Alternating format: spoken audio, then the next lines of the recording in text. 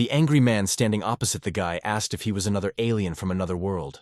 The guy himself was very confused and seemed like he didn't realize where he was. The interlocutor became calmer and thought his assumption was correct, so he didn't even know where to start the story. First, he realizes that the one is confused. Let him calm down and just listen to him. But the boy didn't listen to him at all and immediately lifted his t-shirt.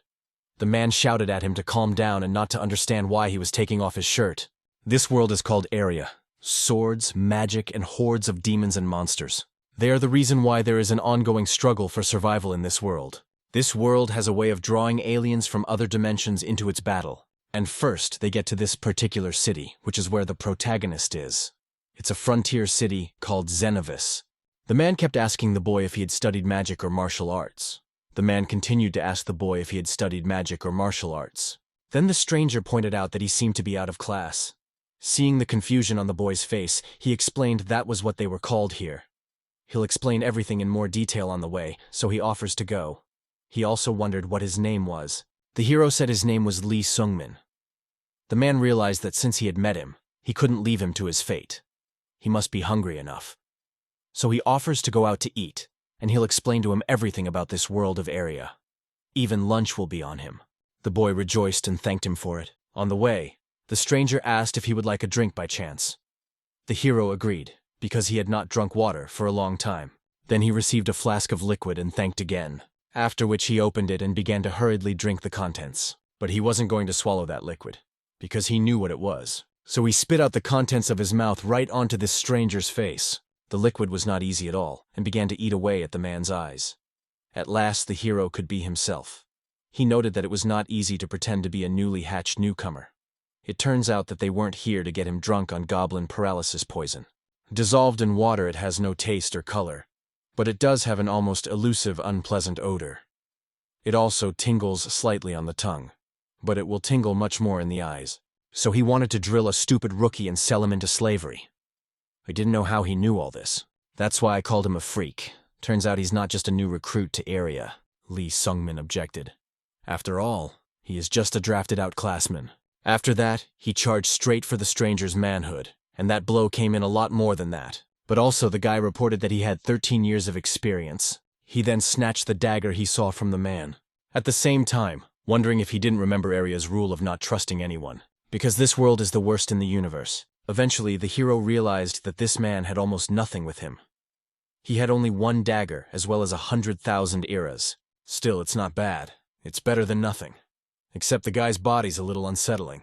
Appearing in this world, he immediately griped. And unfortunately, he found no scars and no muscles.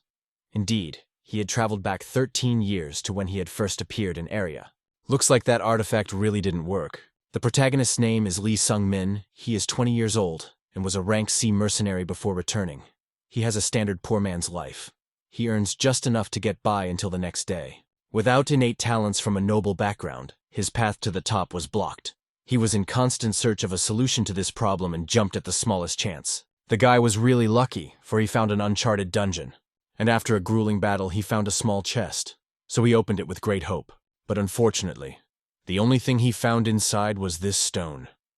He had carried it around with him ever since, unable to find out what to do with it or why he needed it.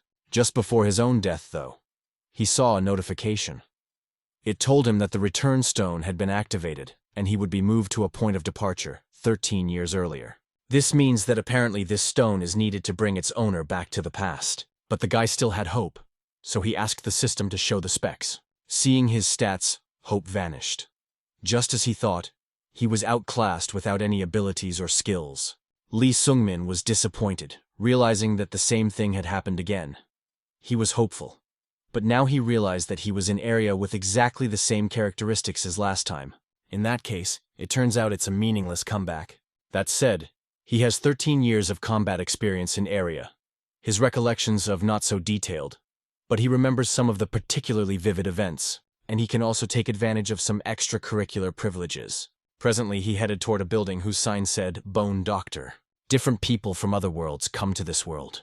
Among them are magic and martial arts masters. But it is most often the out-of-class people like him who fall into this world. The outclassed can become whatever they take over, and there's even an option for them to get special growth boosters. While this sounds nice, in practice, An outclass is always the lowest of the Eria food chain. They have no ability from the beginning, so most of them die before they can even develop. That was the case with Lee Sungmin, a mercenary of rank C. Humiliation, poverty, and a constant struggle for survival. That's what his life was like for 13 years. And all that awaited him this ignominious death. He accomplished nothing, and remembers not a shred of joy. And now he wants to be with you. It was different. So he came to the bone doctor. The man asked if he wanted skeletal enhancement surgery. The hero has firmly confirmed who. This time he's going to go all out to make his life so much better. A little time passed and the system reported that his skeleton had been upgraded to that of a lower-level martial artist. He had learned the heavenly concentration technique. This was an event that the guy rejoiced over. Now he had 2 whole directions for growth. It was something he hadn't gotten in Zenovus last time out of ignorance, and it was something he had cut off in his rise in society. The first referral he receives is a skeletal enhancement surgery. He now has a special skeletal structure that allows him to master martial arts without difficulty. You have to seize the moment, get a favor from the master. It's the first thing he'll do when he gets to Zenovus. The prerequisites of free skeleton improvement being out of class and no skills. In the past, the guy didn't know about this, and therefore couldn't improve his own skeleton. But in this life, he will get it right. The skeleton of a low-level martial artist is ideal for mastering martial arts. It gives a slight advantage in mastery speed over a normal skeleton. The hero knew, since this bone setter would soon die. In the future, there would be no more outclassers receiving such an enhancement. Now he has an improved skeleton and special growth boosters for outclassers, and this is the path to quick success. And the second opportunity for growth that can only be obtained in Zenovus Technician Heavenly Concentration. This is a basic technique for accumulating spiritual energy. There are many techniques for working with energy, and they differ in the level of energy control and speed of concentration. In his past life, the guy had learned the usual level 2 concentration technique. Only later did he learn that an old, inconspicuous bookstore in Zenovus had a book on the first-level concentration technique. The bookseller didn't know its true value, and the guy bought the book for a pittance. Lee Sungmin has corrected the early mistakes that in the past robbed him of a chance at a better life. 2 chances out of 3 are now gone, all on the first day upon his return.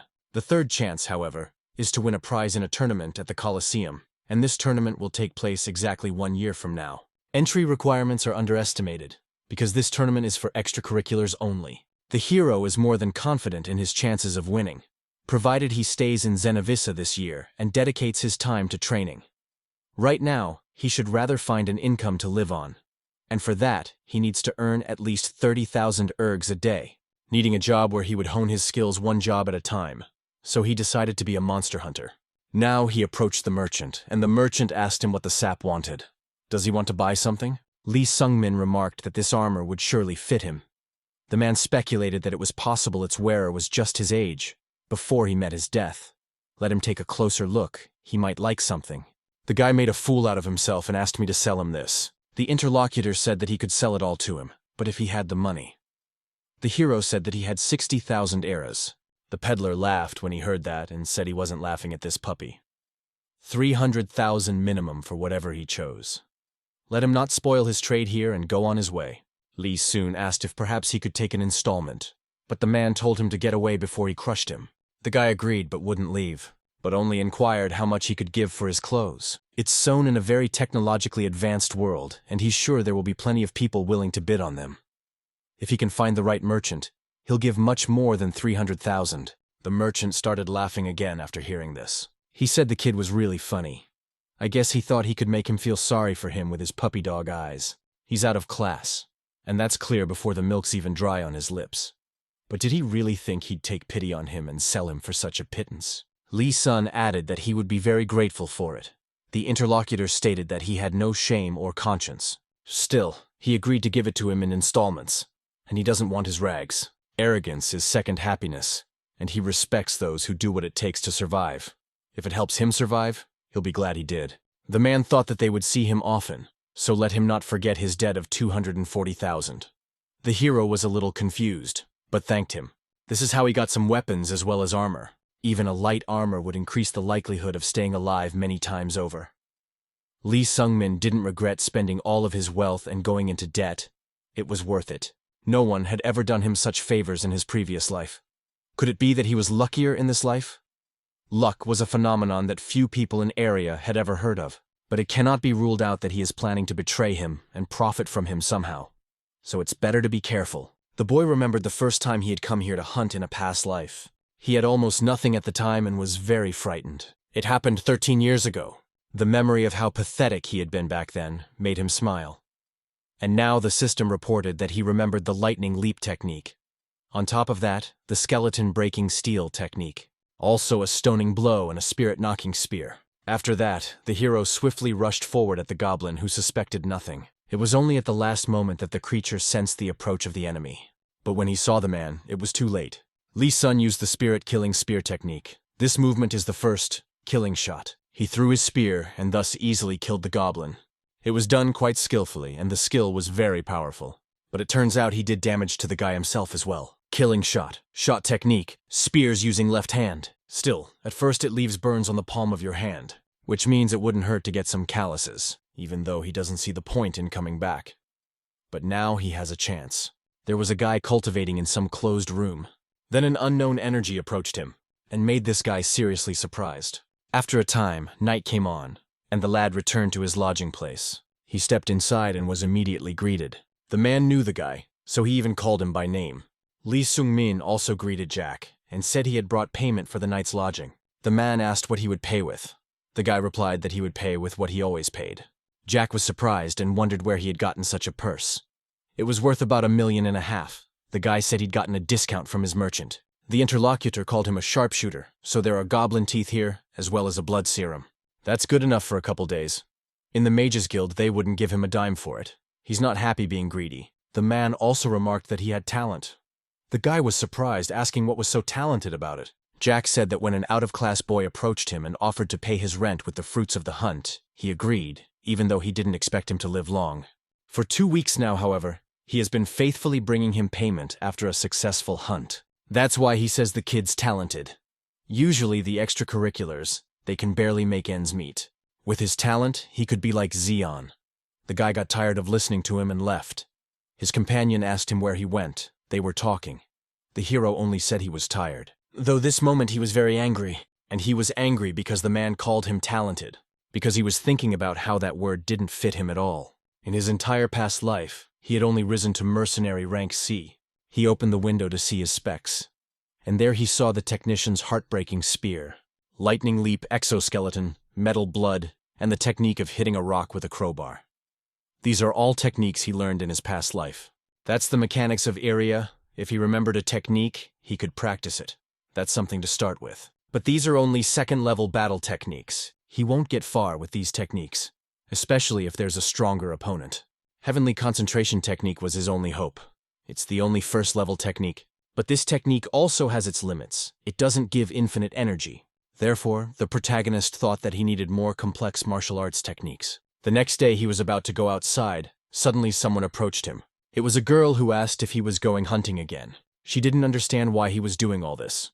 He was only risking his life for nothing. This girl's name is Lula, and she is the daughter of Jack the innkeeper.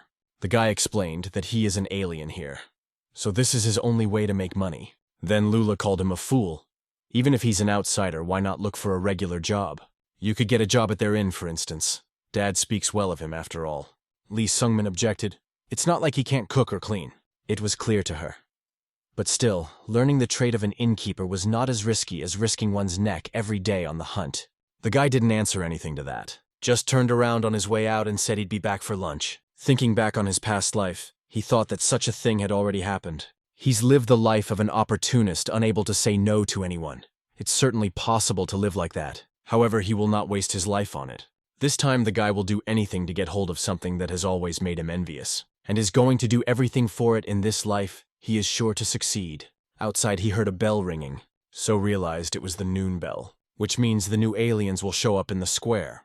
And just as he thought, that's what happened. A portal did indeed appear, from which a guy moved into this world. When the hero looked closer, he saw that it was a boy. And from the looks of it, he's studying martial arts. It also looks like he's his age. He looks confused, though that's not surprising. However, the local gangsters will immediately notice him by his behavior. and soon the guy saw them. It seems that all the bandits use bottles like this. At first he wondered what he should do, but he soon decided it was none of his business and would rather stay out of it. At that point, he got a little carried away and crashed into someone, but immediately tried to apologize. And in front of me, I saw a vicious-looking bully, who reported that he broke his collarbone. Lee's son didn't understand anything, so he tried to talk somehow, but he failed, and a moment later he received a serious blow to the face, which caused him to fly several meters away. Those present immediately took notice of what was happening. Then the man declared that the good people should not be disturbed. It turned out that this insolent man broke his collarbone and got what he deserved. He's going to teach him a lesson, and he's going to pay him compensation, so there's nothing to see here. Surprisingly, people listened to him and dispersed. It turned out that the big guy was in cahoots with the bandits who were trying to divorce the newly arrived guy. One of them asked the older man what happened. He said that the boy had broken his collarbone and he was going to pay for it. It became clear to the protagonist that they're also one gang, so they're out of luck. Even though his kick is so kick-ass, he's nevertheless not good at it. This boogeyman is a third-class hand-to-hand combat practitioner. Mastery of martial arts is divided into several classes. Third-class martial artists are the lowest, and are attained in the shortest amount of time, even with little martial arts proficiency. But the kid still hasn't even reached 3rd grade, so it's dangerous for him right now. He realized that he couldn't defeat the big man alone, and the local Zenovus were indifferent to outsiders, so no one could help him. In addition, Lee Sungmin saw the newly arrived guy being given a bottle of water, so he shouted at him not to drink the water, which had paralysis poison in it. The boy listened to him. The hero pondered the fact that this is his age he doesn't know if he'll be any good at. It seems as if he's summoned from Murim at least something he should be able to do. Thus, the guy who was about to be divorced poured water on the ground. The elder of the bandits told Lee soon that he was a decent-looking guy, but he's not a nice guy. There will be buyers for him among the perverted ones. Therefore, he immediately rushed to attack him. The hero realized he couldn't just let it go. He had to get what he deserved. To do so, Lee soon used the lightning leap technique. As a result, he was able to dodge the enemy's attack, and then prepared for you to counterattack yourself. He used a metal blood exoskeleton.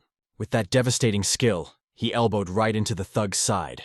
The rest of the brigands couldn't believe that their eldest had been attacked, but the hero did not recover and continued to attack with the stonewall strike technique, though even she couldn't knock his opponent down. The big guy just started laughing, so the kid learned how to fight, except that's not gonna stop him. The hero realized this was bad. It's like he's made of stone. He obviously knows some defense techniques, and with his childish weight and strength, he can't beat him. The rest of the bandits also decided that they had to act.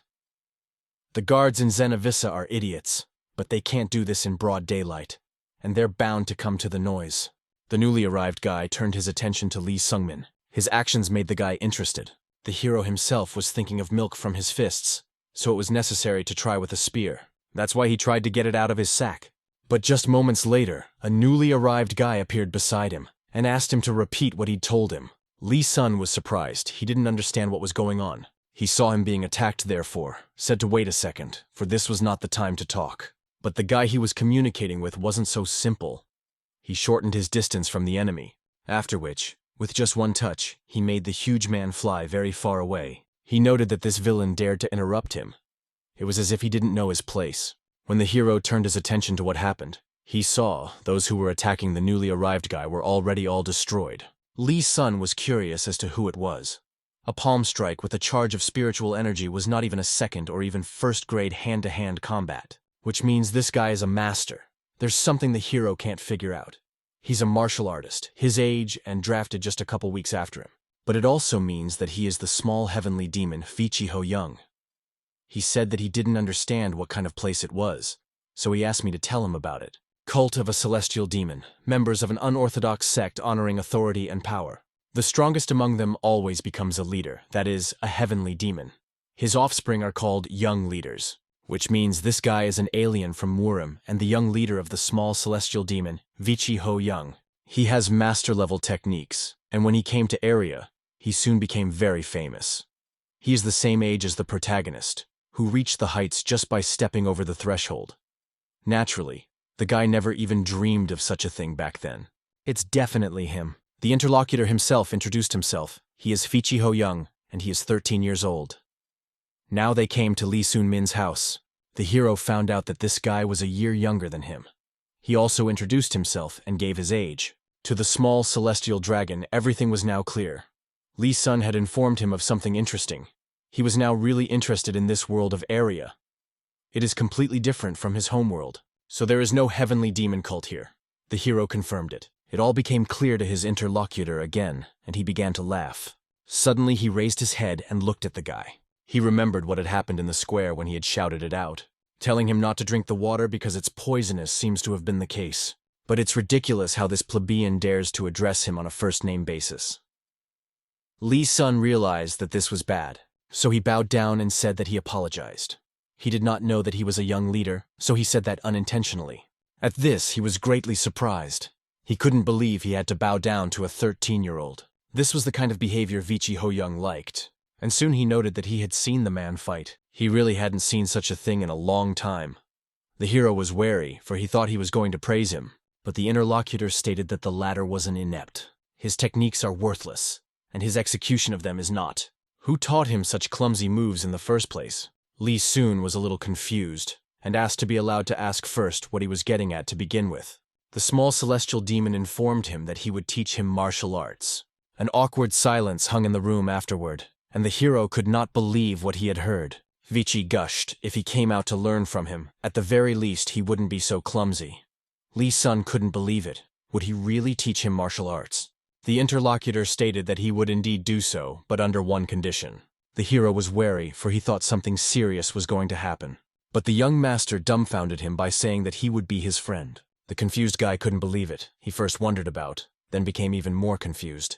Earlier, Vichi had approached his father. He wanted a friend. But the man only asked what other friend, who had told him about it in the first place. The guy said he read about it in this book. The boy said that he had read about it in this book. Father said that this is a valid point, but only for mortals. And he is the heir to the throne and will someday be the commander of countless hordes of demons.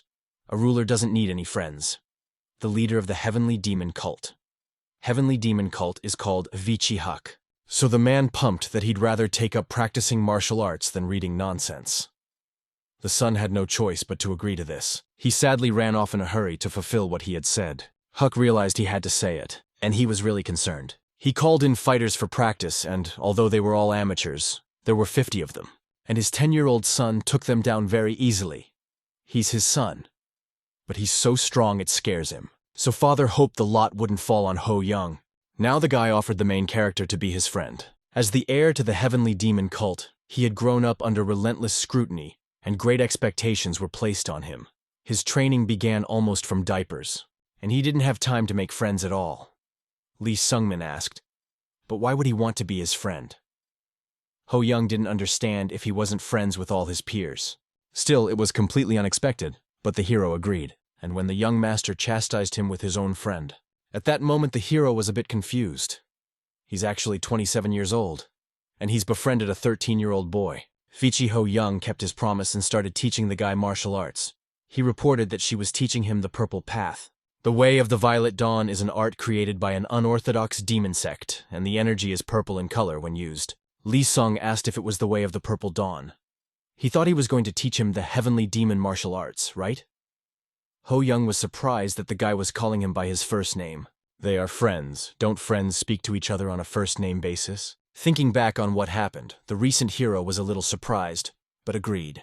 This made the young master excited. He told him that he couldn't teach him the way of the heavenly demon. This art school is only for the celestial demon and his heirs. He will like the Way of the Violet Dawn. It is a very good battle art. So asked what the interlocutor had to say about it. And it's been a month since then. An incredible coincidence brought the protagonist together with Vichi Ho-young, and he taught the boy the Way of the Purple Dawn.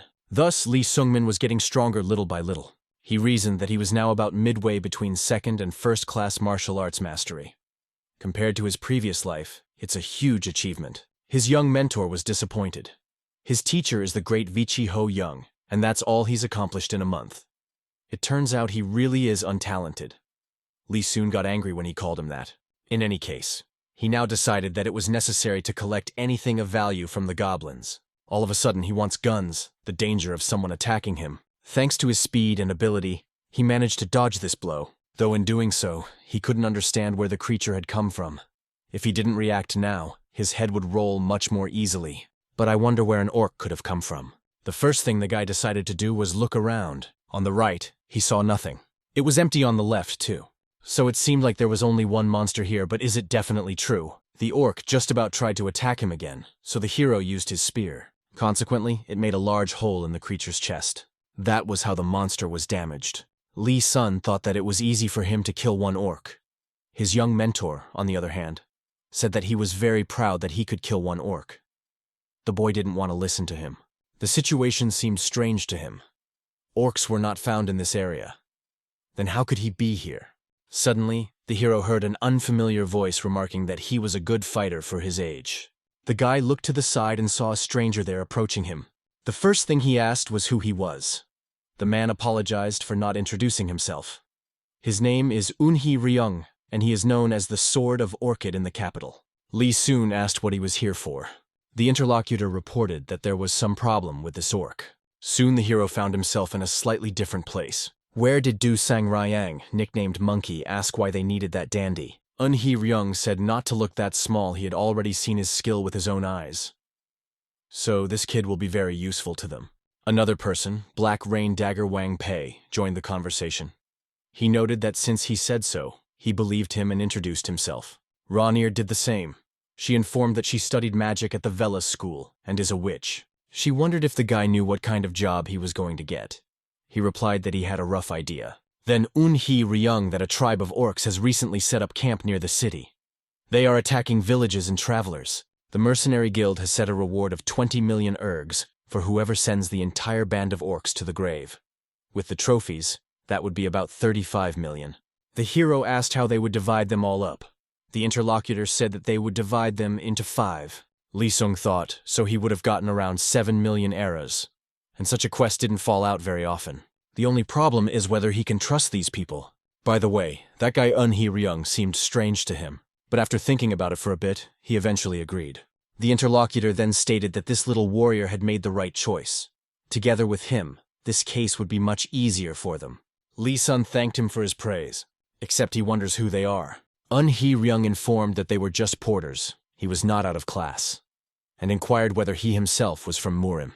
The boy replied that he did, but continued to watch the men closely. The interlocutor noted that these people will carry their equipment, and they are entitled to a small payment for this. So it turns out they are of no interest. Let him speak, and these men will follow. Now let's put our feet up and hit the road. The protagonist agreed to it, but it was a situation he didn't like. Now Eunhee Ryung seemed even more suspicious to him. After a while, Rainier was gobbling an apple, which she asked the porters to buy, and the whole squad was heading to the place where the orcs were supposed to be. On the way, the hero asked how many orcs would be in the camp. Du Sanrang said that there would be about 50 of them, but most likely the fight would be with only 30 of them. Orcs are stupid and clumsy. It's an easy job. It is only necessary to take them by surprise, then interrupt them, and then the money will be with them. Lee Sungmin inquired as to what kind of action they would take. Ryung noted that they would split into 2 groups. He'll be with the little warrior, and Wang Pei Monkey and Lady Rainier together. They will lure the orcs out of the camp and split them into 2 groups and then dominate. The witch noted that with wind magic she would make their scent spread throughout the forest. Orcs disliked encroachment on their territory more than anything else. Therefore, they will come out of the camp to deal with them. Monkey also added that they would walk straight into their ambush. When they arrive, the witch will activate her battle spells. Sword Orchid noticed that he and the young warrior would light this flare to lure the other part of the orcs. Here, in this way, they will divide these creatures into 2 fronts and there divide them. The hero pondered that this plan was okay, though a bit empty. Of course, it would be better to stockpile traps, but they don't have time, and there aren't many of them. After a little while, Eunhee Ryung said that they were close to their territory. At that moment, he saw the identification sign. This is where they will split up. So wishes everyone good luck and a glorious battle. Eventually, the protagonist's squad went forward. The bearer who was with them had a very hard time. Lee Sungmin turned his attention to him, thinking about the fact that they had been walking for half a day already. Still, it must be hard for an out-of-class person. In the man's face, he remembered his old self and how he too had suffered greatly. He didn't like all of this, so he inquired his name. The bearer was surprised to be addressed by him, but he gave his name. His name is Brass. The hero isn't sure he can protect him when the fight with the orcs begins. That's why he gave him the choice to either move on or run away. The guy was well aware that Ryung was definitely not going to defend the outclassmen. Moreover, he was even now not paying attention to the fact that they were talking to him. Brass stated that he could not escape. Lee Sungmin realized this clearly himself. He knew very well what the guild would do to him if he tried to escape. He knows that very well, too. So I told the man that you defended yourself by any means necessary. And the man agreed. Suddenly the orchid sword told the little warrior that he thought they were already there. Luckily, neither of the patrols caught my eye. If he sees a fence in the distance, that's the Orok camp. The man is about to light a flare to lure them in. But the hero asks him to stop. After that, he started pulling something out of his pouch. Ryung was surprised. So this small pouch on his belt turns out to be not simple. It's a sizeless pouch that represents how much it's worth. Wondering where he got it from, the guy replied that he could explain it by the fact that he was lucky. The interlocutor understood everything, but I wonder what he got out of it. Lee Sungmin told me that this is a tub of water. You have to replace the mud and dip to mask their odor. Ryung remarked that it was ingenious. The little warrior's knowledge amazes him. He is beyond bright. The hero simply said he had a good teacher. And now it's Warrior Un's turn to do the same. Of course, the man accepted to do it. The same fate awaited the porter. After a little while, a signal flare rose in the air. As discussed, this caught the attention of the orcs. Ryung informed the little warrior that he had an idea. He suggested sending the porters ahead. The hero didn't understand what he wanted to do. The man said that it would be more convenient for them to send him away from the sudden attention of the orcs. And they in turn would attack them from behind. Brass couldn't believe it. He informed the master that he was going to be killed. But he told him not to worry. He would not be killed, except that if he doesn't follow that order, he'll kill him for sure. The porter's face spoke for itself at this point. It made the gentleman laugh, and he noted that he was joking. Here was the hero getting angry when he heard all this. That's why he went up immediately. Sword Orchid asked where he was going. The boy replied that he was going to go first, if he didn't mind. The interlocutor reluctantly stated to go, of course. The group of orcs that was moving towards them was somewhere around 13 heads. The main character realized where they were and immediately attacked one of them. As a consequence, the monster did not have time to react and was destroyed.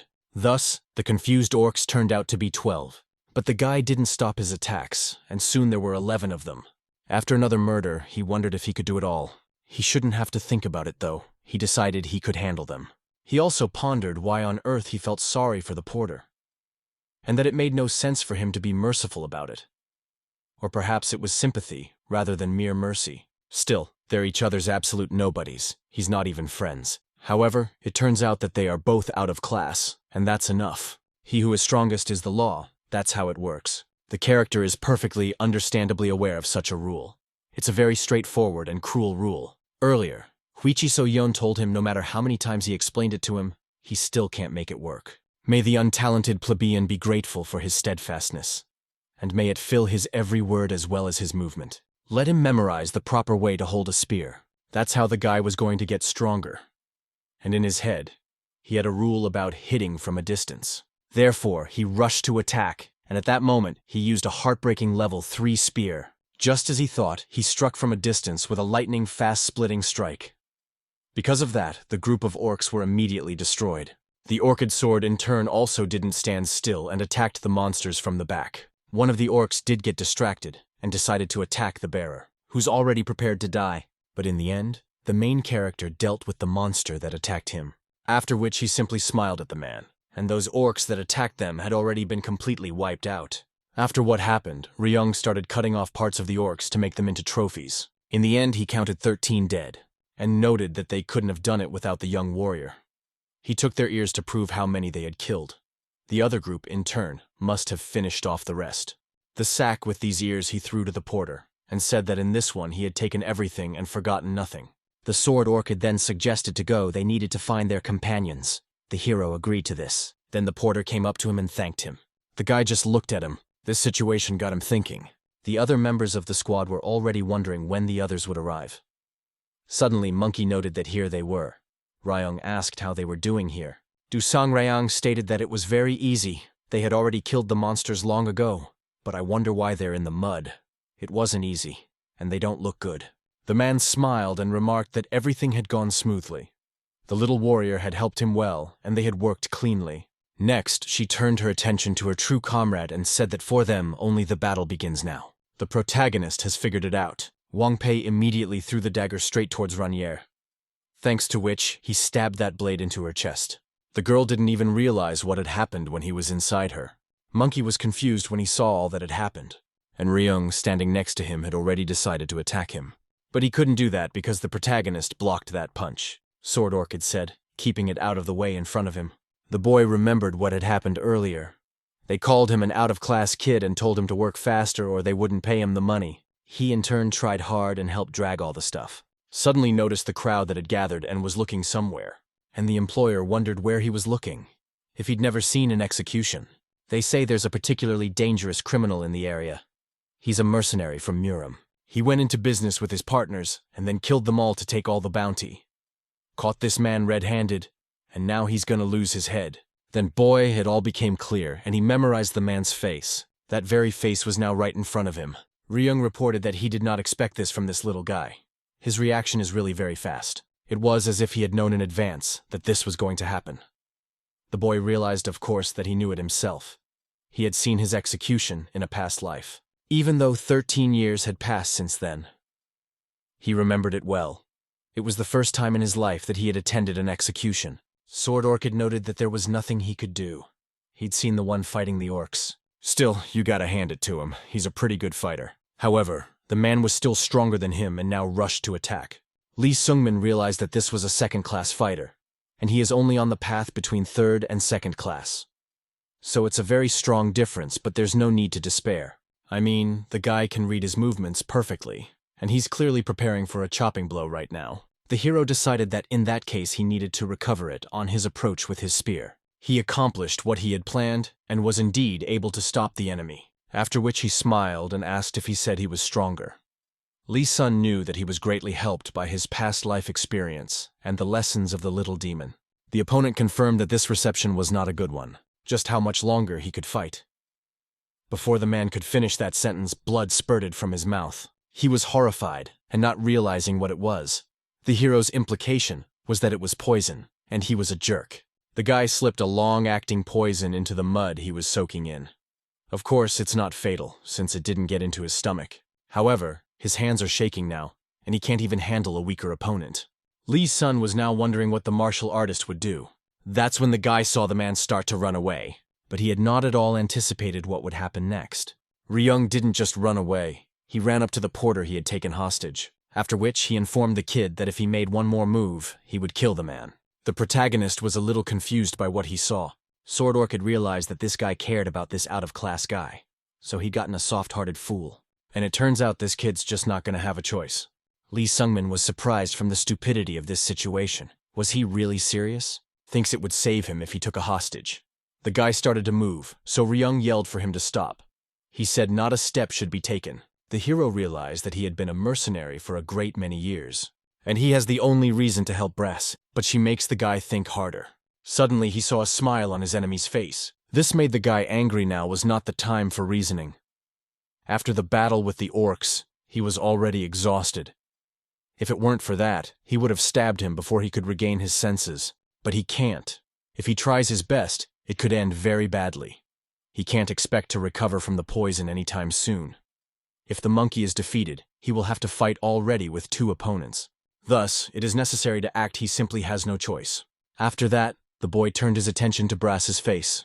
The bearer, who had been worried all along, decided to act. With his strength, he successfully managed to knock Ryung off his feet. Lee Sungmin was surprised. He didn't expect the porter to start acting. Sword Orchid couldn't believe it either. How dare an outclassman even dare to do such a thing to him? Let him back off now. But the man didn't stop. He was determined to keep fighting. And for that, he ended up paying for it. Ryung had made the point that he should have listened to them.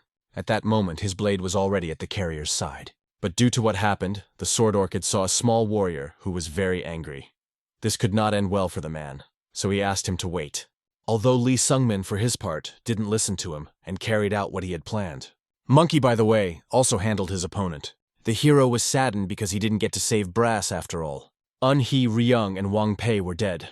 The hero, however, along with Dosang Ryang, went to the Mercenary Guild and received a reward for the orcs' inseparable, their proceeds and trophies for 2. A little time passed, and an overjoyed Vichi saw that the lad had returned. But why did he come in late today? Lee soon explained that he was at work. Afterward, he entered the room and collapsed on the bed without strength, reflecting on the fact that if only he had just a little more strength, he could have saved Brass. It's really awful. He certainly didn't want to do something in this life that he would feel guilty about for the rest of his life. Suddenly, a young foreman came to his attention and told him that he had killed a man. Lee Sungmin wondered how he could know that. The interlocutor noted that he could smell it, that is, the odor of blood. At that time, the protagonist revealed that there was a second-class fighter. He attacked him, and so he had no choice but to fight him. But the young demon picked up on the fact that he was still hiding something else, so let him tell him. What he's silent about now? After asking this question, Lee Sungmin immediately stood up, and noticed that this question is pretty weird. What could he be hiding in the first place? He didn't think that someone like him couldn't defeat a level 2 fighter. The comrade pointed out that it wasn't. He was learning the way of the Violet Dawn, so it was quite achievable. He is indeed a special one. Vichi had been wandering around the city recently and observing. He was trying to figure out what kind of world it was. In doing so, he noticed a lot of things. He quickly realized what life was like outside of class. Most of them are actually played just for naught. He knows that people usually kill insects with ease, while not everyone is capable of slaughtering a small animal. To do so, you have to cross a certain line. However, this isn't about this guy at all. After all, the first thing he did on the first day of his own enlistment was to go into the woods to hunt. Lee Sungmin asked, "Is it really so unusual in his opinion? The guy you and did not survive otherwise." The interviewee noted that this makes sense. But does he really think that other out-of-class people live like that just because they don't realize it? Of course, they understand everything perfectly well, but they don't dare. It's not easy to end someone's life, after all. Besides being out of class, he's also a teenager. Something's not right here, that's what the guy's getting at. The hero simply responded that he's adaptable, and the young master will notice that he is also dodging direct questions. Then he would tell him his other suspicion. Lee wondered if there was something else. Vichi surprised him by suspecting he had no powers. All these facts, even if he were to teach it, he wouldn't be able to learn more than a third of the material. But he was interested in it. What interested him was that it hadn't been more than 3 weeks since he had hunted with a spear, and his skill is already quite good. As a rule, a beginner's weakest points are lack of control over internal energy and footwork. In a guy from such common mistakes, however, does not notice. And here's the question of how someone with no ability can wield a spear so well in just 3 weeks. The hero was a little confused, and the interlocutors asked him who he was. Lee Sungmin stood up and said, "I don't know what the man is talking about." Vichi called him his friend and informed him that he didn't like being lied to. An awkward pause hung between them afterward. The character revealed that everyone has personal stuff after all. In that case, prying into someone else's private life isn't evil. Does he really think a friend would do that? The young master didn't expect such words, so he was a bit confused. He said that means he still has secrets, but basically everyone has them, and so does he. The boy could tell him his secret and let him tell his own. Lee objected. He didn't want his secret, but Vichi was persistent. So the comrade raises the stakes, but then so he'll tell him his secret and also teach him an incredibly strong technique on top. It's the art of wielding a spear, and the art of movement during a fight. Let him choose. The hero smiled and remarked that this was a wicked irony. It lies in the fact that he does not have the ability to fully internalize his teachings, and no inner energy, and that you fully fulfill them. Comrade didn't expect to hear that, after which he said it was no big deal. He would give him a quarter of his energy. Lee Sungmin was discouraged by what he heard and asked what he was saying. Vichi said curiously, he is his only friend, so the guy wants to know everything about him and what he keeps secret as well. That's how he doesn't see friendship between people. In that case, is that enough for him? The protagonists realized he wouldn't be turned away, so he asked for some promises. That is exactly what he would not kill him if he was honest with him. The comrade did not understand why he would do that. He was his friend, so they had already decided everything, and since he had promised, he would be the first to tell him his own secret. He is actually a girl. To say that the hero was surprised is not to say anything. He just stunned. The girl didn't understand what surprised him so much. It was necessary for the sect. Only a male could become the leader of the bridal demon sect. This was the reason why her father told her that she should live as a boy. Lee Sungmin continued to sit in shock. He couldn't utter a single word and couldn't act either. Vichi added that's why even after she got here she kept playing that role. That was her secret, and now it was his turn. The guy asked for a moment. He needed to gather his thoughts now. He started posting about how they needed to separate into different rooms tomorrow for starters. After that, he got a little more courage and reported him as a returner. His interlocutor looked at him in surprise, and an awkward silence hung. After which she inquired what he was talking nonsense about. The guy ended up telling her everything. Turns out he died and then went back into his own past. It all sounds unbelievable, of course, but she believes him. And that explains a lot, after all. If it were, not in another world, she wouldn't have believed it. But this world, Eria's, and it could definitely be anything. The only question is what makes him think she'd want to kill him. The hero began to tell that he had incarnated into the body of a 14-year-old teenager. But his real age is 20 years old. Wasn't the girl offended that he had deceived her about his age, and she thought she saw a peer in front of her? She replied that it was not so at all. He just needs to think about it. It turns out she was the first one to approach him and offer to teach him martial arts, and also offered to be friends. Moreover, he did not deceive her, but simply agreed. That's no reason for her to kill him, much less question any of their friendship. She's been around him for 3 whole weeks, and he's a friend to her. Here's hoping he'll be satisfied. The protagonist only thanked Vichi Ho-young for that. He was really grateful to her, like a grown-up guy. Suddenly the girl noted that she also wanted to say that she sympathized with how small the level he had achieved in his past life was. Of course she has more questions for him, but she suggests we talk about that later. And now she's going to give him a quarter of her inner energy. The boy was wary. Kai energy is accumulated by martial artists. It's used for use in combat. It gives you superpowers. Through concentration techniques, martial artists gradually increase their energy potential.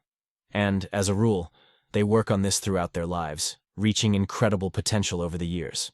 That is the basis of the fighter's power. Vichi was helping the guy and noted that he had contaminated vessels. They are not just polluted, they are very polluted.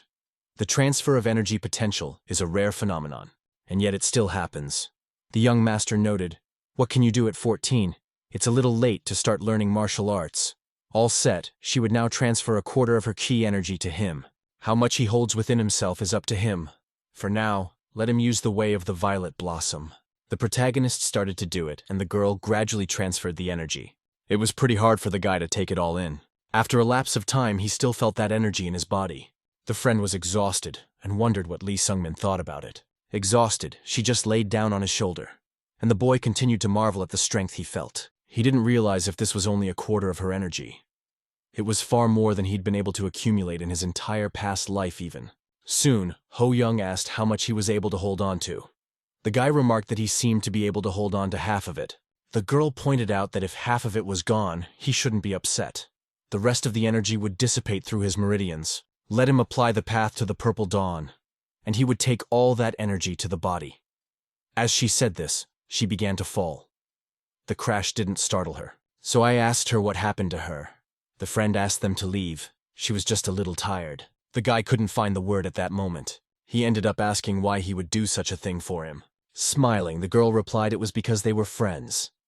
Let her not worry from him. Nothing required, she just wanted to do it. She thought it was only for her own sake. And now she's going to teach him another technique, as promised. That is, the spear technique. The hero wondered if she'd really give him that as well. Vichi said that the technique of the king of the great spear-bearer of the great spear of the ninth heaven would suit him perfectly. That's what she thinks. It's complicated, he will have a hard time learning it, so she will try to make it more primitive. The hero had something to say, but the girl interrupted him and told him not to make her repeat it. She's only doing it for her own sake, or rather, for her first friend in her life. She can't let him throw away this time too, after only 13 years. The guy was touched, so he decided to thank her, but her friend immediately slapped him and said that friends do not bow to each other. Lee Sung-min didn't understand where she was coming from. What was wrong with bowing? Vichi said she just doesn't like it. She put her arm around him and remarked that it would be better if they did something more pleasant. In such an atmosphere, the protagonist was confused and asked what she was talking about. The girl asked him to tell him about her past life, like the fact that he knew about her just then. Lee Sung-min began to reminisce and said that he could barely make ends meet and only knew about her because of rumors. It was said about her that she was at the very top of Eria, incomparable in strength. The interviewee smiled and noted that it wasn't surprising. It was her after all. The hero also added the information that she left the city just a month after her appearance. Then nothing was known about her for 3 years. Vichi assumed she was traveling at this time. It was freedom that she always lacked more. There is no freedom in a cult. One is always under supervision and within the rules set by the cult leader. That's why she was called into this world and met her first friend. Suddenly she dumbfounded Lee Sungmin by saying that she would be leaving in a month. She's going to enjoy her freedom and this new world. When he learns the 9th Heaven Spear technique from her in a month, she will leave just like she did in her previous life. But here's the thing about him. Lee Sungmin has a new life now. I wonder how he would like to live it. The boy wondered about those words. He had memories of his past life and how difficult it had been after all. So he simply said he wanted to live a better life than he had last time. Vichi wondered if that was it. Well, does he have any purpose after all? The main character said he didn't even know that. A friend reported being in such a case thought and told her afterward. By the way, she remembered something. She was going to ask about his past life. Let her tell him everything. The boy noticed that there wasn't much to tell, and his companion remarked that she knew he did. He thought about his past life in Zenovus and whether he had any friends. He certainly hadn't. Surprisingly similar to how he's her first ever friend. It turns out that she is also his first friend in life. It was a very long night. He and the girl talked about literally everything in the world. And then a whole month went by. The young master had just told the lad that they were now going to see how much he had internalized it in a month. Now it's just about time for her to leave. After this training, she'll go wandering. That's why the guy said he's going to show her all his power now. Vichi wondered if he had imagined it any other way. Did he really think it was possible to fight with his abilities without his sleeves? But the hero didn't listen to her and immediately attacked at full strength. At that point, the girlfriend informed him that she was giving him a head start of 20 moves and no more. The boy hadn't heard this information and concentrated. He began to think about how he could use them more effectively. Earlier, the young mentor revealed that she had figured out how to simplify the 9th Sky Spear technique to his level. She called it the improved technique of the 9th Sky Spear Sungmin style. Lee Sungmin was surprised that it was named after him, and the friend stated that she had adapted the technique for him. Why not add his name to it then? But the guy didn't want that at all. It turns out that in this one better on the 9th Heaven Spear technique, she combined his technique with some elements of the heartbreaking spear technique. So maybe now he should just use it first. He actually used the improved technique of the 9th Heaven style Sung Ming. This was the first movement. It was called the heartbreaking death blow. The girl, on the other hand, was in complete control of the situation. So using her bare palm, she threw back that rapidly approaching spear. But the guy wasn't going to stop. Therefore, he attacked once more. Although the young mentor dodged, it was the second move on her count. Lee Sungmin realized that this skill was very easy for his opponent, so he decided to move on to more powerful weapons. To do so, he applied a 3 movement called the lightning quick unhooking kick. But this attack of the girl did not do any damage. She only continued her score. Noting that compared to the beginning of his teachings, he is much better at the movement of parrying block punching. Parrying reflects the opponent's attack with an outward movement. A block is the result, a spinning downward motion that blocks his opponent's weapon. And then a punch follows. That is the enemy's attack. It's all the basics of spear wielding. Didn't he know about it before she taught it to him? Lee Sungmin said that he knew it, but he taught them himself by trial and error. The guy remembered the words she had told him to remember to practice it every day until it became a habit. So now he thanked her for that, and then continued to attack, and the number of his movements kept increasing. When it reached 6, Vichi asked what was wrong with his back. Let him work his back to increase the power of the kick. The guy decided to take this advice and strengthened his back, after which he attacked, and the young master remarked that this was much better. The main character was still having quite a hard time. He didn't understand if she really had such a huge superiority. He's already grown to a 2nd-grade martial artist thanks to the chi energy practices taught to him by Vichi Ho-young. She, in turn, parries his blows with her right hand alone. After all, her level is that of a supreme martial artist. The girl noted that he looked hesitant. Had he already given up? Lee Sungmin immediately rushed to attack. Does she now think that she is giving up? But these blows for the opponent were absolutely easy. She reflected them without straining. The guy, on the other hand, was trying hard to attack, so he was straining hard. Fighting off another attack, the girl noted that this was the last movement. But even surprisingly to herself, she saw a spear right in front of her head. Vichi's movement made her smile. Even this she handled easily due to her speed. I can't believe it could even be done. Literally in an instant, his young mentor was at his back, and informed him that he had already lost. At that, she added that he was good at it. Lee Sungmin said not to be comforted by her. She blocked everything with ease with one hand. The girl still went on to say that he has good reactions. Despite his limited chi capabilities, She was sure that he was born for martial arts. He felt her from behind, even though he couldn't strike. When you can sense what you can't see, that in itself is a superpower. One day, he will take it to a level that will give him a significant edge over others. Hopefully in about 10 years that would be the case. The guy was surprised by that time frame.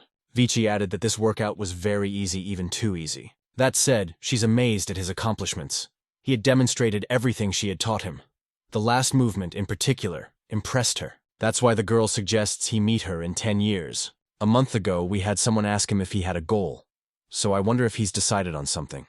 Lee Sung-min replied that he hadn't decided yet. Then Vichi Ho-young said, let her be his target. Man in life needs a purpose. Man without a purpose is like a boat without a helmsman. So he needs to set a goal to defeat her in battle in 10 years. The hero interrupted her and informed her that he wouldn't be able to do that. Even if he made her his goal, he still couldn't become like her. He pleads that the raven spoke of the unfulfilled, he can't do it. It is simply impossible, for he is untalented. Vicha has a talent from birth. She's a genius. She probably still had access to elixirs, and she doesn't understand what it's like to be a nobody. So it's unfeasible for him. He and she were unequal from her very arrival in Eria. After hearing everything, the girl said that again he's starting it. Hey, it's disgusting to see this self-abuse. That's exactly what disgusts her about him. He grabs onto the failures of his past life, and they pull him down. The protagonist was greatly angered by these words. He shouted that he had come here as naked as a falcon. He had been summoned to Eria without any ability. The guy took a chance on a boar hunt and fought it in slippery mud. And all his past life, he spent on the verge of survival, literally in poverty. Vichi declared that he had now learned a mystical martial art from a master, and in just 3 months, he had become a second-class fighter. So isn't this a second chance for him?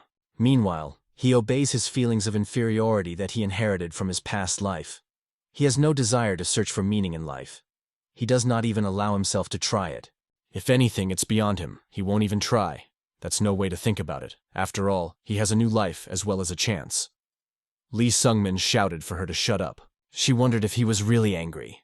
The guy confirmed that he was very angry. It's funny after all. He just can't believe he's being lectured by a 13-year-old. If she is so insistent, he can make her his target. He will practice diligently for the sole purpose of fighting her 10 years from now and humiliating the spear in her heart. You want to say you shouldn't do that. She's gonna die. You don't do that to a friend. The hero finally did calm down and realize. And the girl added that it would be a friendly sparring session. Lee Sung-min was confused at that moment. Then a friend remarked that he is amazing. Just now he was so angry and now he is embarrassed.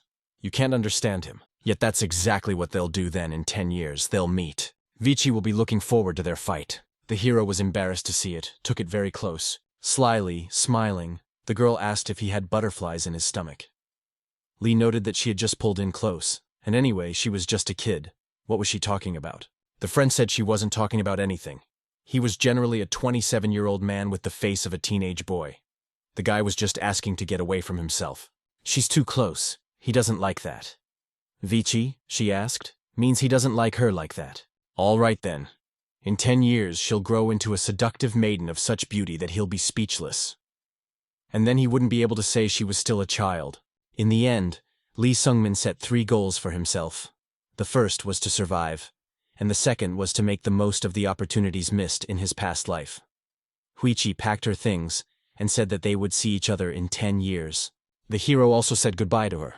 Just like that, their paths diverged, and the third target of the protagonist was exactly Vichi Ho-young. Lee Sung-min has 3 chances that he must not miss in this life. They are skeletal enhancement surgery and the heavenly concentration technique. And last on that list is a tournament for out of class. In Zenovus, there are often tournaments of all sorts. There is a tournament that a hero can participate in as an out-of-class tournament. It's already been 10 months since Vichi Ho-young left. Lee Sung-min's first opponent was surprised. Even the little guy came to the tournament too. He is a 3rd-level fighter, so let him better surrender right away. But the protagonist defeated him very easily. During this time, he had reached the 1st level of martial arts. Therefore, he won with great ease. He was no match for him among the extracurriculars. The reward in this tournament too was a sacred elixir that increased the potential of Qi energy. After winning the tournament, Lee Sung-min took the elixir immediately. The sacred elixir of strength was a huge boost to his energy potential, even though it was Vichi Ho-young who passed it to him. Now he had gotten everything he wanted from the city of Zenovus. So there was only one thing left to do. The protagonist went to that very square. And when he was on his way to Han's merchant, the man recognized him, heard about his winning the tournament, so congratulations. Lee thanked him for that. Hans wondered why he had come to see him. The hero replied that he had come to say goodbye. The interlocutor felt a little sad. He knew it was coming. The little out-of-class shooter has achieved all that can be achieved in Zenovus. The man was very happy for him. The boy noted that it was all thanks to him.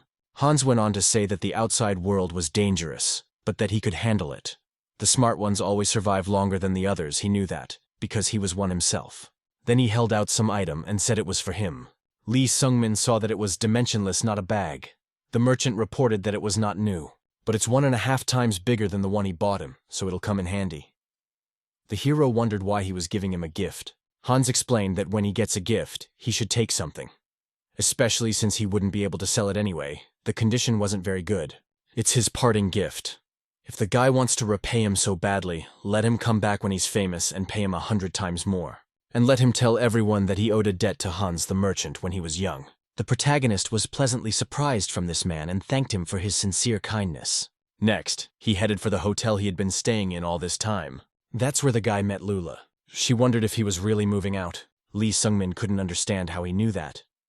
His companion shouted that he had tidied up his room for the first time in his life. Only a blind man would not have noticed it. But she doesn't understand why he cleaned up. It's her job, after all. The hero has indicated that he knows this one. Lula added that she too knows that aliens from other worlds leave their city sooner or later anyway. Lee Sungmin confirmed he was the one who really needed to go. The girl asked if it was true. It was obvious that she was very sad. So on emotion, she told him to disappear then, somewhere, and die a horrible death. Immediately afterward, she turned around and walked away. Her father could see that she was very angry, but also sad. So he asked the boy not to be angry with her. He needs to realize this after all, even though he's younger even. The hero noted that he understood everything perfectly. Adapters didn't know why he was so mature, as if his soul was much older than his body. Next, he held out some clothes to him and told him to take some. It's a cloak he wore when he was a young warrior. It's not much of a cloak, but it has heat magic and magic to aid in sword fighting.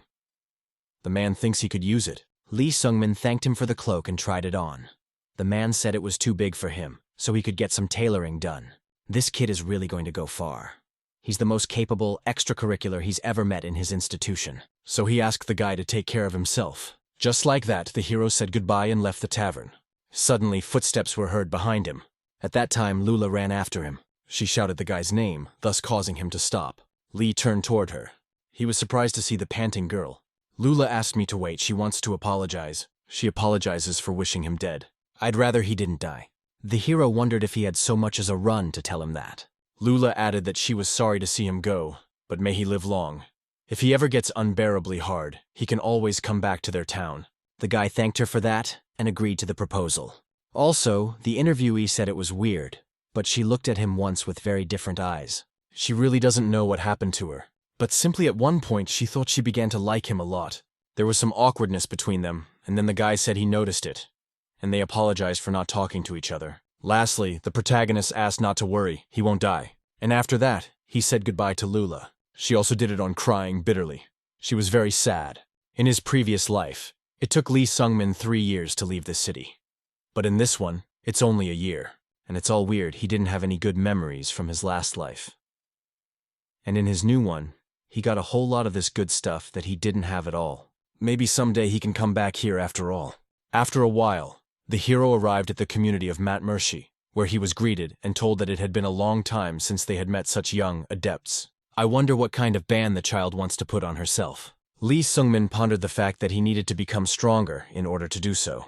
Earlier, Vichi asked if they would meet after 10 years.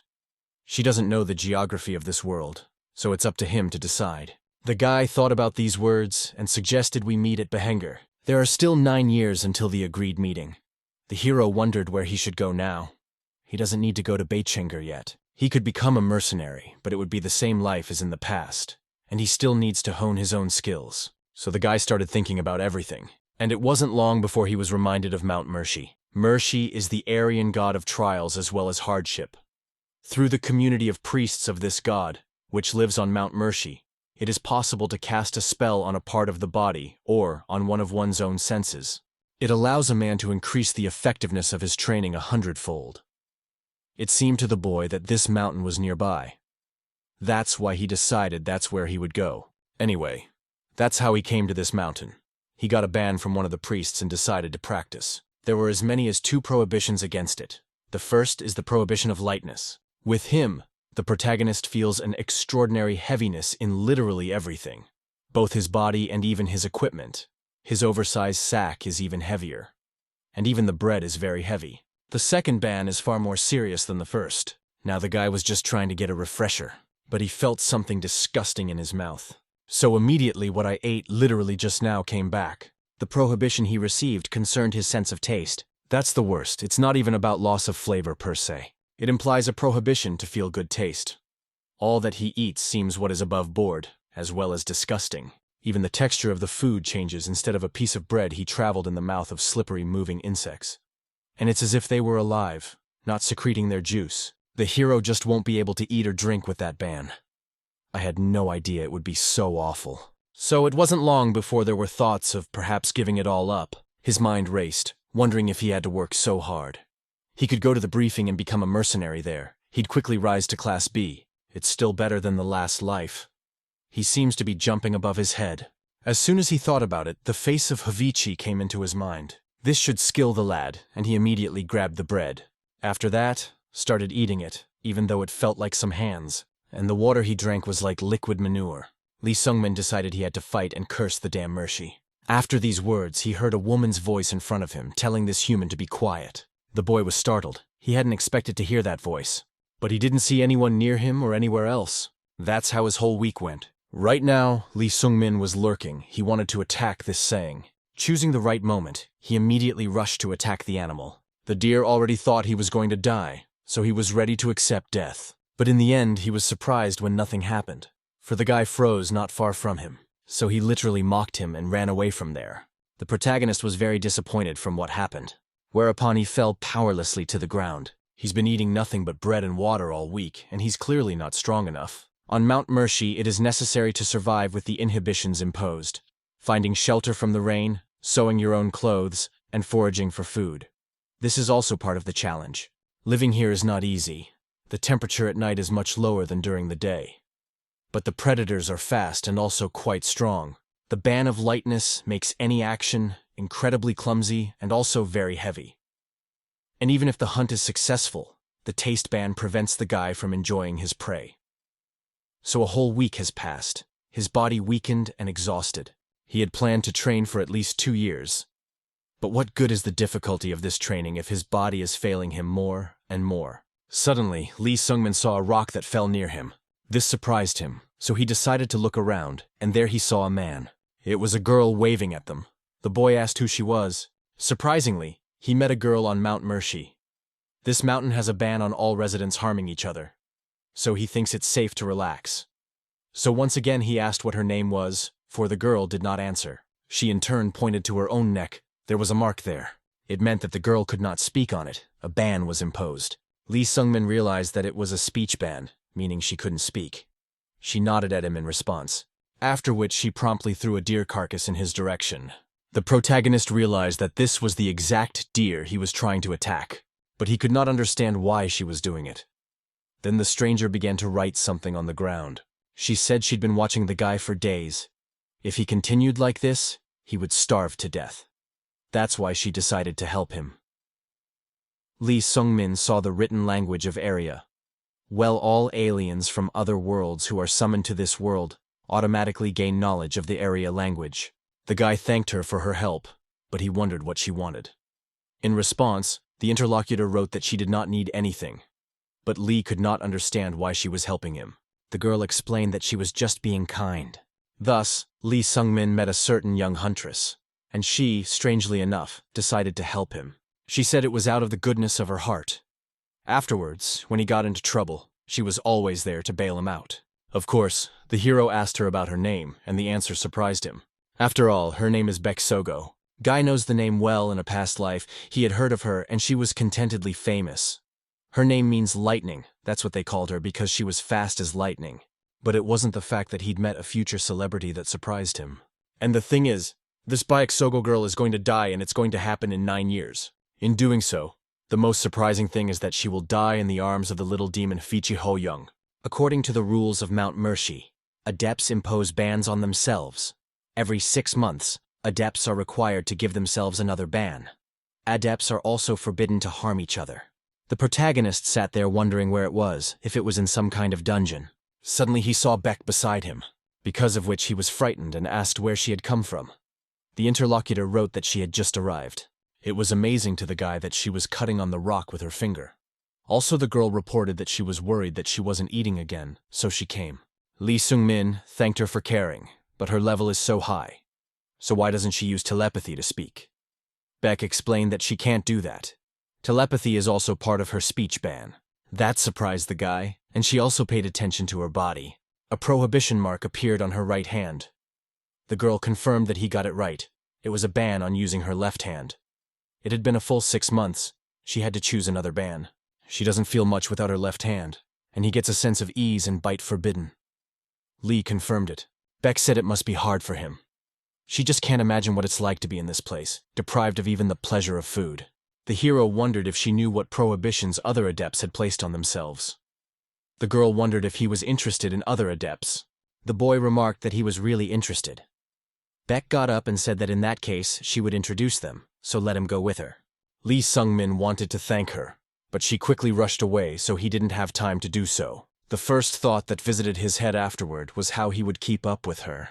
Suddenly, just moments later, the girl returned. She reported that she had started a ban on lightness from him. The hero noted that even without the ban, he would not have been able to keep up with her either. Beck wrote that with a weighted body, he needs to work more on movement technique.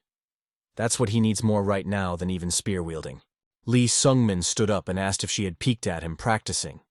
He asks her to teach him movement techniques. The interlocutor explained that she might be kind, of course, but she just can't share something with him that gives her an advantage. The protagonist pretended he was joking and told her this, but in fact, he really wanted to find out her secret. After a moment, Beck grabbed him and hoisted him onto her shoulder, stating that he was very slow, and such that she'd rather carry him. The guy was horrified. He wanted her to stop immediately. But the new acquaintance wasn't going to stop. She only told him to hold on tight, and soon they were running away together very fast somewhere. They finally arrived. Upon arrival, the girl greeted the mute and asked who the boy was. Beck told her that it was Lee Sung-min, he was the new adept. The boy at that moment felt a strong stench. The first person who met them was Scarlet Lassire. She's a future mage. This girl has a ban on washing as well as changing clothes, so it was her they were coming from. She was surprised at the arrival of the guy.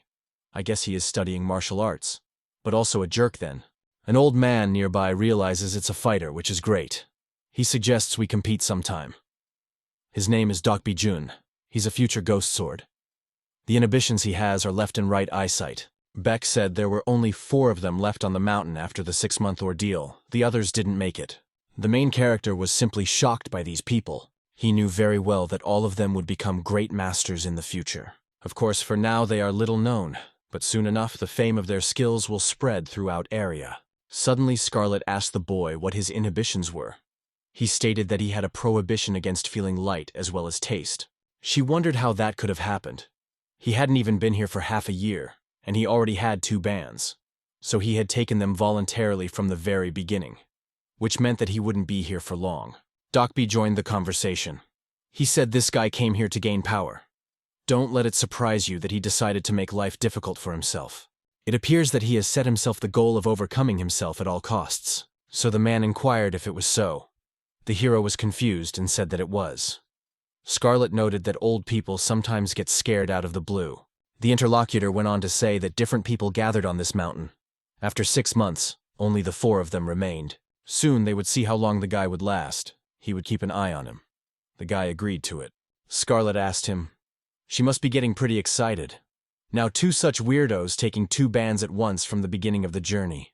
Lee Sung-min heard the information that this girl also started with 2 bans. Suddenly Beck said that they had now met, which meant they could go back inside. The protagonist was surprised, and the girl said that there were 4 of them who had survived more than half a year.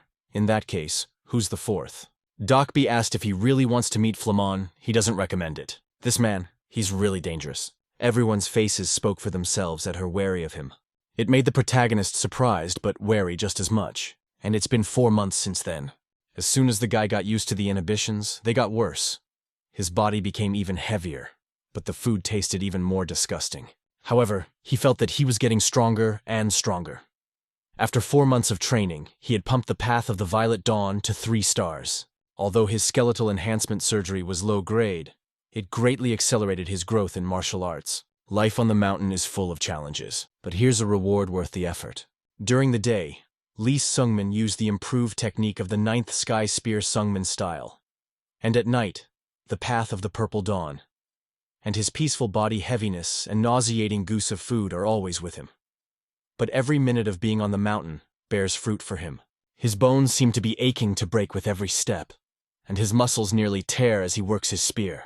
The protagonist understood perfectly well that he just had to endure it all, because he had set himself such a goal. Actually, he grew up during this time, and his clothes even became small. Suddenly, he heard an unfamiliar voice of surprise. This same stranger, informed the lad, was quite good with a spear. The hero was wary.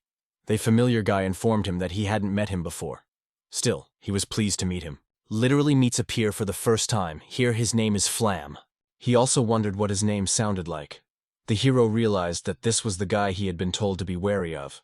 He remembered the story about the other adepts. They asked him if he had ever met a real genius. As they work up a sweat and on the verge of despair, continue the fight. He advances at a 7-mile pace and looks at them smirking. Such is the extent of his gifts. That's why a guy shouldn't seek a meeting with Flam. Otherwise, it just might start. The protagonist remembered this conversation. Flam walked up to him and wondered why he was so tense. He was just asking his name, that's all. Then Lee Sungmin said his name. It made sense to his interlocutor, and others had told him about him, I guess. I wonder why he hasn't found him and met him. He needs a friend his own age. The hero just turned around and apologized and said he needed to practice. He was disappointed. Is that really what genius is? It all sounds like a lie. He lived with a real genius for a year. Still, the guy's not going to waste his time on this simpleton. Flam inquired about his training. The hero asked if he didn't understand. What was he talking about, though? Of course he didn't understand. He's going to practice with his own spear. But he didn't notice it in his hands. Turns out it was a new acquaintance who somehow grabbed him, and he said he hadn't even practiced with a spear yet. The man's smirk spoke for itself. Lee Sungmin was very confused. He didn't understand how the man was able to grab his weapon. The greatest humiliation for a warrior was to be deprived of his weapon. But instead of rage, the protagonist was overcome with a sense of wonder. A question appeared in his mind as to how he had done it. Suddenly, Flam wondered why he was looking at him like that. The boy, for his part, had just borrowed the spear from him. There was no need to worry. He would give it back to him. Just try a little. Gonna replicate his moves. I wonder what he was doing there. This is an improved technique of the spear of the 9th Heaven Sun Ming style. This was a technique the guy didn't see when he was watching Lee Sungmin. Right now, he even managed to repeat the second counter lightning-fast dissecting strike. By doing so, it dealt a crushing blow to the environment. This attack was so powerful that all the trees within a radius of several hundred meters were destroyed. Flam liked it. He reported that it was a good spear technique. The main character couldn't believe what had happened for him. It was unbelievable. Not only did he repeat the technique from the first time, he improved on it. He wondered if Vichi Ho Young could do such a thing. Flam liked that the guy was surprised, so he smiled and said that one should see that he was better than him. Lee Sun-mi couldn't find a word for it. It was offensive to him. Flam couldn't understand why they all came here to train. No matter how they trained, he would be able to copy any of them, and even do it better. So he wondered if the guy knew why that was. Why no one can be like him. And then all these people keep practicing hard, even though they will never reach his level. The protagonist, only surprised, listened to his story. Flume adds that he's talking about all these people Dockby, Beck and Stinky. He asked them the same thing, but they get mad at him and chase him away from them. Wielding sword techniques, movement, magic, he can do it all better than them. But he doesn't understand why this is so. Lee Sungmin reflected that to him, the other adepts were even now shining examples of mastery. However, there are some real geniuses here that outshine them all. They are true geniuses. But how does a regular person like him feel about them? He feels differently next to Flam than he does with Vichi Ho Young. She speaks openly about her genius, but has never belittled him with her superiority. But this asshole knows exactly how his abilities are perceived by the common man, and he revels in his superiority over others. Now he asked what Lee Soon-min's inhibitions were. Let her tell him hers, and he'll tell hers too. He's very interested, isn't he? Flam has as many as 4 bans. The protagonist just turned around and said he wasn't interested. What could be of interest at all, or perhaps a modesty ban? The interlocutor stopped him again and said where he had gone his spear, for he had. Lee Sung-min turned around, but he was angry as well. So I walked over and yelled that he didn't need it, just let it go, and never comes near him again. Flam smiled. It's weird, he doesn't see him doing anything bad to him, and for some reason he's reacting so aggressively to him. I also asked him why he was stuck up here on this mountain in the first place. Let him come down. With his skills, he can make ends meet. This made Lee Sung-min even more angry, so he tried to punch. But because of the prohibition against harming each other, he could not do so. The interlocutor asked if he had forgotten here there is a prohibition against hurting each other. He's also a weakling, isn't he? In that case, what was he thinking when he tried to hit him? Or he did it with the realization that Flam couldn't answer him, and thanks to the ban. I guess that's how hard life is when you have to keep your anger in check all the time. The guy knows they're all gossiping behind his back while avoiding him. And behind his back was Beck. Flam turned around and asked the girl not to look at him like that. It was Lee Sung-min who started it first, after all, and he was only returning his weapon to him. She then turned her attention to the hero, and said that the technique he did with the spear was incredibly good. Except that his execution of it is very sloppy. The higher the level of technique, the harder it is, but in practice. Doesn't know what he's hoping for there with his meager abilities. And doesn't think he'll get that technique above 6 stars. He'd better tell him something. The harder the trials he takes on during his stay on this mountain, the better will be the gifts that Mercy, the goddess of trials, will shower upon him. And the more he complicates his stay here, the faster he will reach perfection. Perhaps he'll understand that now. If he wants to become stronger, he needs inhibitions. The guy didn't have time to finish that sentence before Beck stopped him, and while she tried to stop him and pull him aside, the hero was left alone. Suddenly they heard some noise and turned their attention to the guy. Lee Sung-min grabbed his spear and swiftly turned around to run away. The girl wanted to stop him, but trying to shout she failed. She'd already forgotten she had a voice ban. Thus, the guys could not be stopped and he just kept running away. He was very angry at that moment, and he only had the phrase talent in his head. The hero was so angry that he clenched his teeth and spilled his own blood. Then he exclaimed Mercy's name with all his might, turning to her. The goddess immediately appeared beside him and told him to be silent. The hero also squeezed his hand until it bled and asked her for a ban. A moment later, he found himself in some strange place. It made him a little calmer and confused at that. The guy saw the goddess in front of him, so he wondered where he was. Mercy informed that this place is her abode. She is pleased to meet this mortal. The protagonist realized it was a goddess, but asked if she was definitely Mercy. The deity replied that she heard him in an exclamation. He called to her with shrieks and profanity. Let him not make her, for she would no longer tolerate such a thing. She further asked if he craved a restraining order. The boy confirmed that he did. The goddess saw that it was already flavorful as well as light. So said his burdens are no longer bearable, and yet he longs for new burdens. Lee Sung-min said that everything was holding him back. These words really surprised the interviewee. She asked if he would do that. Returned from the clutches of death, bragging right in front of her. The protagonist was dumbfounded upon hearing these words. So he asked how she knew all this. The goddess said that she was very much charged. Human life is very short. This simple rule cannot be broken. Those who break these rules are called gods. This guy is not God, and he's a rule breaker. He died, and then went back in time and lived again. The hero asked if the fact that he had broken these rules was causing him any harm. Mercy told him that everything has a beginning and an end. It must be so, but still he defied death, and his soul will pay a great price for this challenge. But this will happen, of course, not in his lifetime. His agony after death will come hundreds of millions of hours of torment. That's the cost of his life. The main character finally figured it out after all. He said he didn't care what happens there after death. A little time passed, and he met up with Beck again. The girl, surprised at him, looked at him and asked if he had added a ban to himself. Lee Sung-min confirmed this and asked if she was worried about him. The girl was disappointed that he had added a ban to himself, but eventually inquired about the ban he had placed on himself. The guy's reply dumbfounded her. He informed her that it was about warmth and restful sleep. Beck shouted, "Has he lost his mind? Does he even know that banning feelings and emotional comfort is the worst?" Though there was nothing he could do about it. The ban on feeling warm meant that Lee Sung-min could no longer keep warm. Even next to the fire, he was literally constantly shivering from the cold. And what the prohibition of restful sleep did was make the memories of his life on Earth appear before each other. It was the memories of his parents, his fears and insecurities. Henceforth, all these things came to him in his dreams, and during his sleep they deprived him of peace. Sleep was no longer a refuge from worries. Lee Sungmin had lost the peace and contentment of sleep. Hearing about the new bands, Beck called the guy an idiot. What the hell was he thinking? He's already got a pretty good head start. That's why he would achieve everything on his own very soon. The boy interrupted her. He said he had nothing. This made the interlocutor wonder.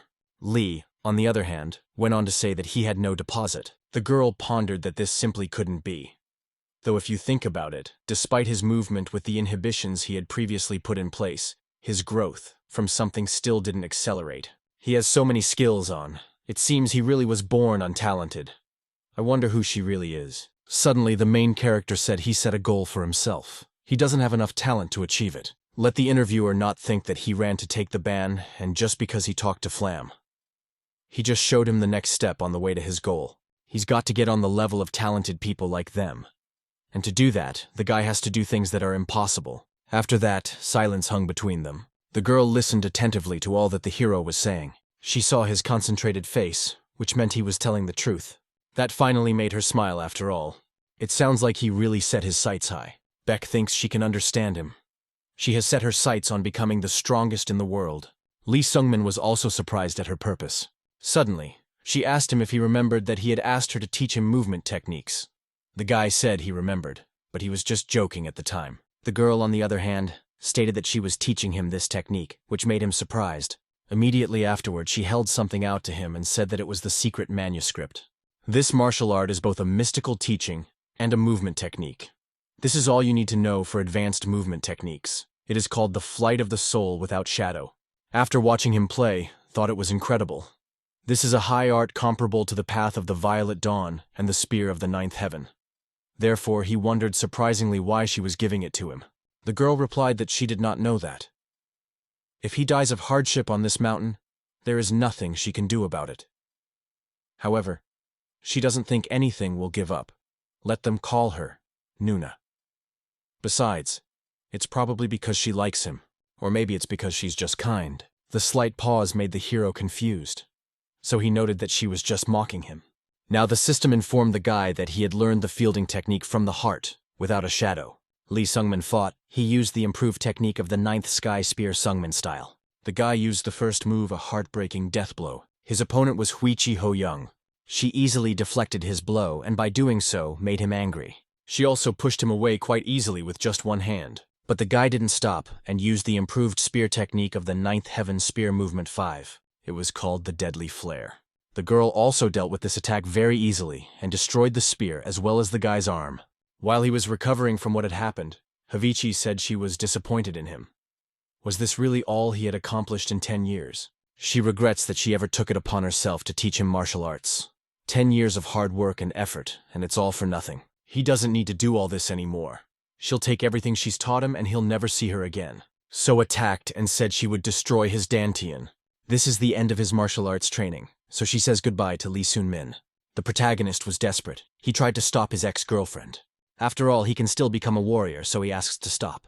At this point, Lee Sung-min's nightmare ended and he woke up. The guy was truly horrified by this nightmare. It was so realistic that it wasn't until a few moments later that he realized it was just a dream. Still, it was a very good thing that it had happened. At that moment, Scarlet was at his back. When she heard Vichi Ho-young's name, she asked who she was. The protagonist was frightened. He did not expect to hear someone near him. The interlocutor, however, kept asking who she was, if she was his girlfriend. That's what they are, varmints. She must be a child too. A little birdie whispered to her that he'd added 2 more bands on himself. And this is interesting, I wish he would show it. Lee Sung-min was horrified by the stench of his interlocutor. Scarlet was persistent, so she decided to see for herself. She saw that he had indeed taken a restraining order for sleeping peacefully. What a fool. The hero felt his eyes getting very watery because of the strong stench. The girl noted that he had also taken the heat band the hardest. So now he was definitely not a survivor. Soon she saw that something was wrong with him and asked what was wrong, if he was sick. Then Dokbi came up to them and noted that Nastya had misunderstood. She was standing too close. The girl didn't realize what kind of foolishness this was, and she had actually come to be supportive. The old man only asked her not to turn to him. The hero realized that the future archmage and sword ghost had come to him. Next he apologized, for he was very much weakened, and inquired why they had come. The girl replied that they had come to help him. The mute asked them very strongly to help him. That's why she bought something for him. Walks what is in her hands are magical scrolls. As aliens from other worlds, they have access to learning magic through reading scrolls. It's very convenient. So the girl offered to briefly tell him about magic. A little time passed after that. The old man hoped that Lee Sung-min would be able to practice at least a little. The guy was very tired, but said he would try to do it. Soon, they found themselves facing each other. The hero reflected that Scarlet had taught him 4 spells. The first is mind cleansing, and he just used that spell. This spell cleanses the mental field polluted and tangled by nightmares. It worked, and the guy was more focused now. The second spell is simple. It makes the guy stronger, as well as faster. In doing so, it lightens the effects of his lightness ban a bit. So the guy could at least try to fight Dokbi for a bit. As time expired, he was very tired, and it was time for the third spell. It was just the thing to restore stamina. It helps when he's exhausted. It should not be abused, as it can take away so much of one's vitality that one could die. But it's necessary to endure this hellish workout. The guy has to use it. Suddenly, the old man said that once again, he couldn't stand 100 seconds of practice against a blind old man with a sword. The boy remarked that he would try to endure more next time. At that very moment, one of his inhibitions made itself known. Dokbi sensed something was wrong and asked if he was shivering from the cold again. After which, he immediately approached the guy. With fairly quick movements, he pressed a few points. Afterward, he asked if he was feeling better. Lee Sung-min confirmed it and thanked him for his help. Dokbi-jun pressed the vessels, and this stimulated about the metabolic processes. By doing so, he's bad for the guy to ease the prohibition of the sensation of heat. Soon the old man declared that it was time for him to go. Let the kid take care of himself. Except for him, he didn't even have anyone to practice with. At last, the boy thanked him for his help. What he realized was that if he didn't have help, he wouldn't even survive. Soon his reflections led him to a chance to live his life over again. And in this life, so many people have already helped him. Reflecting on this, he realized something. So he got up abruptly and decided that it was a question of whether it was possible. Whether what he was thinking was even possible. Everything that happens to him is kind of unnatural. Why, after he came back, people were so kind to him. In Eria, where he lived in his previous life, there was no room for compassion between people. In that case, what's going on? The old man was approached by Scarlet. The man noted that she would be deprived of her presence from afar. The girl noted that this grandfather must realize that as soon as she came back from the mountain, she would burn him like a match. She hadn't bathed in a couple of days, but that was normal. Afterwards, she asked if he had been practicing with the boy. The interlocutor confirmed that he was moving a little hard, but he was making progress, day by day. Scarlet didn't realize that he was trying so hard for him, but he was only interested in martial arts. Dokbi pointed out that he had been asked for help. To top it all off, she made the scrolls for him all by herself. In that case, what's going on with her? The girl calmed down a little and said she didn't know it herself. But when she sees him, she can't stay still. The protagonist, on the other hand, continued his musings. And soon he decided, why go to all that trouble? He just got lucky, that's all. Time flew by and it's been 6 months. Lee Sung-min, for his part, was practicing as usual. But this training was even harder for him than it had been before. Once again he was exhausted and fell to his knees. But something did make him raise his head.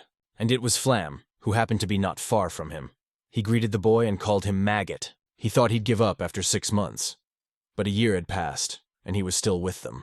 Lee Sung-min just turned away from him and continued to ignore him. Flam couldn't understand why he didn't say anything, since they hadn't seen each other for so long. Let her say something to him. But it wasn't long before the guy realized everything Lee Sung-min took the vote ban. So, he took it because the 6-month deadline was approaching. That made him laugh, because he'd picked the most comfortable one. There's not much to talk to in these mountains. And he thought he was gonna pick only the hardest bans, but it turns out he didn't. As before, the protagonist did not listen to him, and continued his training, once again showing his skills. Flam was interested, seeing his strength now. Lee Sung-min in his eyes has changed beyond recognition in these 6 months. His punches and movements are calibrated and flawless. And the movements that Baek Sogo taught him, he has refined to perfection. Flam noted, it seems even a maggot can get far from crawling if it crawls long and determinedly. But is that really all he can do even with his 5 bans? With those words, the guy wanted to know where these protagonists were. But the guy continued to ignore him. This made Flam a little confused. Therefore, he decided to act, and immediately approached Lee Sungmin, grabbing his spear. He also once again asks why he's ignoring him. The guy knows he has no voice, but that's clearly no excuse. He can see everything in his face and also in his lips. Finally, the hero wondered if he had nothing better to do. The interlocutor said that he wouldn't do that. He could afford to be arrogant with him, but he should not even think of treating him like that. Then the hero asked what he would do to him. Would he kill him? Didn't he tell him about the prohibition of violence? Suddenly, Flam flipped his spear and struck Lee Sun with the blunt edge. As a consequence, he was immediately on the ground. The guy started laughing and said it was a pathetic sight. He was crawling on the ground like some kind of maggot. The protagonist realized that doing indirect damage here means you can do it after all. The interlocutor asked to look at himself. He can't even do that. Lee Sungmin saw that this man had used a chi weapon. Only a supreme martial artist would have such control over his energy that he could infuse the weapon with it, thus enhancing its lethality. Flam asked how long the guy was now getting away with, lasting 5 years, and a possible 10. But in his opinion, he would never reach his level. Not even if the man trained here until he was very old. It's not a fair world after all, is it? He has to crawl with blood and sweat to the top, while Flam can easily get there. All that effort, and he gets nothing for it. Then what's the point? Will he continue to keep doing it? The hero confirmed it without a second thought, thereby making his interlocutor even more surprised. He reported that one can despair and lament that he doesn't have an ounce of innate talent. But the guy is grateful that as he came, he was bored studying alone. To him, his accomplishments are laughable, but he can work hard and consistently. Unlike geniuses like him, no matter how long he has to crawl like a maggot, he'll keep going. So let Flam keep laughing.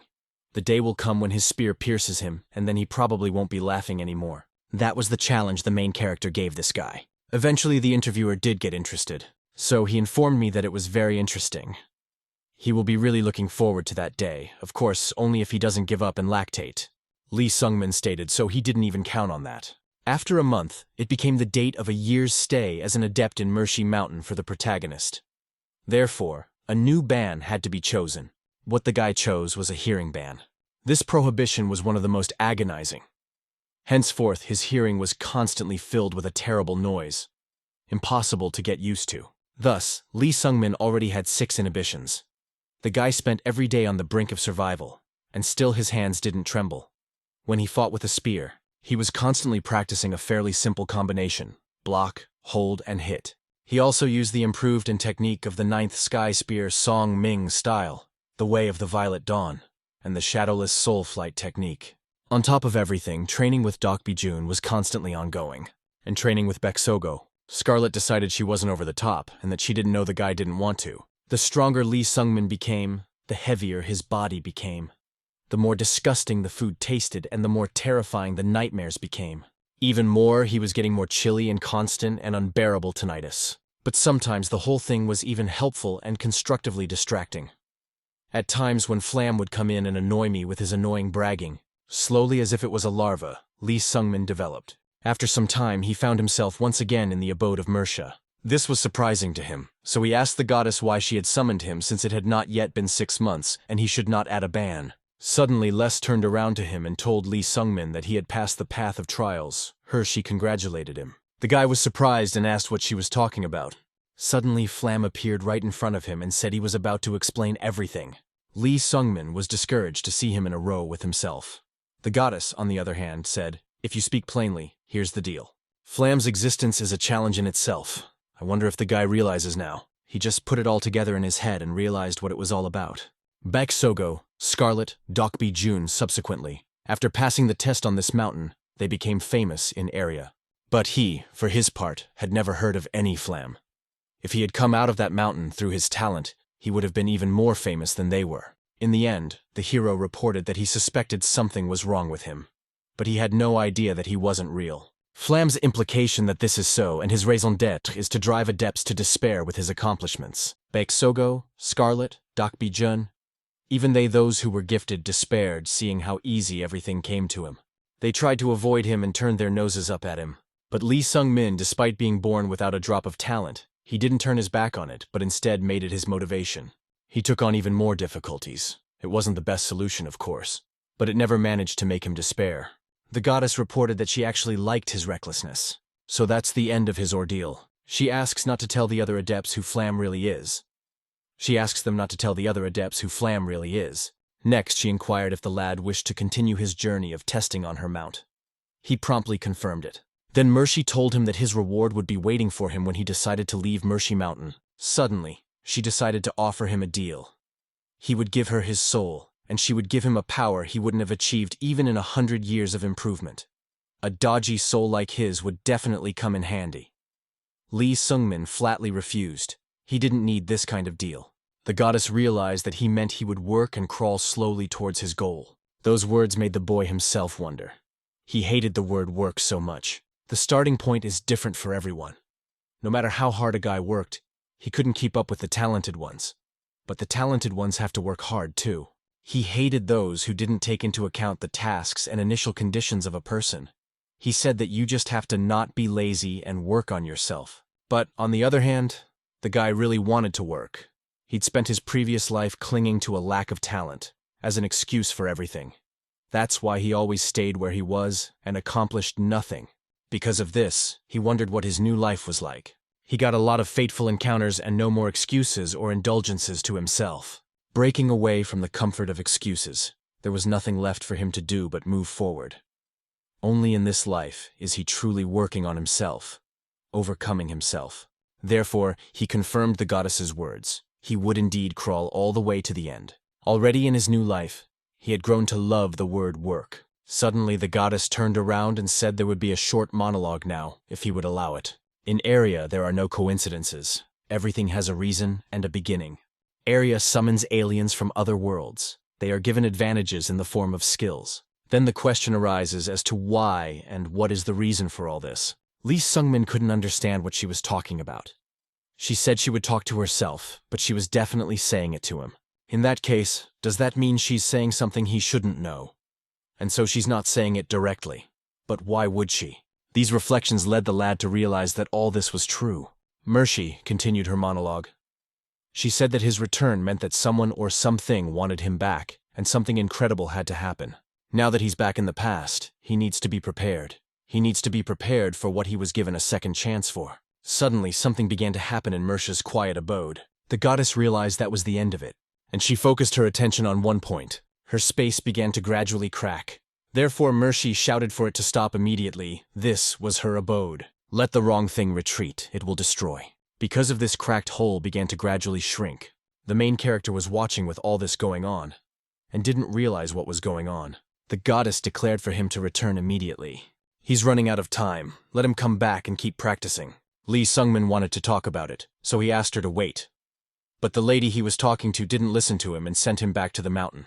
At that, she wondered if the guy would be able to stop it, whether he can handle the end of the world. It had been 2 years since these events. The 6th ban the protagonist took on was the smell ban. It's the worst one I can think of. The stench of Scarlet's hair constantly irritated his sniffles. Nuna inquired of the guy perhaps he had picked the wrong ban. He noted that the worse the ban, the greater the reward. When he swallows his saliva, he's almost nauseous, but otherwise it's tolerable. In addition to the already known ones, Beck Sogo now had a hearing ban and a bite ban. Her constant suffering from these bans was great. It was much harder for her now than it had been with her previous inhibitions. The girl only now realized what the guy was going through. Taking away feelings is truly horrible. She further indicated that she had something to say. Pretty soon she's going to leave this mountain. With that statement, he knocked the guy out of his thoughts. Actually, for Beck Sogo, the trials of Mekershi Mountain were unnecessary. Her talent already outshines everyone else. She's been on trial for 2 whole years. It is because of this that the guy is sure that she has already achieved all her goals. He inquired if that meant she was leaving. The girl confirmed it, asked what he was going to do. Lee Sungmin said he was going to stay. The interviewee noted that she understood everything, but she was apparently sad.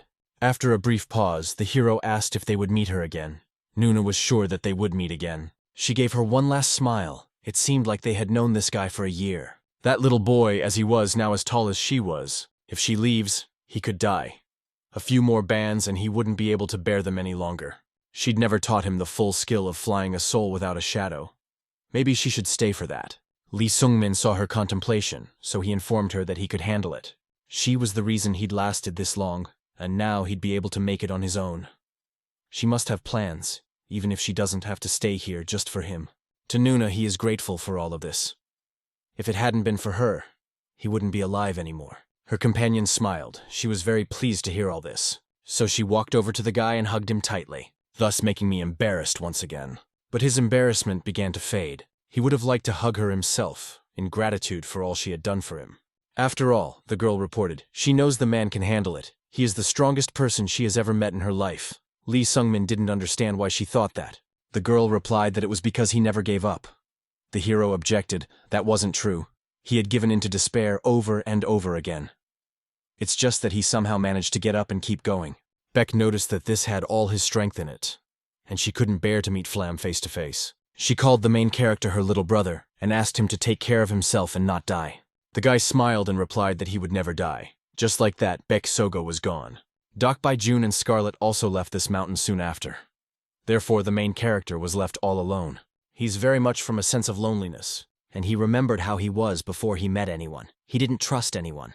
But now he understood. That man cannot exist alone. If it wasn't for all these people he'd met, he'd clearly be dead. Lee Sungmin turned his attention to the sky, and he realized that something in his heart had changed. An invisible wall had fallen. At that moment, he no longer felt the heaviness or the stench, nor did he hear any more noise. The feeling of freedom was fleeting, but it turned out to last forever. The familiar sights then suddenly changed. Of course it happened, because he no longer existed as such. He became completely different. And the world around him changed as well. Soon summer came and the cicadas were heard singing. 7 years later, Beck Sogo meets Vichi Ho Young in the dungeons and is killed by her. The hero must repay Beck's kindness. He must save her from this death. At that moment he was practicing, and he made his spear near the cicada. Her he saw the moment she swiftly flew away. Cicada larvae lie in the ground for 10 years at a time before developing into adult cicadas. The guy has only 7 years to prevent this murder. Such a short time. I wonder what he can accomplish in it, and if he can do it at all. Soon she dismissed these musings because she decided that she could, and that was it. Although each day brought new stretches, it wasn't enough for Lee Sungmin. He tried to increase the intensity time after time. He cut back on his hours of sleep and didn't use that time to practice with his own spear. And the next prohibition that the boy took to himself was the prohibition of sight. One day he asked an old man how he navigated without sight. Dokbi replied that it was quite simple. You had to focus on your other senses and memorize the environment well. In the end, the boy felt that his world had fallen into darkness. The only thing Lee Sungmin could rely on was his sense of touch. A week after the incident, the boy could still move around a little. His hearing did not help him in this dark world, because it was filled with deafening sounds. One day the noise in his ears began to lose weight to the singing of cicadas. And in the flow of the cicadas' singing, Lee Sungmin forgot about the passage of time.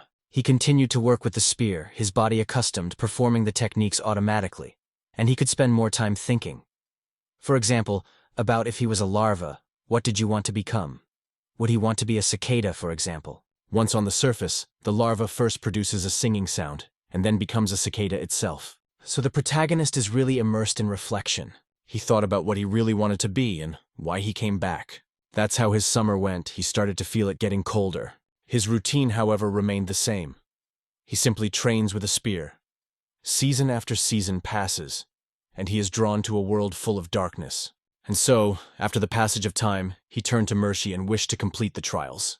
The goddess honored his request, and inhibitions began to slowly disappear from the boy. He was finally able to see and feel his own hand after all. Mercy inquired how it felt for him to feel his body again after such a long ordeal after all. The boy replied that it felt really good to be free of the burden. My eyes can see again. There is no more stench in my nose, and there is no more deafening noise in my ears. The body is as light as a feather, and there is no more constant frost on the skin. It is true freedom. Suddenly he saw that the interlocutor had focused her gaze on him and was staring intently, so he asked what was wrong. The goddess reported, reflecting on the reward he deserved. He had, after all, spent a long 3 years on her grief and endured severe trials. There had been such pupils in her time that, out of temper, they had taken on themselves an unbearable number of prohibitions. And it ended sadly. Either they left or even died. I wish there were more students like Lee Sungmin. Goddess sincerely wishes to bring him the best and health for his endeavors. By all means, let the man say what he really wants. The protagonist asked if she could give him a martial arts ability. She replied that she could not. Thus the guy had to think about it. After reflection, he said he had a goal to achieve. He shouldn't get caught up in the minutia. Because he really doesn't have much time. The guy would like to become many times stronger. But he doesn't know how to achieve it. So he inquired of Mercy if he could give him what he needed. Mercy hesitated and said, for that matter, she guessed he needed time. She, in turn, could give him the gift of time. The hero couldn't believe it. The goddess has declared that he should go to Dremur. Let him show Devnar this sign she is giving him. Lee Sungmin didn't realize it was a name, so he asked about it. The interlocutor replied that Devnar was the god of time. He would give him trials. But let the guy know that her trials will seem like flowers to him. Although he thinks that's what he'll find so appealing about them. Exactly as here, in Devnar's abode, a lad will be rewarded for the trials he has passed exactly as hard as they are. Dangers and difficulties await him there. Lee Sungmin smiled and proudly said that was exactly what he wanted. The goddess informed him that this was his first reward for his victory over Flam. The next reward would be for 3 years of trials. The boy remarked that she was indeed generous. Mercy tells him that the gods are not petty, and this is his second reward. With her patronage, he will be able to join the ranks of Erebrisa. And then some man appeared and greeted the protagonist. His name is Neville. He's a representative of the Guild of Erebris. Mercy Nim wants to recommend this gentleman to them, I guess.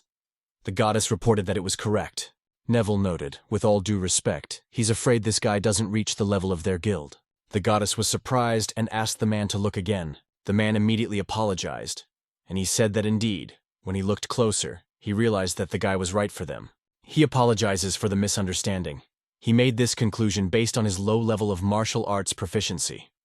Lee Sungmin was certainly hurt by this, and in his years, he's reached a pretty high level of martial arts. Usually a person with that level is respected in society. Isn't that still a low level for an idol? What kind of guild are they anyway? The interlocutor said it was Erebrisa. They supply elite customers with rare and exquisite goods, and more. Taking orders for goods, auctioning off rare artifacts. To top it all off, they mine information and provide people with whatever they want. The auctions interested the protagonist, so that meant they were trading elixirs and martial arts books. Neville remarked that this was true, after which he demonstrated the entire inventory. Seeing him, Lee Sungmin was ecstatic. This can't be true. This is the great Shaolin elixir of recovery, but it can't be bought with money, and it's also very expensive. On top of that, they even have the technique, sects, Mount Hua, Plum Blossom Sword, and Mount Wudang Sect's technique, Tai Chi Sword. The interlocutor simply stated that it was their job. The guy will be pleased with the assortment of rarities and the wildness of the Guild of Erebris. I must say he is well informed. The hero asked the goddess if she was also in the guild. She confirmed this statement and said that their services were very useful to her. It became clear to the guy that this trade guild was a client of the goddess herself. In that case, she is very curious about who they really are. Neville asked Lee Sungmin what he would say about it, whether he would agree to become a client of the Erebris Guild. The guy figured he had nothing to lose anyway, so he agreed. Then the interlocutor held out a document and offered to sign here. After all the formalities, he congratulated the protagonist. Now he is a client of Erebris Guild. The man is looking forward to starting their cooperation. And as such, a special prize from him personally. With just the snap of a finger, Lee Sungmin's clothes changed, and his hair became groomed as well. The interlocutor noted that he thought it was much better. Goddess added that Neville had done a wonderful job. She didn't like that he'd grown his hair almost like hers. Neville then stated that he had to go, if he needed him. Let him call him any time. After the guild representative disappeared, Mercy asked if the guy liked her reward. The hero thanked her. He was very pleased with it. Her companion was a little angry that he persisted in calling her by her first name. But she didn't think much of it, and said that it was a great honor to become an honorary buyer of the Erebris Guild, so he should appreciate it. She wondered where he was going now. Lee Sungmin stated that the first thing he was going to do was to taste Behenger. Mercy noted that it would be as he wished. And lastly, she asked me to never forget the monologue she spoke. There are reasons for his return in Eria. Nothing happens without a reason. The hero pondered those words. That's what the goddess said. But wondering what it all meant. In his head he thought about how lucky he was in this life. And then there's the meeting with Vichi Ho Young. On top of that, meeting Baek Sogo and her help. Isn't it all a coincidence? But if that's not the case, then it begs the question of who set it all up. Basically, he doesn't care. He doesn't want the extra headache. The lad now has 3 years of training in the mountains under his belt. They made him a supreme martial artist. His body is now 18 years old, and he's already taller and more masterful. People will think he's some kind of born genius. His skill was gained through sweat and blood, and luck in the form of fateful encounters. The boy himself realized that he still had a long way to go, and there are many more unexpected encounters, all of which will make him even stronger than he is now. The protagonist needs to go to Betrayal, but he decides that he must first become a mercenary. Now his adventure is just beginning. Devnar is magical armor. It was found in a black magician's dungeon in the vicinity of Betrayal. It was the luck of a mercenary of rank C. The properties of this armor were truly incredible. Even a low-level mercenary could obtain the highest level of martial arts proficiency. If a supreme martial artist gains this success, his level will increase to master martial artist. Lee Sungmin could have continued the trials at Mercy Mountain, but he wants to use this opportunity. In half a year, as far as he knows from his past life, the Black Magician's dungeon will be ruined. So the guy's immediate goal is to become a famous mercenary in Betrayal, to get a chance to participate in this raid. The protagonist went to the mercenary guild for this purpose. There, he was asked if he really wanted to be a mercenary. In that case, why is he telling him that? He's just an innkeeper. Have him go up to the second floor, the guild scribe is sitting there. Have him ask him. The man in the inn heard their conversation. He laughed, if he was going to be a mercenary. Why would he even want to be an alien, judging by his clothes? He should be in the kitchen washing dishes. His conversation was interrupted by the fact that he didn't see the fork that had just been there in his hand. Lee Sungmin had grabbed it. The innkeeper watched intently at what was happening. He saw that this guy used key weapons, so he did a good job on that man. So he must be a supreme martial artist to be able to do such a thing. The man apologizes for his bad tone and offers to sit down. The others were surprised, so this guy uses chai weapons. The innkeeper introduced himself. His name is Baron. He's a mage. He is also a prefect of the mercenary guild in Betrayal. The innkeeper is just his favorite job. The protagonist knew that very well. That's why he talked to him. In his past life, he had taken a mercenary job with this very guild. There are so many familiar faces around Betrayal, after all. Baron reported, as a rule, if a supreme martial artist is employed by them, they would give him a rank S right away. However, they need to be sure he is not a simple, inexperienced youngster who has done nothing but train in the mountains. They need warriors, thinks the guy himself realizes they need to test his howling. The hero confirmed it. The leader remarked that it was good. He would find him a suitable order. His partners would be another rank S mercenary, so he wouldn't have much to worry about. If he does well, then he will approve him to be a rank S mercenary. So asked if such a deal was good for the newcomer. Of course, Lee Sungmin agreed to it. The next day, it was time to perform the appropriate tasks. My partner asked him why he was silent as a fish, if he was always like that. The hero noted that he kind of was, and thought that the years of solitude on Mount Mercy had taken their toll on him. The interlocutor stated that he was really bored and type. He'd thought better of him when he'd seen the way he'd tricked that jerk at the inn. He wondered how he planned to woo the girls with that stony face. Only he said those words as he looked at the guy's smarmy face. And then he was disappointed, because he realized that he wouldn't be able to get any girls. Lee Sungmin's partner's name is Lud, and he's a rank S mercenary from the guild. In his past life, the hero only knew him by name, but never socialized with him. He's going to be his partner on this mission, and he's going to keep a close eye on how the guy's doing. Suddenly, Lud wondered if the guy had ever fought an ogre. The hero objected. Ogres are some of the strongest monsters in Eria. These creatures have a moderate resistance to magic, and their skin is as hard as steel. Their assignment is to kill an ogre. This order came from the villagers. One of them saw the creature in the woods. The partner stated that 2 mercenary wound S had been summoned for this task. They and he would be quite enough to handle this creature, so there should be no worries. Except it's all really a little weird. This forest is a little small for an ogre. Lee Sungmin inquired in what sense he was saying it. The interlocutor asked me to think to myself, ogres are large monsters, usually 3 to 5 meters tall. Such a huge creature needs a lot of food. And in a small forest like this, food would run out for him pretty quickly. The protagonist saw something strange and asked his interlocutor to wait. The man turned his attention to what he saw and was surprised himself. The sight is monstrous. It must have been the remains of a deer, tearing living things apart. Only an ogre has that power. But Lee Sungmin noted that there was no indication that he killed for meat. Lud confirmed that theory. It's really weird. Plus, they still haven't seen any droppings. I wonder if that ogre doesn't go to the bathroom. Suddenly, they heard some strange noise. As if from the forest, Something was heading straight for them, so they were wary together. And the two of them immediately rushed in the direction from which the noise had come. It was there that they saw her, a huge creature that was the culprit behind all the events. But the sight of him made the guys really surprised a lot.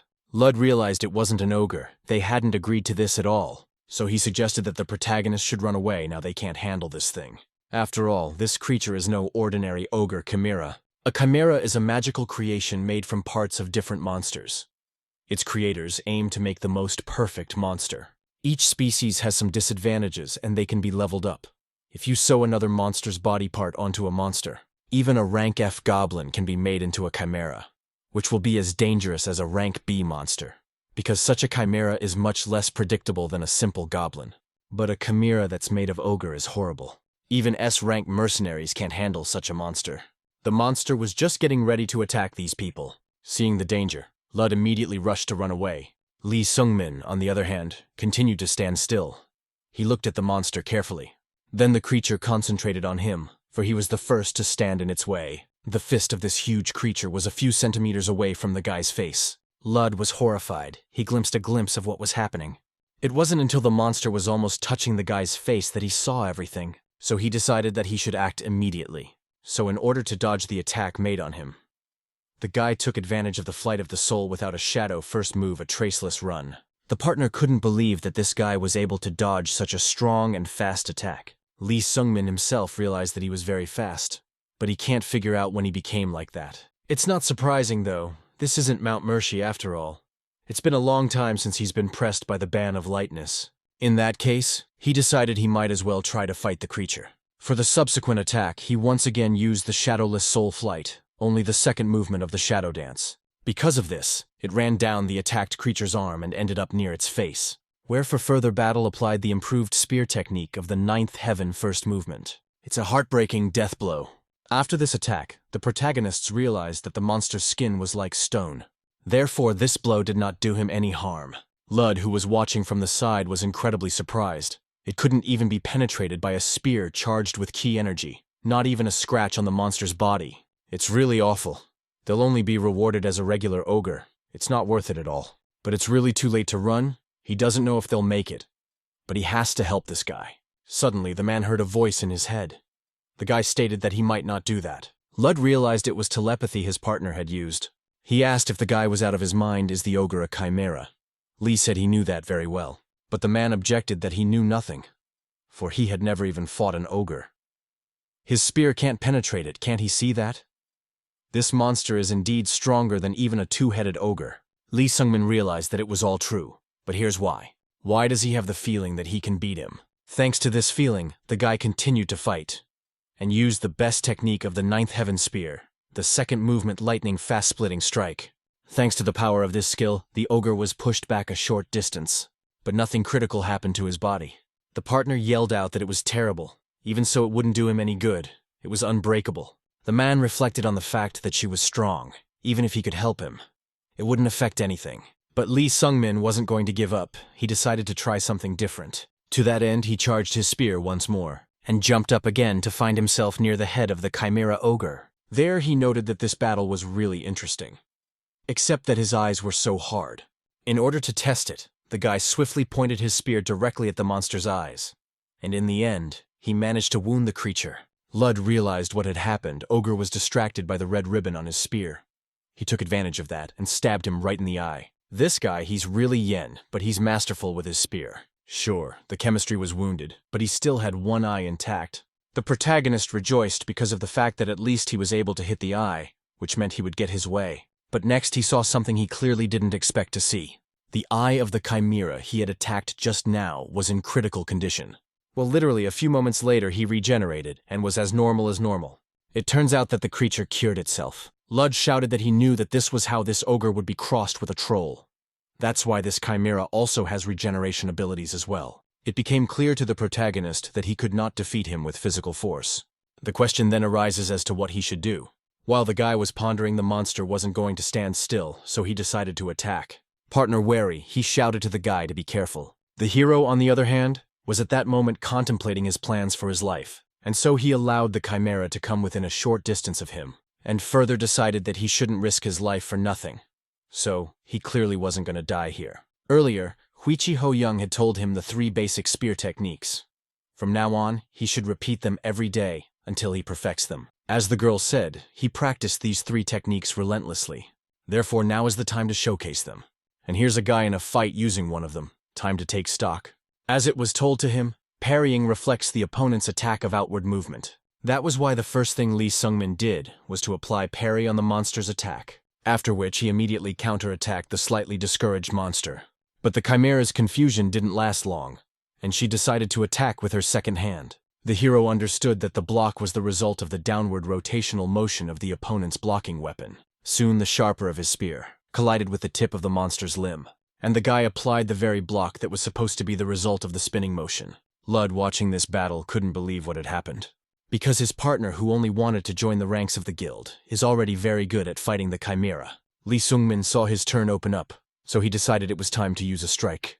With that, he lunged and attacked the opponent. Thanks to the power of his skill and weapon, he would even cut down this creature. The Chimera felt a lot of pain after what happened. It was clear to the guy that this attack was effective in ways he didn't think his lineup was vulnerable. Therefore, further battle should come more easily. The action that the protagonist had done a little earlier had angered the Chimera even more. So it counterattacked. Lee Sung-min dodged.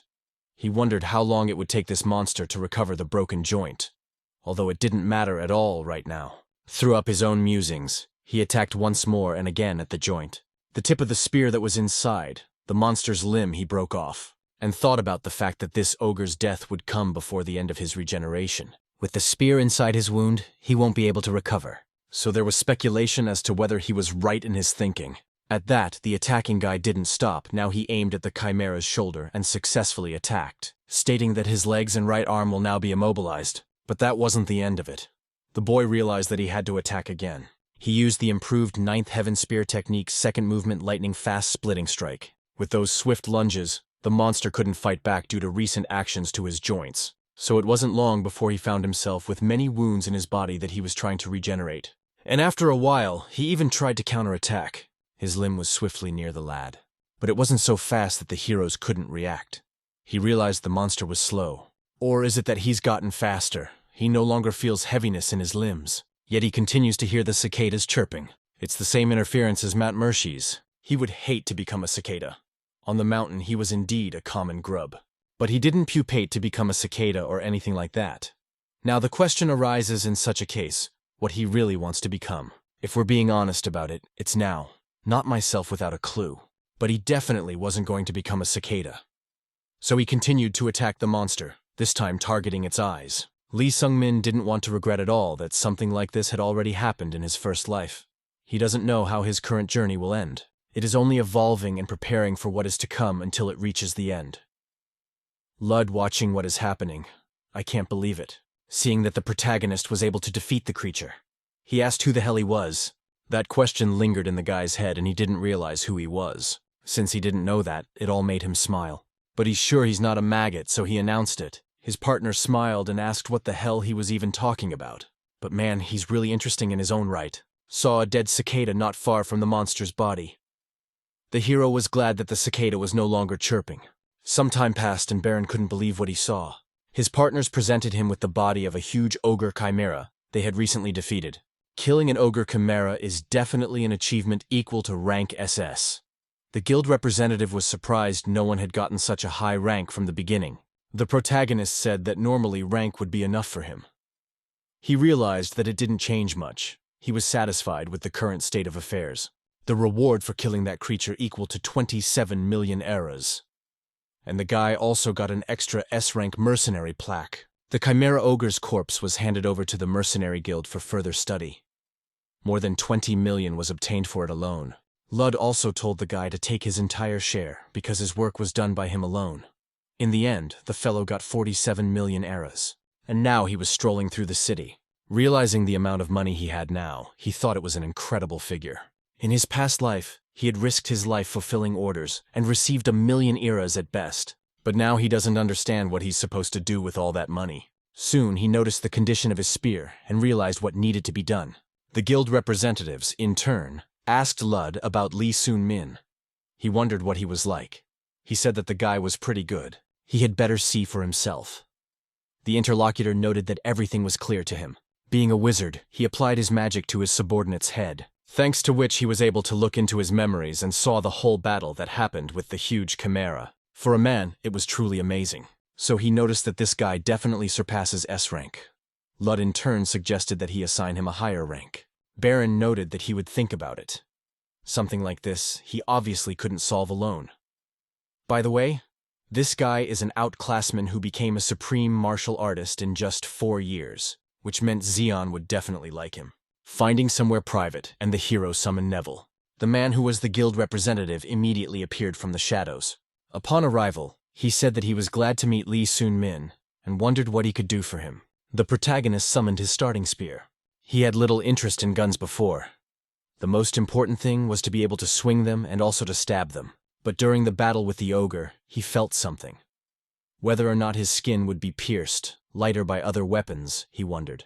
Certainly wouldn't want it to become a burden in an emergency. That's why he called this man in now and told him he needed a weapon. He wants to get something better for himself. The interviewee asked if he would prefer to buy it or build it. I wondered what his budget was. The hero thought that even if it took longer to create, he would prefer it.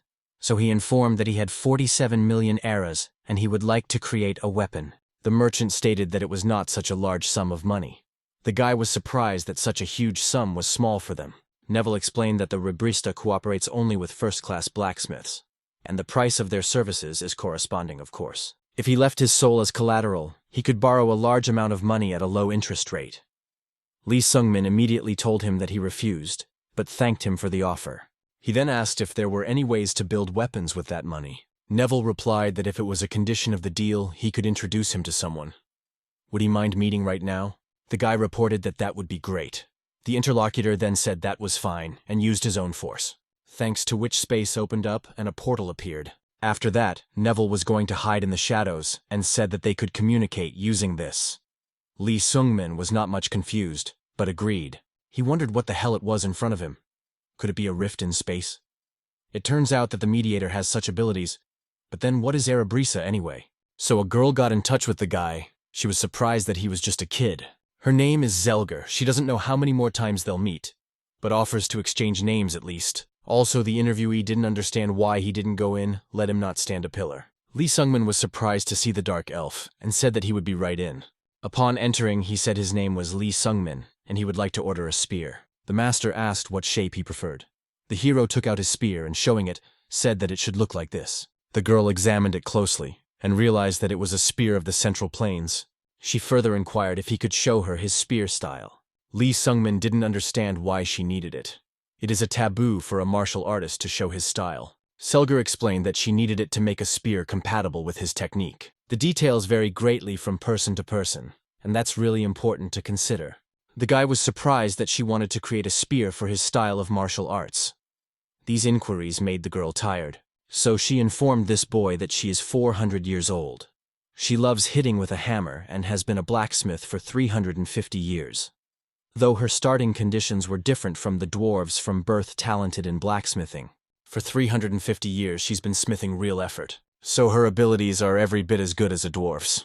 Lee Sung-min listened to her carefully, and the story seemed familiar. He had previously chatted with Vichi Ho-young, and to her, he noted that they had different starting conditions from the beginning. So he liked that he and this girl were alike. Zelger in turn was disappointed. Why would she tell such a thing to a child she was seeing for the first time? If he doesn't like it, it's so let him go to the gnomes. Suddenly the kid said he would show him. The female interlocutor was surprised, and Lee Sung-min confirmed that he would show his martial arts. The blacksmith noted that this was unexpected. He was surprisingly easy to persuade. Usually martial artists who suspected that something was amiss would leave after such a thing. The hero explained it by saying that her endeavors for 350 years were real. The girl was impressed by what he used to explain his agreement, so she smiled and said that he was too trusting. This is the first time Lee Sung-min has heard that. He is usually told that he is suspicious of everyone around him, but the interlocutor liked what he told her anyway, so she reported that he did have a way with words. This made her embarrassed, but she soon pulled herself together, after which she turns back to the guy again and tells him she likes him. She's calculating, but she'll make him a weapon with a bigger price tag than he'll offer. After all, she thinks he'll make a great regular customer. The spear will take months to make, so the guy should relax and wait. There was no time he was going to waste, so he cultivated. That fight with the Ogre Chimera was the first real one since he became a top-level martial artist. The boy had learned a lot, and that knowledge needed to be finally internalized.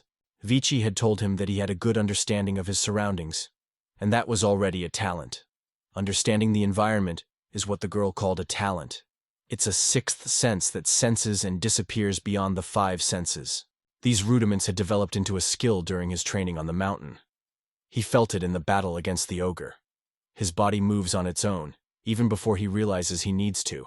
It's probably that sixth sense. It's a powerful force, but the guy can't rely on it alone. Training on the mountain has sharpened his sense of touch and his sixth sense, but the other senses in turn were not affected. Because of this, an imbalance has arisen, and something has to be done about it afterwards. And if you don't, the guy feels like it's going to be even harder for him to work it out. After a little while, he rejoined the Mercenary Guild. Baron asked what his plans were for the day, and whether he was going to request the next assignment for himself. The hero objected to him, wondering what had turned that monster into a chimera ogre. The interlocutor was surprised that it bothered him so much, though it was understandable. A chimera always has its own creator.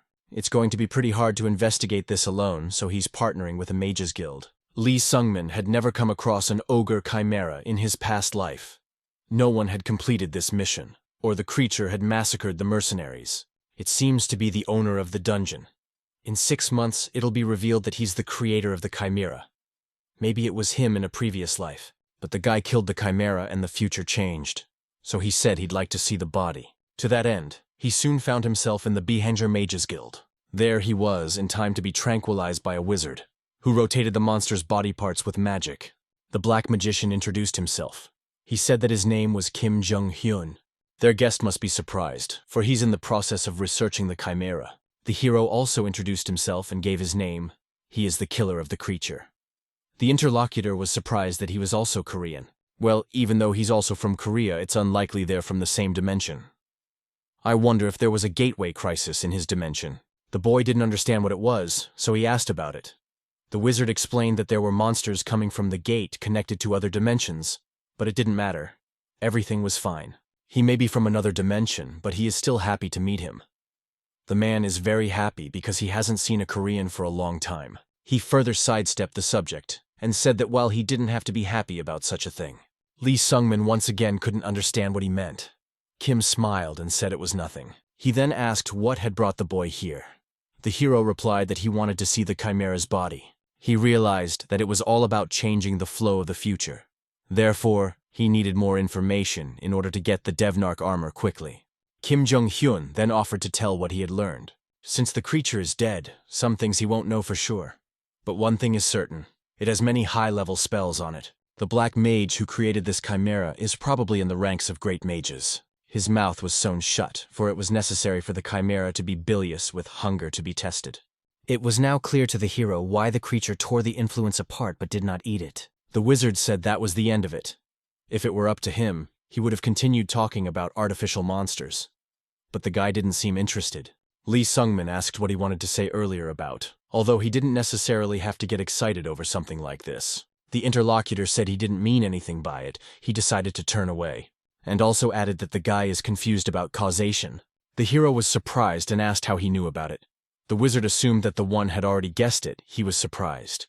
A black magician can calculate someone's soul. If he were in his shoes, he would have fallen into despair and gone mad by now, and further asked if the guy realized it. Lee Sungmin noted that he was indeed in for eternal torment after death. The interlocutor confirmed this.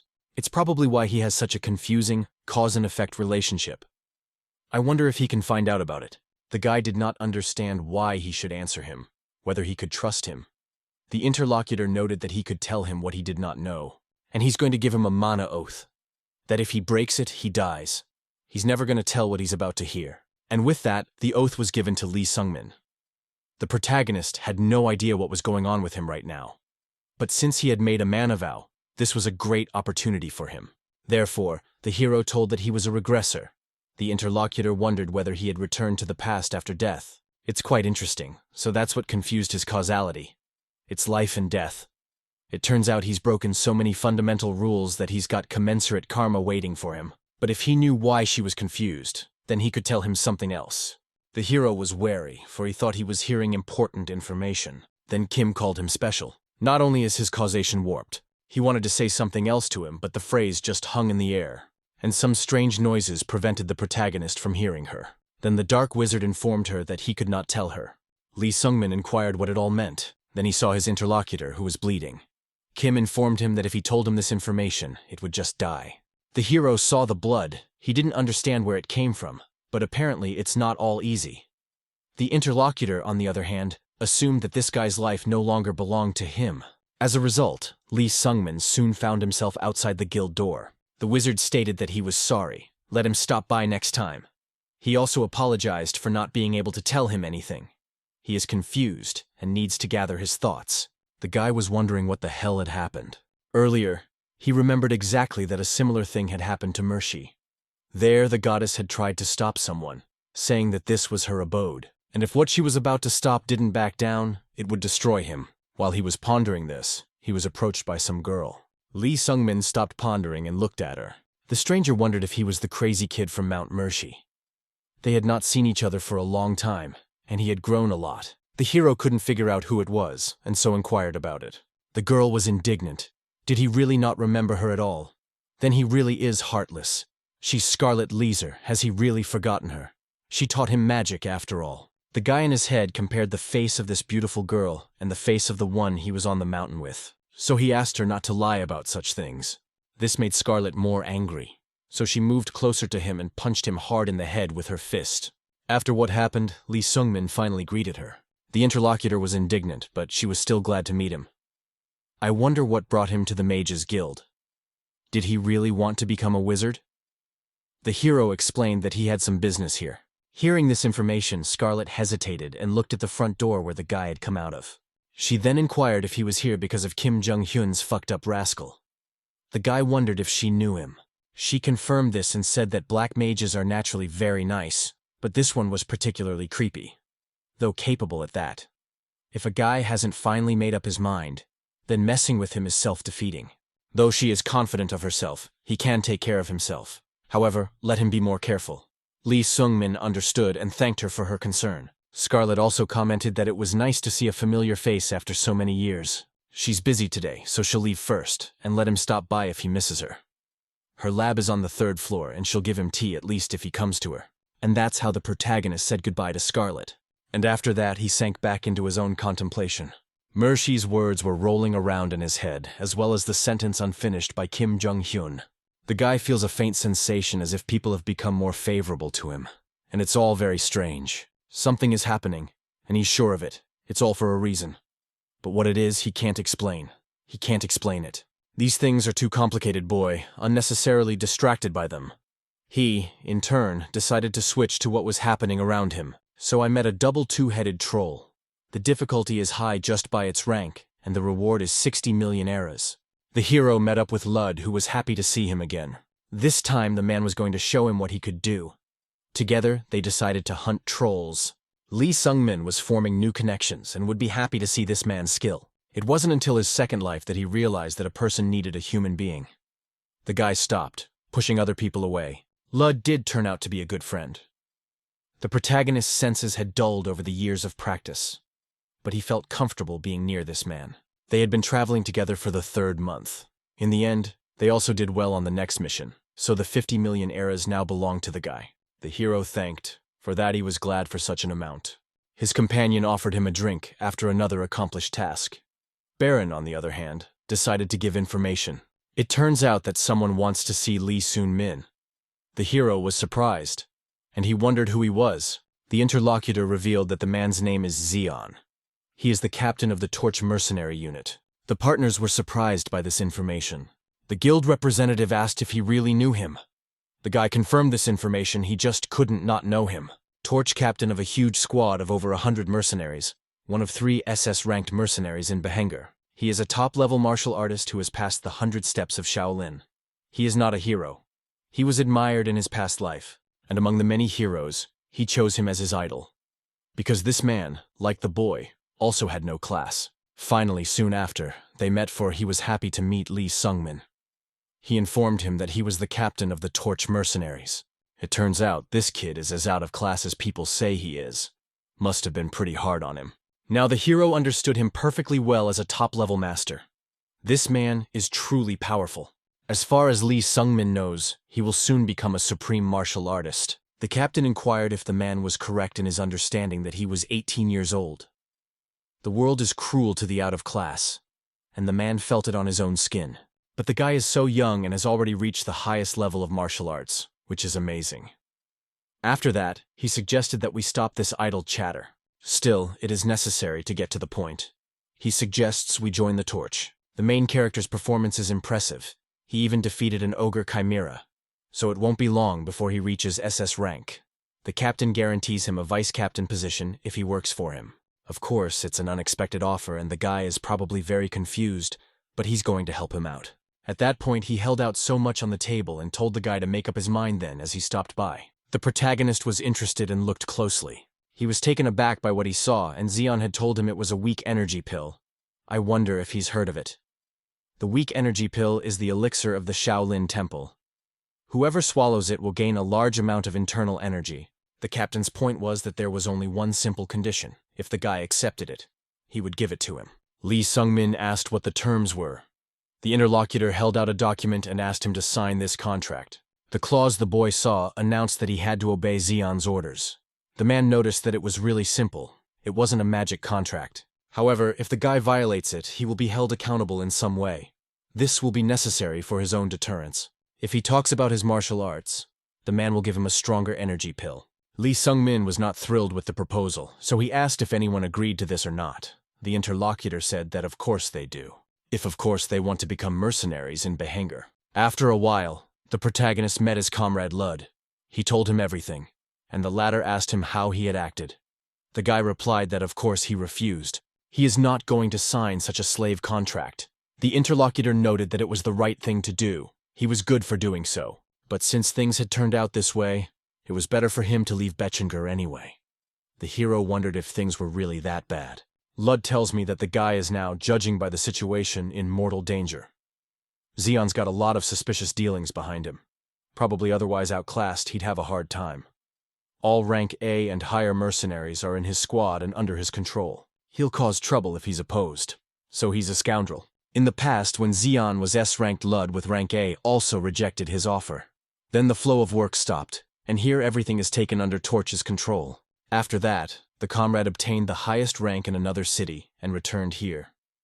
But Zeon had already become a top-ranked mercenary. This whole conversation made Lee Sungmin think. Speaking of a man he'd admired in the past, he'd never guessed such a thing. It's unclear how he must feel, having seen the ugly side of his idol. Suddenly a comrade asked if the guy wanted to go to Miktor's with him. It was that neighbor. But they were interrupted by a man in the audience. He wondered if they'd heard they'd found the Black Mage's dungeon. This could be the one that created the Ogre Chimera. They're supposed to be putting together a cleanup team, and at the head of this group will be the Torch Squad. Time passed and the hero arrived for his spear. The blacksmith informed him that it took a little longer, but the guy stated that there was nothing wrong with it. The weapon needed it not so urgently.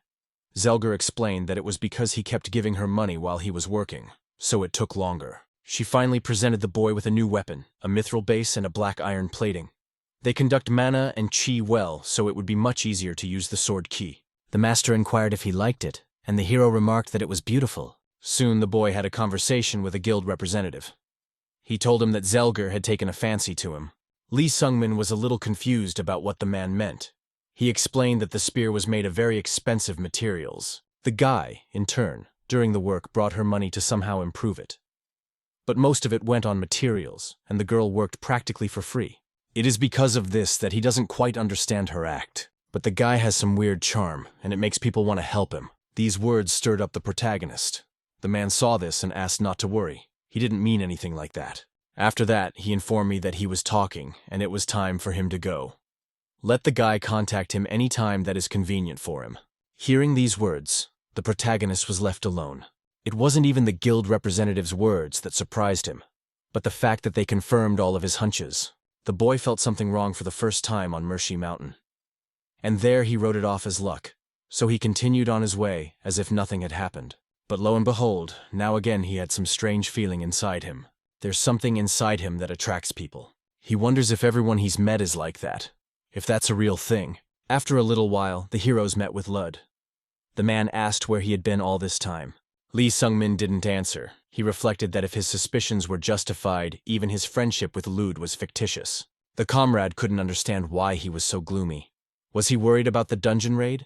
But he shouldn't worry because he was with him. Now the hero has turned his attention to raiding dungeons. It turns out that as the future changed, his anxiety was only confirmed. Since he had killed the Ogre Chimera, the guild began searching for the black mage responsible. The dungeon was discovered 3 months earlier than in his previous life. In addition to that, something else had changed as well. Zenon had arrived, and he noted that the boy was here again as well. Since a newly risen star joined the raid, then it would definitely be a success for them. That's how the guy started the war with the Torch Squad. In a previous life, they couldn't join this raid because of another mission. But this time, they're participating because the raid has been rescheduled. The captain saw Lud, who had also turned him down earlier. Him he greeted, saying they hadn't seen each other in a while. I wondered how he was doing. The interlocutor confirmed that a lot of time had passed since then. Zeno only asked them to be careful. The dungeon is a very dangerous place after all. One cannot immediately predict one's place and time of death. The protagonist realized that this man was saying this for a reason. He was literally threatening them. When they left, the comrade asked if he had just threatened to kill them in front of everyone in the middle of the chaos of the expedition. Lee Sung-min really thought for a long time whether he should join, but his stupid, useless abilities decided for him. He had returned from Mount Mercy 3 months ago and no progress had been made since then. To break through the plateau, he needs the magical armor of Devnar. It turns a third-rate warrior into a supreme martial artist. Lud pointed out that he would not act recklessly in front of people, so one should not forget about this head. What also surprised him was that this scumbag came out of a Shaolin temple. Where is this world going? There are only 20 people in the raid. 2 higher ranks, 4 slightly lower ranks, and 12 A ranks from the Torch participate. Even the guild leader Baron had joined this raid. The guy hoped he really wouldn't pull anything. Lud used his ghost sword technique and said he would trumpet his technique and head to anyone who would pull anything off. Lud had no reason to be involved in the neighborhood. He's only here because he was worried about the kid. Lee Sung-min was really grateful to him for this. After all, his relationship with Zenon would be jeopardized because of this. Once again, the joyful thoughts were overridden by the fact that it might all be fake. The hero decided not to immerse himself in these reflections, but rather to stop thinking. Soon, the guild leader asked if everyone was ready. Behenger's Mercenary Guild goes to the Dark Mage's dungeon. They really don't know what might be waiting for them inside, but they in turn are the best in Behenger. Let them be alert and then remove anything that comes in the way. Now, it's time to get to work. It was time for them to enter the dark dungeon. Thus the squadron headed forward. It was very dark inside. The beginning was fairly quiet. A mercenary of rank, a young Chul was walking at the front of the troop. Thanks to his mastery of external martial arts, his body is as strong as stone. But even the main end was torn in half like soft tofu. All over the comrades who were following him immediately stopped. They saw that the man ahead of them had been killed, so the one who caught his dead body began to scream.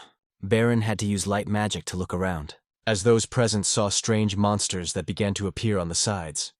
It became clear to everyone that this was going to be a very long night. The creatures that began attacking the mercenaries turned out to be chimeras. Zeno reported that things didn't seem to be going smoothly from the start. He prepared for battle. There was some strange creature headed straight at him, ready to kill him. It was attacked by the Torch Squad captain and killed in an instant. The protagonist watched this attack closely and realized that it was the 100 steps of the Mystic Fist. Really, this man is strong. Withdrawing with him, the guy won't stand a chance. It's also home to a huge number of chimeras that you have to fight. The protagonist knew very well that in his past life, this dungeon was empty. In that case, there is a possibility that the Dark Wizard is here, that is, the Dungeon Master. As time expired, the battle ended, and the hero realized that clearly something was wrong. He saw a huge number of chimera corpses as well as humans. Zeno, for his part, noted that they had too many casualties. So the question arose as to whether the raid could continue like this. The guild leader told him that his squad was almost unharmed. The man replied that it was not their own strength that was to blame. Lud pointed out to the protagonist that that bastard Zeno was only protecting his squad. Yet he expresses that he managed it all in the chaos. That uncle annoys the hell out of him. In an hour in the dungeon, the team lost 11 A-rank mercenaries. Only 1 hunter from the higher A ranks did not go into the Torch lineup. That's independent hunter Tan Misuk. Lud decided to greet her just the same. He told her that, thanks to him, she no longer had to worry, and introduced himself. The girl was only startled when she saw him.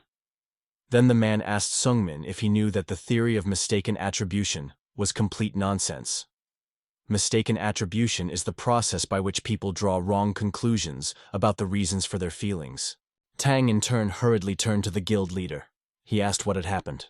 The girl noted that they had suffered tremendous losses. Baron understood and apologized, which is why you can't stay here. Otherwise, and how will they be able to face their dead comrades? Since the main core of highly ranked mercenaries were still alive, they could continue the raid. Her companion hesitated. She pointed out that in that case, a low-ranked mercenary didn't belong here. The head said she was coming back if she wasn't sure of success. But there's really no one to protect her on the way back. Tan remembered what had happened and also looked at the bodies of the dead comrades and monsters. Therefore, she drew conclusions quickly and announced that she would go with them. As a result, the raid was again continued. At the head of the squad was a new man. He noted that it was quiet. Someone suggested that those monsters were just stalling for time. The dungeon master might have even escaped when they were on his trail. There were undoubtedly many chimeras there, and they could be used to buy time. The guild leader asked them not to let their guard down because of any speculation. They agreed, but suddenly the one in front asked to wait. There was something up ahead. It's some kind of door. The wizard applied his magic and reported that there were no traps, and it was a normal door. Despite his words, the hero was still wary. After that, the front door was unlocked. The mercenary who entered first reported that there was nothing here. It was a simple library. Baron added that there are no traps here either. The space is quite large. It is necessary to split up to explore it. Lee Sungmin saw this place and realized that this was exactly what he was looking for. In a past life, the man who found the armor stated that his life changed for the better when he received it. As he walked across the cave, he saw a door, and behind that door was a huge library. Now the main character was faced with the question of what books he had touched then. This information he didn't know, so he started slowly going through all the books. And then, surprisingly to himself, he discovered the very thing that opened the secret door. The boy was greatly relieved when it happened. Devnar's magical armor should be down. But Zeno was also interested in this entrance. He asked what it was. Could it be some kind of secret passageway? I wonder how the kid managed to find it, though. It's a good job. Lee Sungmin replied that he came across him by accident. The man stated that he was very calm, and since he was saying such things, and he, in turn, really likes people like him. While he was saying this, the hero felt danger approaching him. Hiding behind a wall, the man prepared a punch, and when he hit, the guy was able to react. The torch captain was surprised that the man had managed to dodge. He liked him a lot better now, though. Therefore, if he doesn't have it on his side, we'll have to get rid of him. With that kind of talent, the guy might even surpass him one day. Baron has left with his subordinates to another room, so no one can interrupt them. Suddenly Lud appeared behind his back and asked who said that. Zeno couldn't believe it. His subordinates were supposed to be guarding the entrance. He explained that he had used the ghost sword technique. He knew the man would do it. He was always waiting for the opportunity, and finally showed his true colors. The protagonist inquired as to how his comrade came to be here. The latter noted that if he died, he would kill him to stretch him. And while Lud was chatting, Zeno attacked him and threw him back down. Then he said that now it turns out these guys think they can beat him. Lee Sungmin realized that their chances were obviously low, especially if Torchlight's backup came up. So he decided that a different course of action was necessary, grabbed his comrade and ran downstairs. Lud inquired what he was doing and why. The hero noted that they needed to get downstairs as quickly as possible. He pondered on the fact that Devnar's magical armor increases the strength of the weak. If he got it, he would have a chance to win. After a little while, he was already downstairs, and there he saw the coveted item. It was the armor he had been looking for. While Lee Sungmin was about to put it on, Lud stood up to defend it, for he saw and felt that Zeno he was pursuing them.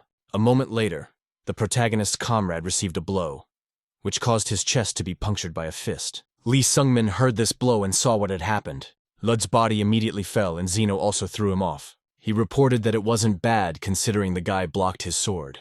Lee Sungmin didn't listen to him. He was very confused by what had happened. Thoughts of his mate and their time together flashed through his mind. And now his body was lying on the ground somewhere. This made the protagonist go mad. He was very angry, so he immediately rushed to the attack. Zeno wondered what he was up to in the first place.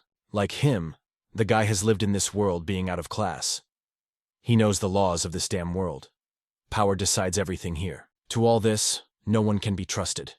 Even the trash lying around would have given it away sooner or later. Although he understands everything, there is no point in this conversation, because the guy is not listening to him at all. So he has no choice but to die, and the man is just about to counterattack. In a burst of madness, the guy even managed to block this blow, but the force of it sent him flying off to the side. The torch captain was surprised that he blocked his blow again.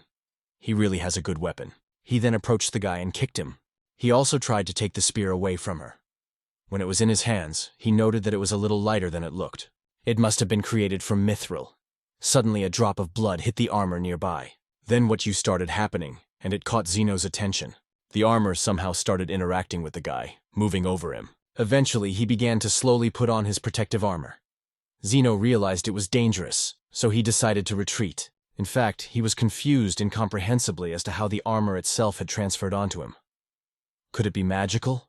The process of dressing up Lee Sungmin was completed, and a strange aura began to emanate from him. It seemed that he was no longer the same person he had been a few moments earlier. The torch captain couldn't believe it. What kind of dark energy was this? He senses that it's not that simple. It's something very dangerous. But suddenly the release of that dark energy abruptly stopped. The opponents were both surprised at what happened. Zeno immediately attacked. He wondered what it was. What is this dark energy anyway, and where is he dressed now? The man wanted to fight you. The guy fought him. He's definitely gotten stronger since he got the artifact. Lee Sungmin himself realized that this was true, but he didn't understand what was happening. He didn't feel any change in his internal energy and legal abilities at all. Walking up to him, Zeno said the guy was really good at dodging. But it's time to get on with it, because time is of the essence. The guy was angry because his strength hadn't increased, and he wanted to send everything to hell. The torch captain had already attacked him. Suddenly something appeared next to them, and that entity was surprised that the guy got Devnar. And this is a really good item. Either way, there's probably going to be a lot of blowback. The opponents are paying attention to him. Zeno turned his attention to the entity and attacked it. The stranger defended himself with some sort of barrier, and asked if the contract with Devnar had been finalized yet. That was strange. Plus, his soul karma was off course. The protagonist's honed sixth sense was screaming to him at that moment that he wouldn't fight it by no means. And she informed him that the guy would become excellent at relationships. At that time, the other members of the squad heard a noise. They did not understand what had happened. And the guild leaders saw the dark entity and asked if he was the dark and mage master of this dungeon. The creature turned its attention to him and held out its bony hand. The wizard was dumbfounded. He thought it was a lich, so shouted to the others that it was something dangerous, have them run away immediately. And before he could even finish the sentence, he was immediately killed by a creature. Whoever did it didn't strain at all, using only one finger. Those present were horrified that their leader had been killed and the way out blocked. Lich reported that normally they would not have been able to come here. He allowed them to do so. He's in a good mood today, and he is grateful. Now there is a better offering than Ogre Chimera. The day of the fulfillment of his prayers is at hand. This creature is a lich called Prescan. Just like that, the battle was over before it even started. The Dark Mage killed absolutely everyone, including dozens of SS-Ranked mercenaries. Baron, who stood against the Great Mage, was cut in half in a flash of eye. His lifeless body rolled to the floor. And even Zeon was captured. Lee Sungmin did not understand why he was in such a state. It seemed to him that things would be different in this life. That he had grown from a larva and a cicada, and that he had become something more. But now, he lay tied up right in front of his comrade's breathless body. It was then that he realized he was still a mere maggot. He then closed his eyes, and when he opened them again, it was the lich opposite. The creature looked at the guy carefully and noticed that he was already awake. He welcomes him into his own workshop. The hero tried to get out, but Prescan informed him that there was no point in fluttering. He wouldn't be able to break those chains. After that, the creature began to laugh as if to mock. Suddenly he informed me that this may sound really weird, but he wants to be a woman. Women, truly awesome, in their power, a power no alchemist could produce. He had tried every method, but he had not become a woman. Magic failed him, and he gave up his life as well as his flesh in exchange for eternity. For only with an infinite time crisis could he find answers, and in the end it turned out that he found the solution to this problem. Although he himself cannot produce life, he knows the way to create it. It's true, he really wants to give a start to life. Like he said earlier, it's a very good day indeed. As his past, he met a buddy with messed up karma. He turned out to be a monster beyond his control. But if he uses someone like this guy, a person with messed up karma, as an offering, then maybe he'll get closer to fulfilling his own dream. Getting close to the protagonist, Lich touched him and started reciting some kind of prayer. Lee Sungmin felt that something was beginning to happen to his body. And right in front of him, out of a bony hand, he saw something that looked like an eye. Soon there was a strong feeling as if someone was watching him. A very strange thing was happening to the guy's body in the old one.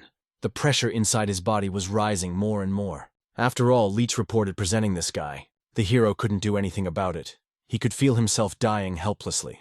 The huge eye that was watching the whole process suddenly said something in a strange language. Hearing those words, Prescan was surprised. He couldn't believe what he heard. So the person he was giving it to had an attitude.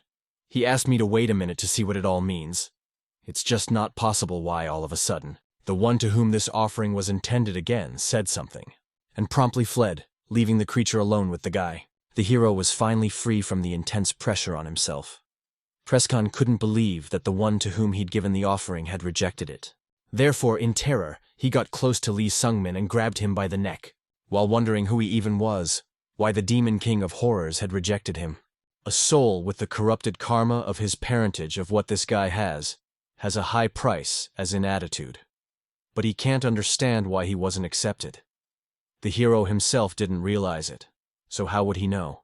Lich continued to wonder who he was. He must look into his memories. In this, he used his magic on the guy to show him everything. When the dark creature entered his head, the protagonist once again lost consciousness. And when I woke up when time ran out, Lich was gone. Lee Sungmin was able to breathe a sigh of relief after realizing that he was still alive. But the next instant he heard something that made him more wary. The sounds he began to hear were getting stronger and stronger, and there were more and more of them. They caused the guy to lose concentration again. It was too noisy. And the moments that happened earlier with Zeon came to mind. Or something that was many times more powerful than him. All these thoughts, as well as the sounds, made the guy more and more angry. The sounds of the cicadas that had disappeared after killing the Ogre Chimera had returned again. But soon the protagonist was able to move.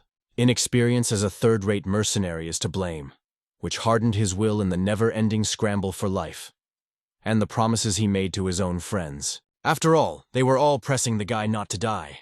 Remembering, their heroes repeated the phrase he told everyone that he would never die. Thus, the guy was used to this is a common return to the past.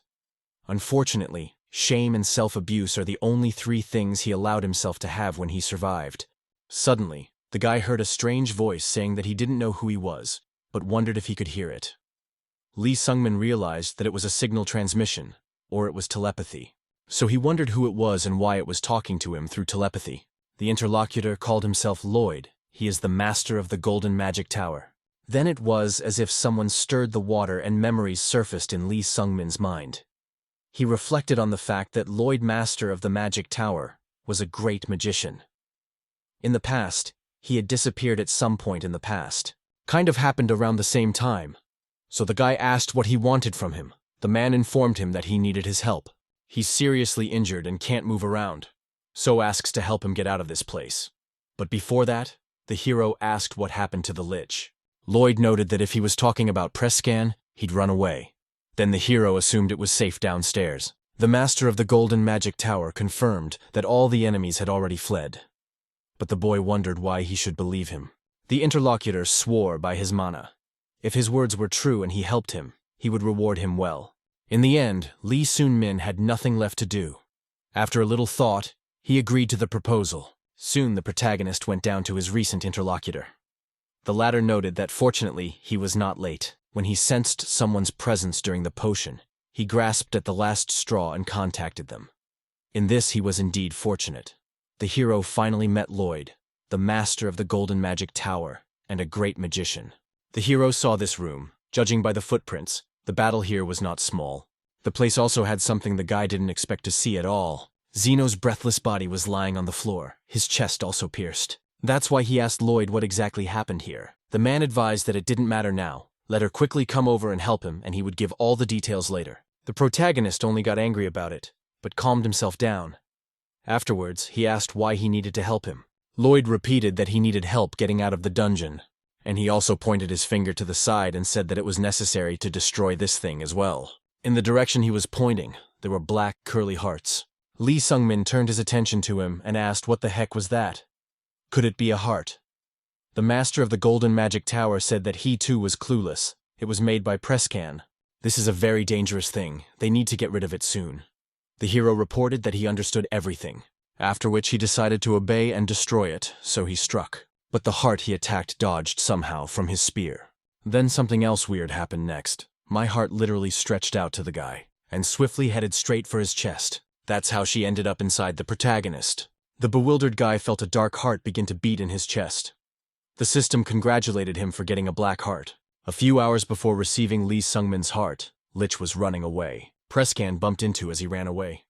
At that moment, he pondered who this guy was. The creature used magic that destroys a person's consciousness to extract Lee Sungmin's memories. But she, in turn, was reflected for some reason. How it happened, the Lich didn't understand. The other magic worked without misfires, but only the one reading the memories was reflected, and even the Demon King of Horrors refused to accept it. The creature realized that it was badly wounded and had used up too much mana. He ended up in a room with 3 bodies in it. In the air above, a few of them were 2 black hearts. Prescan figured they'd be just the thing to help him. He needs these guys to restore his own mana. Zeno was still alive at that moment, but pretending to be dead. The others in the room also appeared to be alive. But the Lich had sucked all the energy out of them so much that they begged for his death. After the 2 were destroyed, Prescan decided that they were now better off teaching. He then turned his attention to the body of the remaining man, and wondered if the charming rascal had decided to pretend to be asleep. It became clear to Zeno that he had been exposed. The Dark Wizard could not believe that this man had freed himself from the magic chains. He was very strong to have done such a thing. The man wondered if he would do to him what he had done to the others. The interlocutor smiled and said that the benefits would be much greater. For a soul of this level, something could be done again. Suddenly Lloyd appeared. He asked what it was he wanted to do here. It seems Prescan is still doing this disgusting and irreverent research. Leech couldn't believe it was Lloyd. The master of the Golden Magic Tower had died that it had been 10 years since they'd seen each other. And he'd finally found him. The interlocutor called him a persistent scoundrel. Does it still haunt him? Lloyd said he looked really bad. He must have taken a lot of damage or something. Although it was all for the best, it would make his task easier. He would first destroy his body and then slowly search for his life force vessel. Zeno turned his attention to Lloyd. He must be the master of the Golden Magic Tower and a great magician after all. The man is going to help him, so he offers to destroy this evil together. The interlocutor apologized and said he wasn't strong enough to help, so he asked to just stay out of the way. And as they chatted, Prescan thought to himself, "This is some kind of horror. What the hell is going on today? The Demon King of Terror has rejected his offerings to me, yet this monster has found him." Eventually, he turned his attention to a few dark hearts hovering in the air. He realized that he wasn't giving the ending completed, but he simply had no choice. So he applied his own power to one of the hearts. Lloyd asked what was wrong with his mana flow. He didn't realize what this monster had created. The Dark Wizard asked if this was what he had dreamed of, and the result of his research was so interesting. Afterward, he called it the highest stage of evolution. Suddenly, the heart that had been hovering in the air was shattered, and from it, a new creature was born into the world. Those present turned their attention there, and it turned out that a girl had been born. Prescan realized that it was far from complete his heart, and his physical body was not yet ready. One heart, however, he did have. Nothing bad will happen if he uses this unfinished product to overcome this crisis situation. And a little later, he'll complete the perfect heart. Lloyd was not going to watch what was going on and informed him that it was a futile effort. He was going to win with this one. So he applied a skill of his own that seemed very strong. He informed the girl to take care of him, this rascal, and should not survive. The Golden Magic Tower Master immediately applied his skill towards the Lich. The newborn girl was ready for it and used her own power, thanks to which the deadly skill that was aimed at her master was dispelled. Lloyd simply couldn't believe what he was seeing. His magic simply dissipated. Prescan praised the creature and wanted to say something to her, but she interrupted him. She called the Dark Wizard her father and informed him that she was very hungry. After which she repeated the phrase and concentrated directly on Zenon. A moment later, the man saw the monster coming toward him, and that was the last he saw of her life, for his chest was immediately pierced.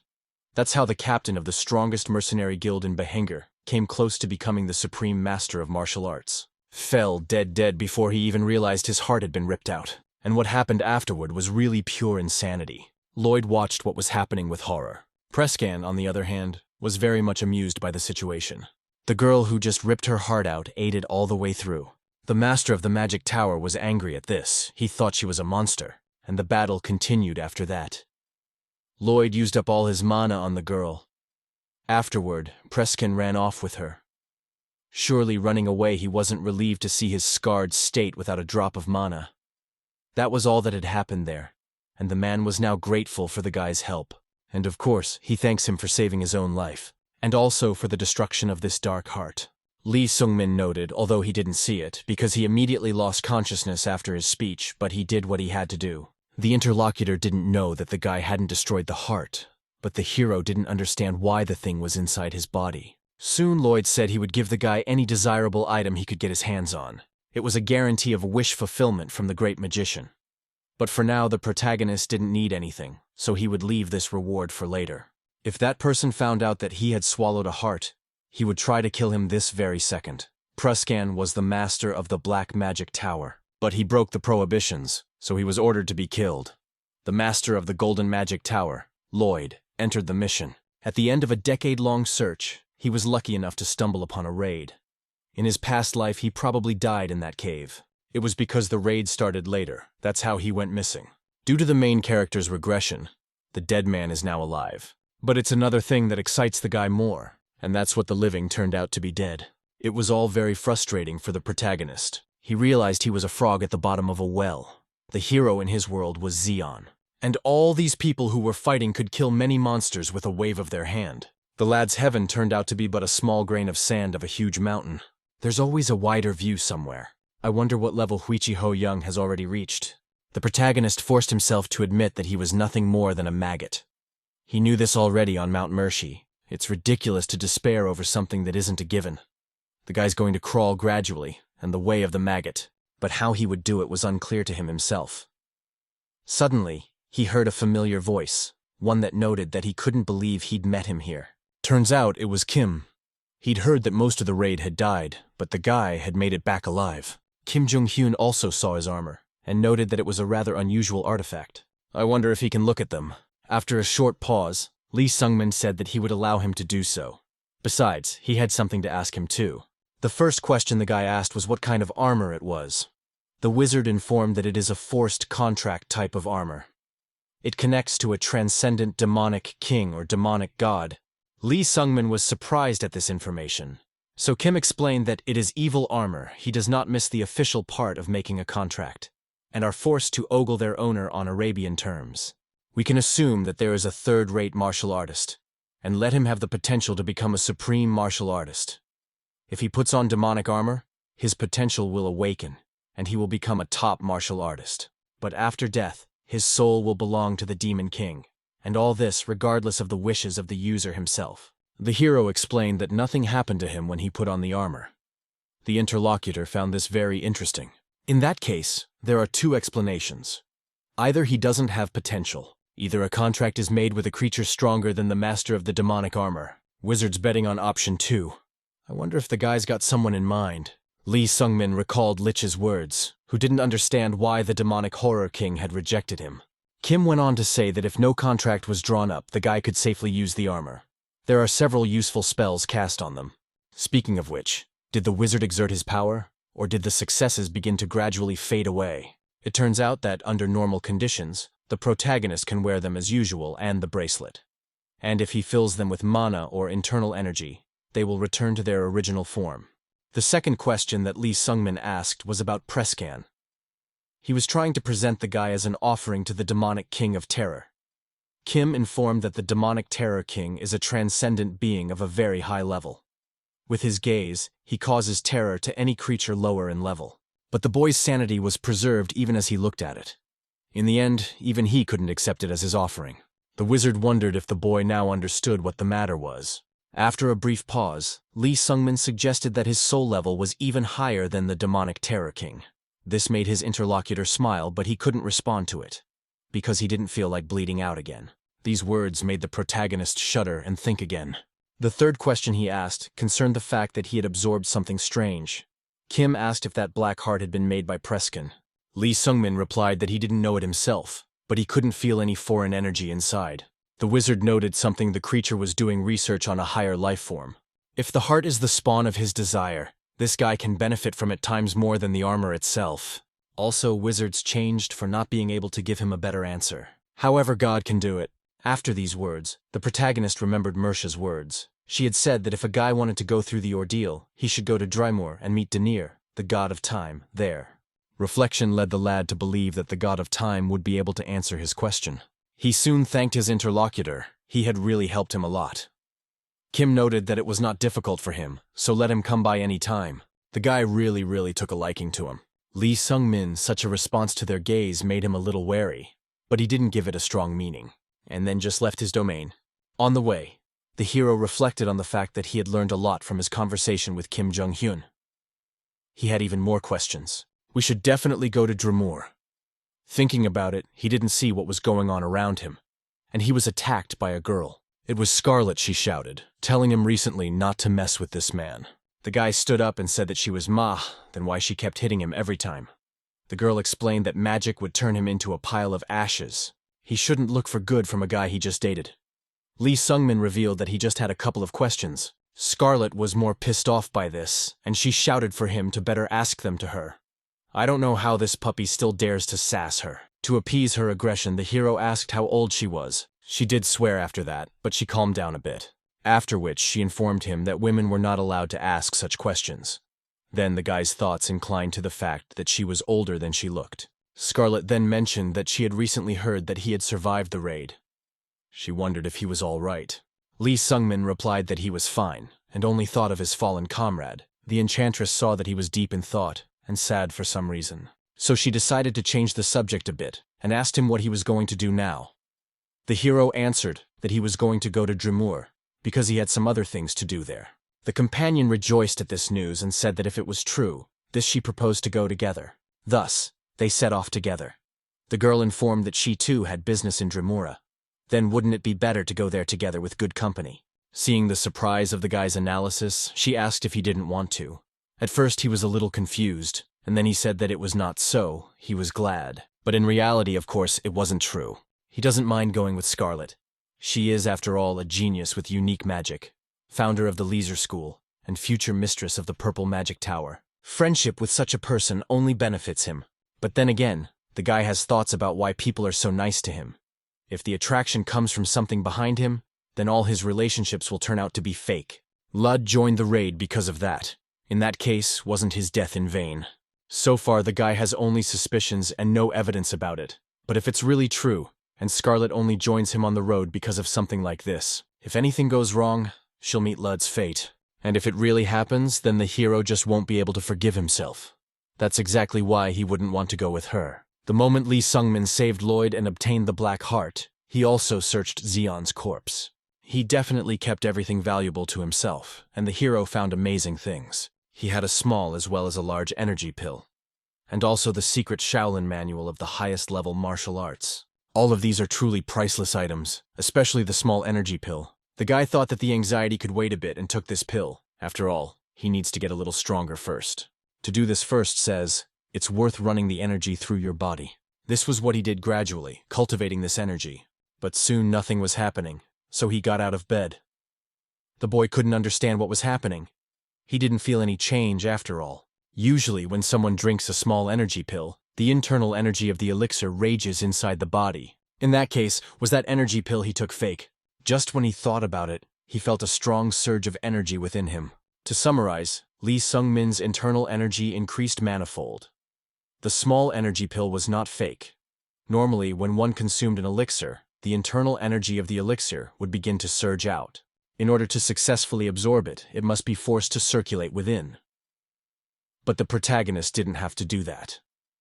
He managed to absorb all the internal energy of the weak energy pill. It's hard to absorb even a fraction of it, but the guy thinks he's been able to internalize all of it, though he couldn't understand what had happened then. Is it possible it has something to do with his dark heart beating in his chest? After these musings, the hero also turned his attention to the large energy pill. To be sure of his speculation, he decided to apply it as well. And soon a large stream of energy spread out and completely encircled into his body. The guy managed to perfectly stroke the internal energy, and the small as well as the big energy pills. He was now almost on par with a supreme martial artist in terms of internal energy. But why is it that he can effectively absorb it without loss? Is it really the influence of the Black Heart? No one could tell him that for sure, but it was incredibly beneficial. Lee Sung-min was simply able to make up for his eternal lack of internal energy. Now he also needs to take care of the writings he managed to get from Zeno. Eventually, after a little thought, he came up with a brilliant idea. And he informed Scarlet that he was now heading for Bredon, not Drimor. Thus, it turns out that he won't be able to go with her, so he apologizes for that. The girl didn't understand why he had changed his direction abruptly. Lee Sungmin explained that it was because he had gotten the secret martial arts manual of the Shaolin Temple. Now he wants to return it, and the Shaolin Temple is located in Bredon. Scarlet was surprised by this. Is he some kind of simpleton? Why would he even want to return the secret martial arts manual there, let them study it, and then sell it afterward? The hero reported that he had already calculated it. And it turns out that a bunch of similar manuals are on the market, and no one will want to buy them. It will be really hard to sell it for the real price. So the guy intends to return the book to the Shaolin Temple and get a reward for it. Scarlet asked if that was the reason he couldn't go with her. Lee Sungmin confirmed that she only had business in Drimura. But the girl suddenly smiled and said that they are not only there in Bredon, she also has other things to do. The hero was surprised because of this.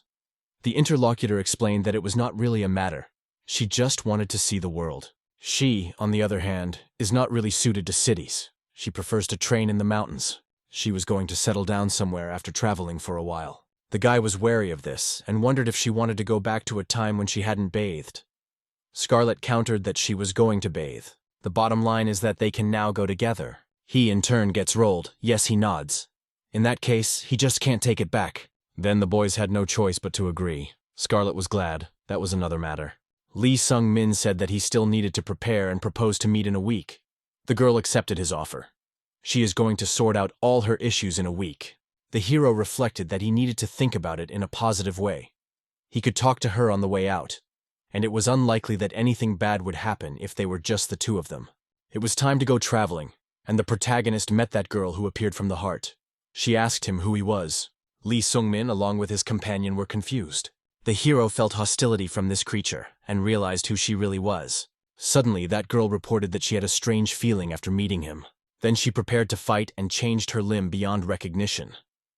It would seem that she is some kind of chimera. The dark hearts of the two began to resonate with each other, and the girl wondered again who he really was. A little earlier, Prescan had been pondering the fact that Lloyd had gotten too strong. Because of this, he barely survived. No monsters are called geniuses. If he hadn't awakened his child in time, it was unlikely he would have even left alive from there. The girl was sitting somewhere off to the side, and he tried to address her. But there was never a hint of her reacting to him. So Leech turned to her once again, and she looked at him. The dark wizard suggested that, apparently due to the rush of waking up, he wasn't controlling her very well yet. She doesn't really obey his orders, and it's also unclear what she eats. But at least she's not attacking him, and that's a good thing. That means the seal of obedience she's put on her is working well. Walking up to his child, Prescan asked if she remembered what he said. His heart is where it first opened its own eyes. So he inquired if she would find him, and the girl nodded. Next he asked if she'd be back soon, and she just nodded again. The wizard realized she wasn't going to talk to him, so just sent her off to go get her heart. And that creature he created just went to an unknown destination. Prescan was horrified, not sure where she went. She probably just goes wherever she wants to go. On the way, the girl reflected on the fact that her father had asked to go to another place. But there is something strange there. Her dark heart beating in her chest is beating very hard, and it's strange. I started to wonder what that feeling was. It's going to turn out like it's some kind of bad thing. Therefore, upon meeting Lee Sung-min, the girl asked who he was. After that, she did something to her arm, and it became more like a monster. Next, she rushed forward to attack the hero. Since the guy was confused, he didn't do anything about it. So Scarlet called him an idiot, and didn't understand what he was doing. Along with those words, she also used magic on the attacking enemy. The attacking creature's limbs were damaged and blazing. The enchantress shouted to the guy to get ready, or else she wanted to die here. Lee Sung-min apologized. Just something suddenly started happening to his heart. The interlocutor was surprised, so she asked what the child was. The boy thought it was the Prescan chimera Lloyd had told him about. But why is she here? Could it be to get his heart back? According to the wizard's tale, she killed Zeno without blinking an eye. And even the great mage Lloyd had a hard time surviving a meeting with her, even though he was fighting Prescan at the same time. Now the hero was confused, wondering if he could pull it off. But he remembered that Scarlet was beside him, the one he needed to protect, and the thought slipped into his mind that she could also die like his former comrade. Therefore, deploying his armor, Lee Sungmin decided that he should be able to handle it. The Chimera noticed that the guy was getting ready to fight, so she changed the other limb as well, after which she immediately attacked the guy. He managed to block one limb with his spear, but he felt the second one approaching his blind spot, so then he had to defend himself there as well, which he did pretty well. With his new skills, the guy was even able to do damage to those limbs. He was well aware that this rogue's attacks were quite unusual, and her fists were stronger than even a Chimera ogre's. If the guy hadn't increased his internal energy with Alexander's help, it would have been a hell of a problem. How lucky he was to ask Zelger to lighten his armor, and now he could move much faster. Suddenly Scarlet called the hero an idiot and ordered him to back off, after which she used her magic to attack the Chimera. The girl sensed danger from her back, so turned her attention there, and tried to defend herself with her other limb, though it was difficult to do so. Scarlet noticed how hard it was on her enemy, so she assumed it must be painful, and also very hot, though she has a strong magical resistance. Though she can neutralize most spells, Scarlet's magic is a bit special. Ordinary magic resistance, useless against her. This is her specially enhanced secret magic. If the Chimera doesn't want to turn into coals, then let her quietly surrender. Suddenly she saw herself being carried sideways with a swift attack. The protagonist also saw the danger coming, so he helped the girl get out of there, after which he remarked that his debt for help could probably be said to be extinguished. The girl confirmed it. Lee Sungmin recognized that the attack used by the Chimera was something very similar to him. Reflecting on the similarities, he realized that it was the 100 steps of the mystic fist that Zeno used.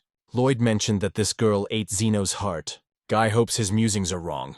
But is she really capable of absorbing abilities? If so, this Chimera is a monster. In the end, the battle between these two continued. Lee Sungmin once again blocked his opponent's strong lunge. He thought he could neither parry nor defend himself against it. Suddenly, the girl spoke to him. She noted that she had recently asked a question why he was not answering it, and once again she wondered who the hell he was. The guy was a little confused that this creature was talking to him again. Suddenly, Scarlet intervened in their fight and attacked the maiden with her magic, after which informed this babe that she pinned good luck stars on her. That's why she would advise her to count them. It made Scarlet laugh that this Chimera was infuriated by her attack. In that case, Boston's kill her if she had so much emotion in her. With those words, she infuriated her enemy. Suddenly the Chimera felt something strange, and from underneath the ground something was holding her back. It was some kind of hands. The enchantress noted, let her attack her if she could. And at that moment, the protagonist didn't hesitate and tried to attack this creature. The Chimera sensed danger approaching from the other side, so she realized that action was necessary.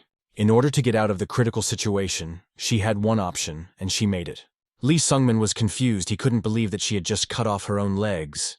The Chimera, thanks to its limbs, jumped back in the other direction at a safe distance, and she landed already there on her own feet, which came from somewhere. Lee Sungmin and Scarlet just couldn't believe it. It turns out she regenerated immediately. Scarlet noted that it was true. She was a monster. Even the part of her body that the girl had burned from her, she'd rebuilt perfectly. It's pretty annoying after all. The hero asked what that meant, whether this situation was merely annoying her. The interviewee confirmed this. Even perfect regeneration has its limitations.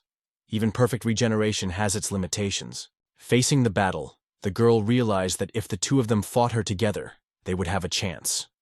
More precisely, that way they could continue to do a lot of damage to her. Sooner or later, her mom will run out and victory will be theirs. Chimera heard what the two had been chatting about all this time, and it made her smile. After which, she released a huge stream of energy from her body. Scarlet then announced that she was taking it back.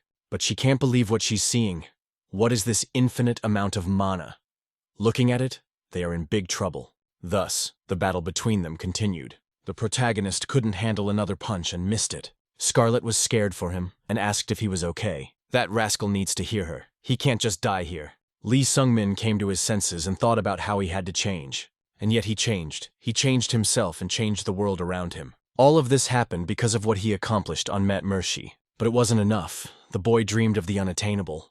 The larva he thought he was all along can only crawl. If one step is not enough, then dozens or hundreds of steps must be taken. But in spite of everything, the boy thought he couldn't do it. One step was enough for him. The truth is that he didn't just leave Mercy Mountain because of the demonic armor. And he had run into a wall that proved to be simply insurmountable to him. Got out, tempted by the easier way. Technical armor turned out to be just an excuse to leave that mountain.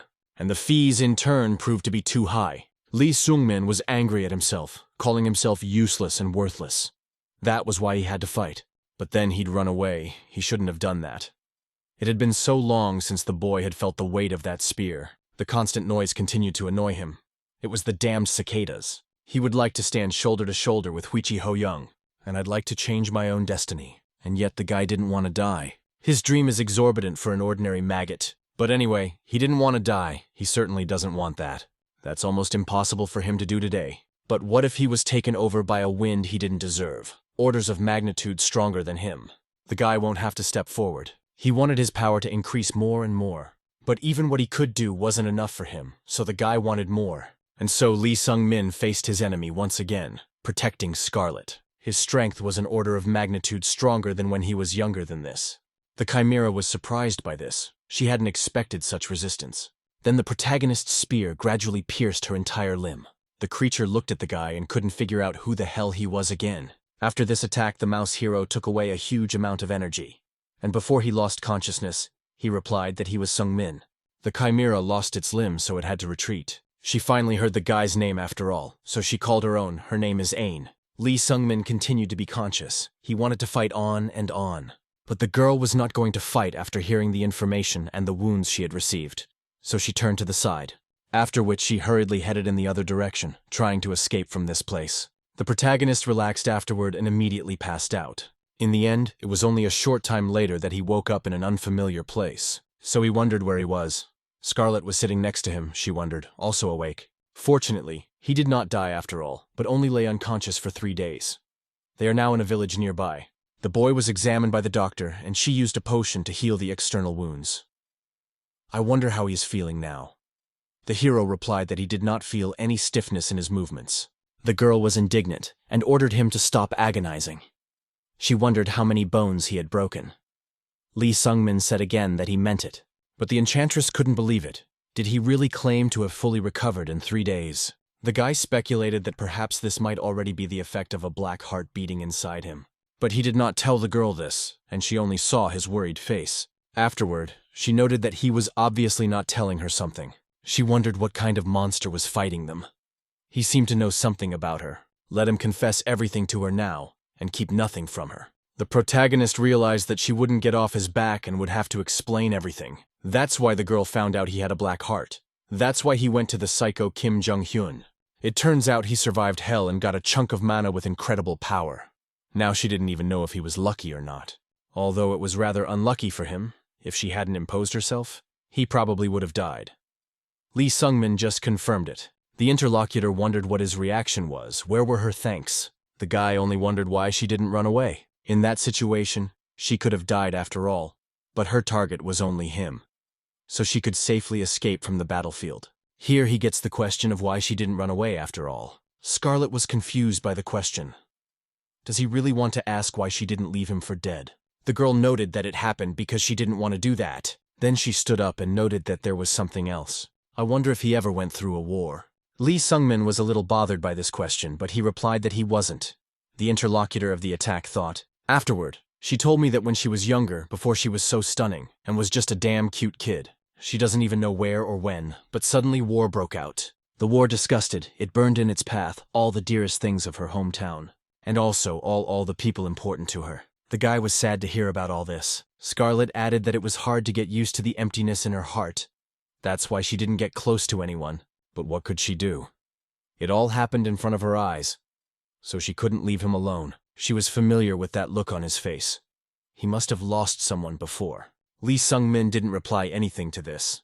But the expression on his face spoke for itself. The sorceress walked over to him and told him not to worry about the little things. She was still alive after all. She has survived the war and all the hardships in her own path, and luck favors her. The guy, he objected, was on the brink of death. The girl noted that she had her best technique stashed away for such an occasion. She would have survived even if he hadn't caught the last attack. Does he travel alone because he's afraid the people around him will die? She's going to give him advice as an elder. If he does not want to lose important people to him, then he needs to simply become stronger. Let it become so strong that it will never be in danger again. She's not doing this on her own. Lee Sung-min smiled and asked if anyone didn't know that. Scarlet noted that they did.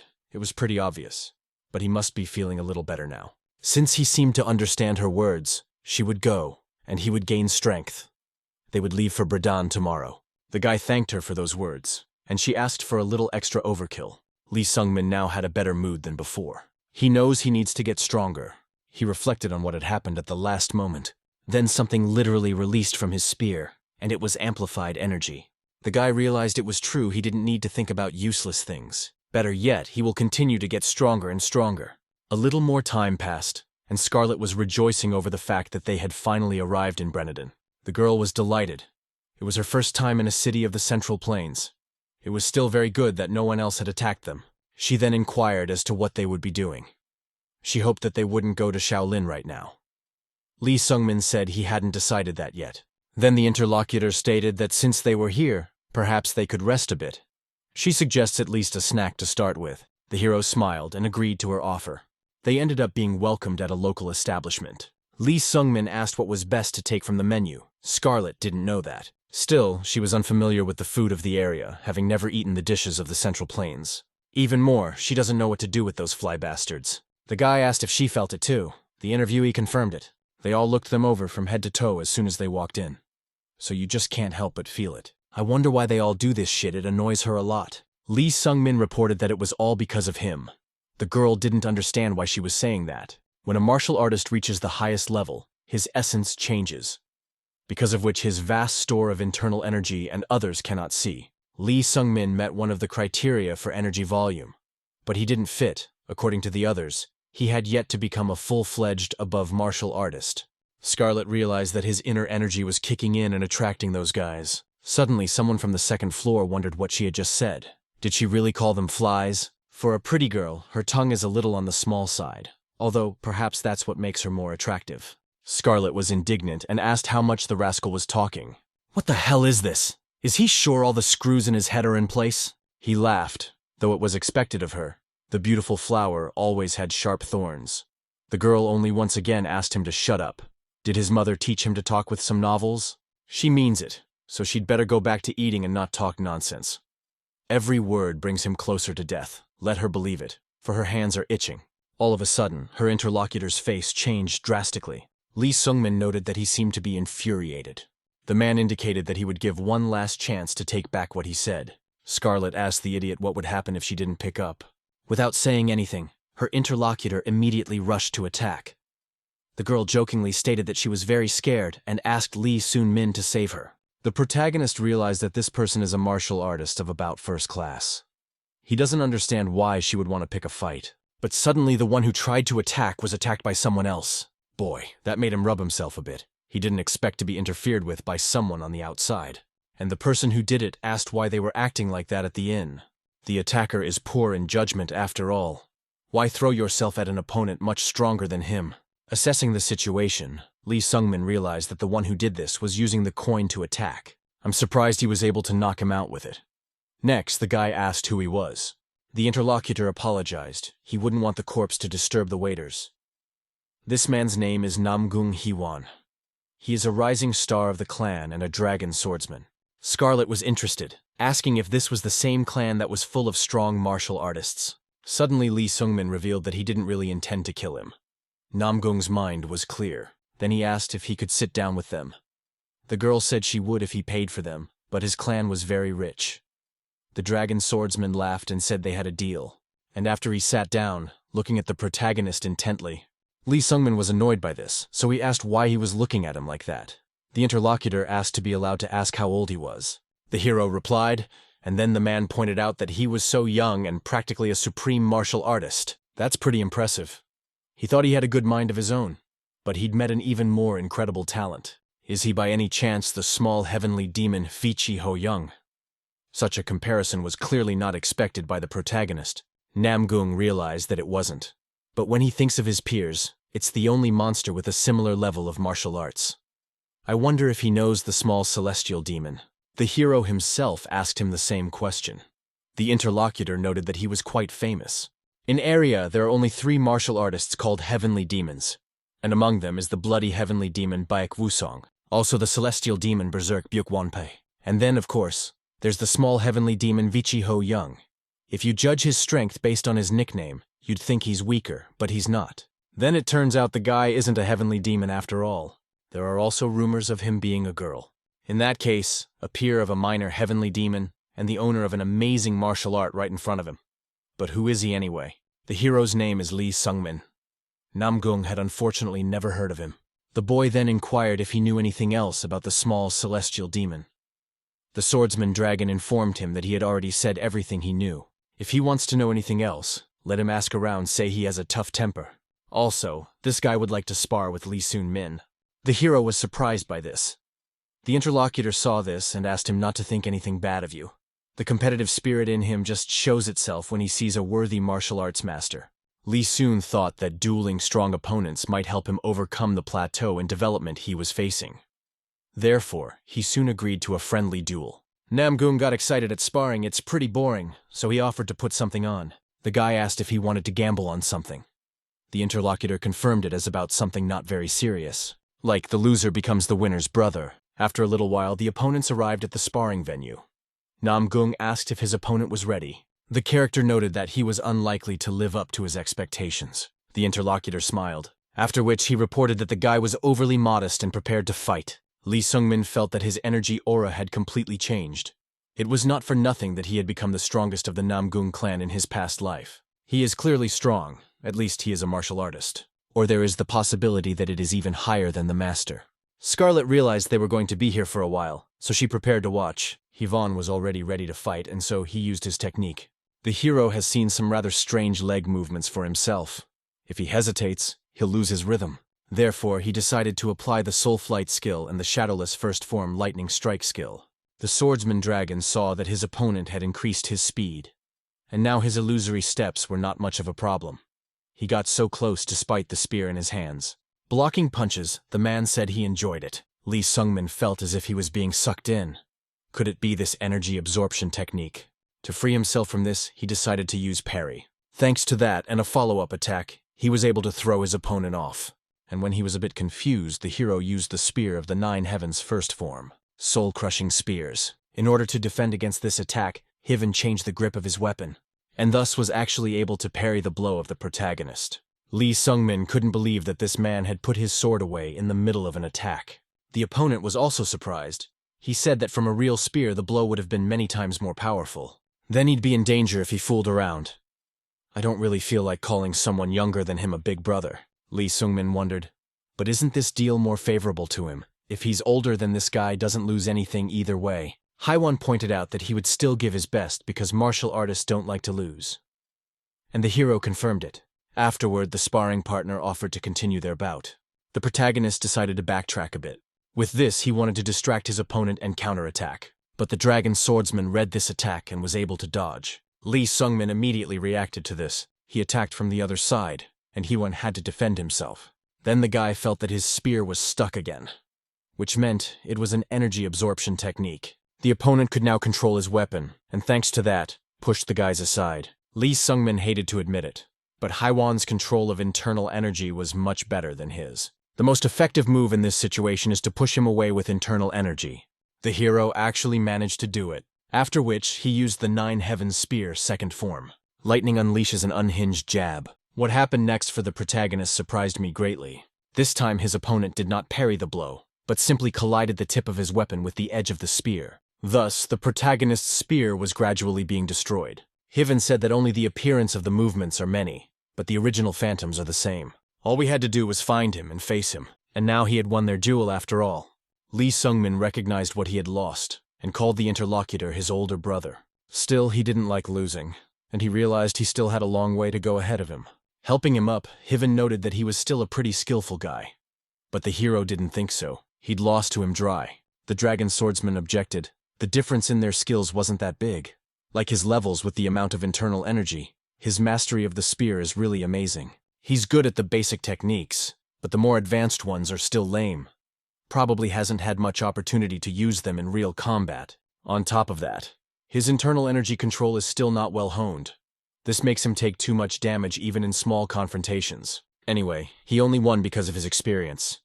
If Lee Sungmin also gains experience, he will be able to do anything. By the way, since they were brothers now, he hoped the guy would keep him company. The hero inquired, but where he would go. Haiwan announced that he was heading to the Shaolin Temple.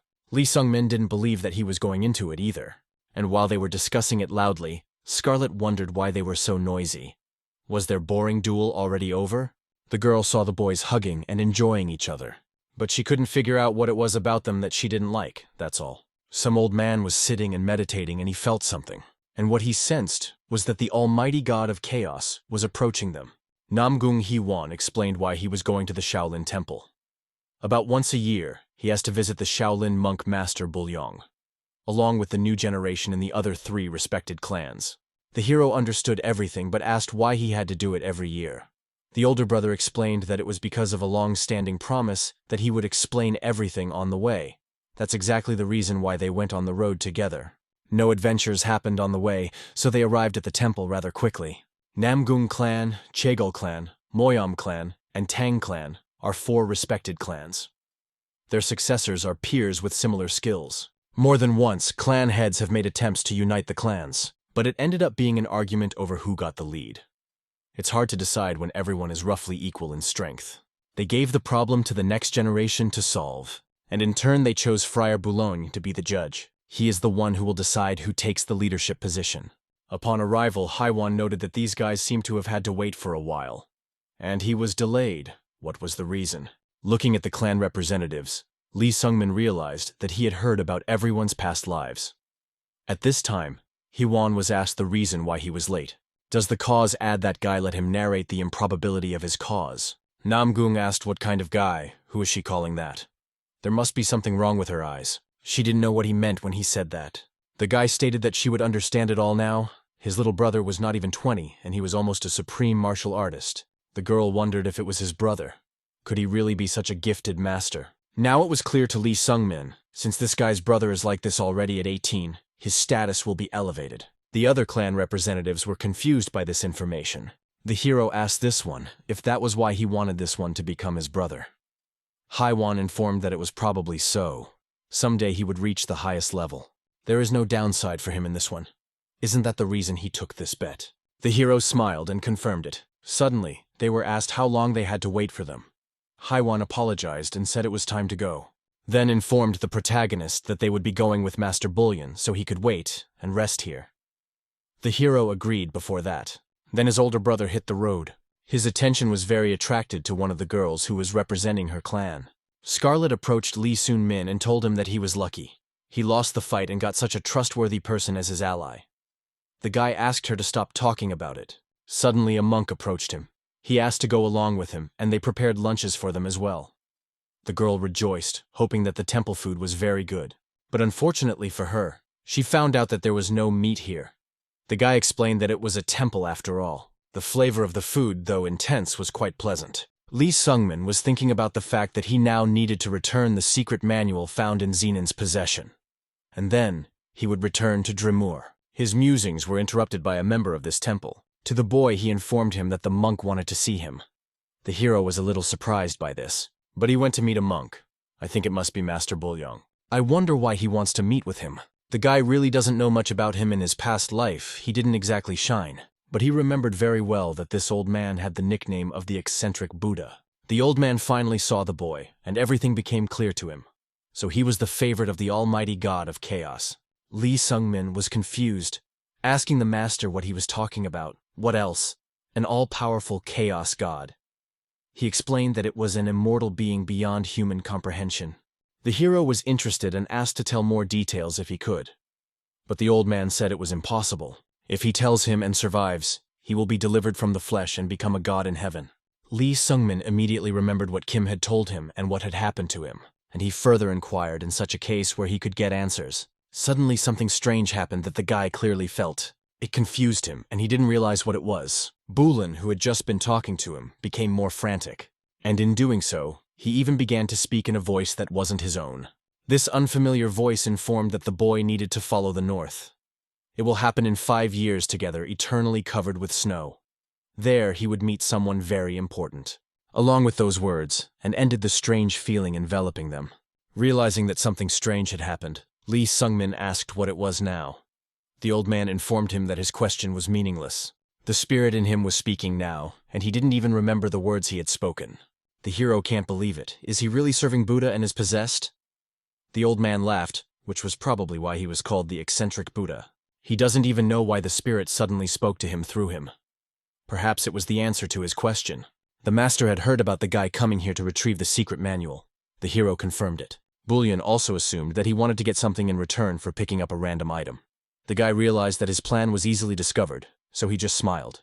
Then the interlocutor remarked that he should still reward him, let him keep it. It is a big circulation pill, let him eat it. Lee Sungmin agreed at first, and then the realization came to him that this was a large circulation pill. Could it be that such a valuable thing had been given to him for mere guidance? The old man said that he was making a fuss about the reward for nothing. But basically everything is just as Vichi Ho Young described it. The name stirred the lad, and he asked who he had just mentioned. The master noticed that he was interjecting, though he heard everything perfectly. The hero couldn't believe if Vichi Ho Young was really here, master noted. So he was interested after all. Lee confirmed this, and asked to be told what he knew. Then the old man informed if he really wanted so badly to find out such a fight with the guy behind him. This is the future of Shaolin, and his name is Jihak. The guy agreed, and the battle went pretty quickly. He lost. Thoughts came into his head that girls would ride him for practicing for years but still losing. The guy felt so pathetic that he couldn't contradict his own thoughts. In the fight with Namgung Hiwon, he lost. But at least he did something. But Jihak is like taking candy away from a child. Hero doesn't understand why he didn't hear anything about him in his past life. Who the hell is he anyway? The master asked the lad what he thought of it. Ji replied that to be honest, he was lacking a lot. Above all experience, although his spear technique is quite advanced, but at the same time, he is not able to realize its full potential. Also quite bad at controlling internal energy. His large amounts of energy are not yet within his control. Bulung picked up on the fact that the overall energy of the inner was also unbalanced. But such things are very rare. The old man started to do something, and the boy didn't realize what he was doing. The master only shouted at him to stand still. After his manipulations, he attached a stick to the protagonist's leg, and informed him that he would now try to walk. Lee Sun-min was dumbfounded as to how he was supposed to walk at all, in his opinion. Master noticed that it must be hard for him to move now this current state of his body. It is as ridiculous as that. The first is the mind. He understands his martial art well. The second is energy, but the amount of internal energy increased rapidly. The third is the body, and his body didn't appear to be ready for it. His understanding is lacking and his main vessels are curled. Despite a high level of energy understanding, energy stagnates in a guy's body. Lee Sungmin understood very well that his internal energy had increased because of the pills, and his understanding because of the fact that he had learned the improved Mencha energy while fighting Ain. The master went on to say that if both his legs are the same length, he will be able to walk without any problem. But he will never be able to do so when they are different lengths. After listening to the old man, the boy asked what he needed to do. Bullion noted that he needed to clean the main vessels first. If he did that, the energy flow would be smooth, and his control problems would simply disappear. Lee Sungmin asked if he had to improve his body. The interlocutor explained that cleansing the main vessels was the easiest method. He also wanted Jihak to help this kid with martial arts for now. The kid agreed to that. Bulyoung pointed out that otherwise the energy will be completely out of control in 10 years. As a follower of Buddhism, he cannot let that happen. The fact that it might be out of the protagonist's control is alarming. The old man added that also a child he liked asked to refer him if he would bring him.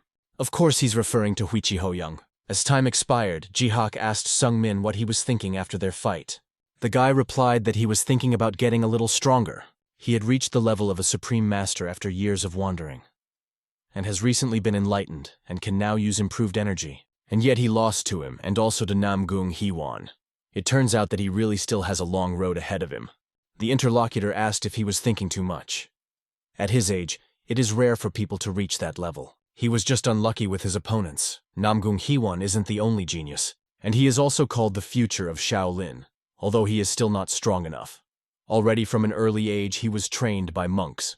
Thus, he had already eaten dozens of pills.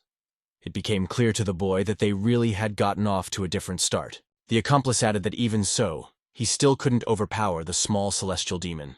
Lee Sungmin couldn't believe it. Did he really fight with her? Thinking back, Jihak said that it was true. He had fought her when she was here. Hero inquired, but why on earth was she coming to the Shaolin? The monk relayed her words that she wanted to see the place. That did sound very brazen coming from a 17-year-old. But there's just no one to jump her.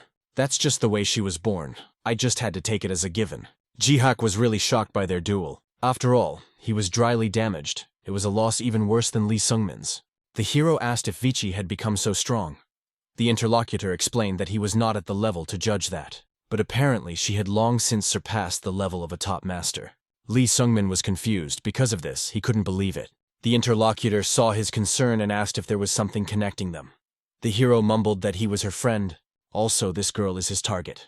This was something the monk clearly hadn't expected. He reported that he was now clear. No wonder the guy's so nervous. Still, what he lacks most is experience, but that can be compensated for, though he will face a lot of defeat and despair in the process. But the man hopes that he is ready for it. Lee Sungmin prepared himself for a duel with him and noted that he was already used to despair, but he had only gotten used to the feeling itself, still uneasy about rising again and again. It seemed to the guy that he had already begun to gradually reach her, but it turned out that she was still very far away. While the hero was crawling towards his best self, Vichi Ho Young had already flown far ahead. The outcome of the fight was once again the same as previously. The guy lost. But it was because of this that he decided he was going to move no matter what. After a time, he was beaten, talking to his comrades. He said that he was going to stay in Shaolin for a while. Scarlet, along with his older brother, looked at him in surprise. Because of the pile of beatings, they didn't even recognize who he was. He-Won couldn't believe the fact that his little brother had sparred with Jihak. The hero confirmed that the guy he had sparred with was really strong. He got angry and called Master Buljan an old fart, because when he begged him to do so, he did not raise an eyebrow. In the form of confusion of this man, the hero asked who the guy was. He is indeed powerful, but Alexander had never heard of him. Hyven explained that it was not surprising. The 4 great clans have some reputation in Eria, but they are still weaker than the 10 great sects. It was embarrassing for him to admit it out loud. There are 3 rising stars of orthodox sects: Ji Gul of the Praying Sect, Zhang Myung of the Wudang Sect, and Ji Hak of the Shaolin Sect. Their training is what the martial artists focus on the most.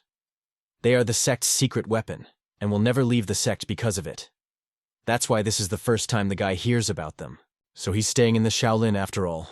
It's a pity, of course. He wanted to bring him into his clan. Lee Sungmin informs him that he will definitely find him later.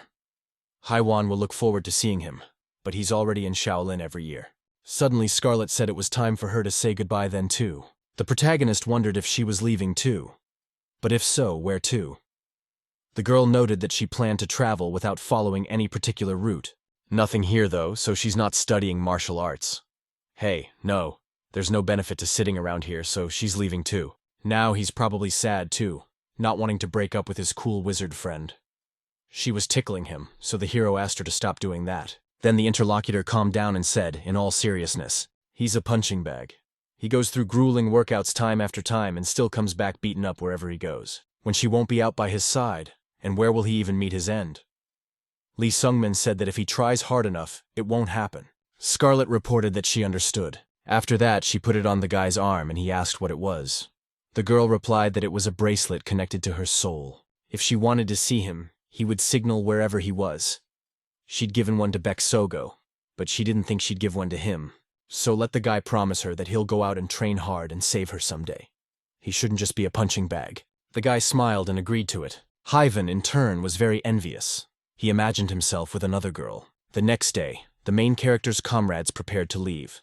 They said goodbye to the boy and informed him that they would see him next time. He, in turn, also said goodbye to them. And suddenly a memory of a fallen comrade popped into my mind, so he immediately turned to Scarlet and wondered why she was being so nice to him. The girl thought he was now making light of her cute behavior, but she could see that the guy was really worried about it.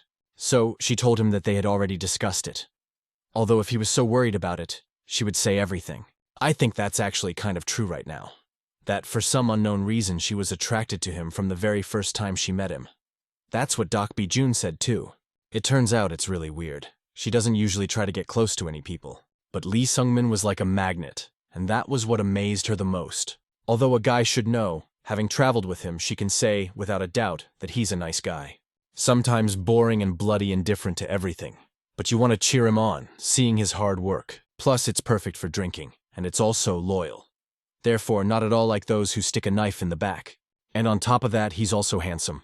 This made the protagonist smile, and he was embarrassed, wondering what that was in reference to. Scarlet didn't understand why he was laughing. Let her live with the wrinkled grandfather in the tower for a couple years, and then he would definitely understand her feelings. So let him live with his head held high and not act like a fool. He deserves better than that. Unless, of course, he wants to die from the beating. The hero agreed to that. And after that conversation, they finally did say goodbye. And the attention, the party was attracted by the bracelet Scarlet had given him. Soon, Lee Sungmin gave up using the spear and demonic armor in Shaolin. They remind him of himself, of a past that looked for easy ways to accomplish something. Along with them, the guy leaves a weak self here, and will set aside a large circulation pill from Master Bolong, because if he takes it, it will make his body balance even more. Also, the hero was reminded in the prediction that in 5 years together eternally covered with snow, he will meet someone very important. He realized that he had a short deadline, and the meeting with Vichi Ho Young would take place in 6 years.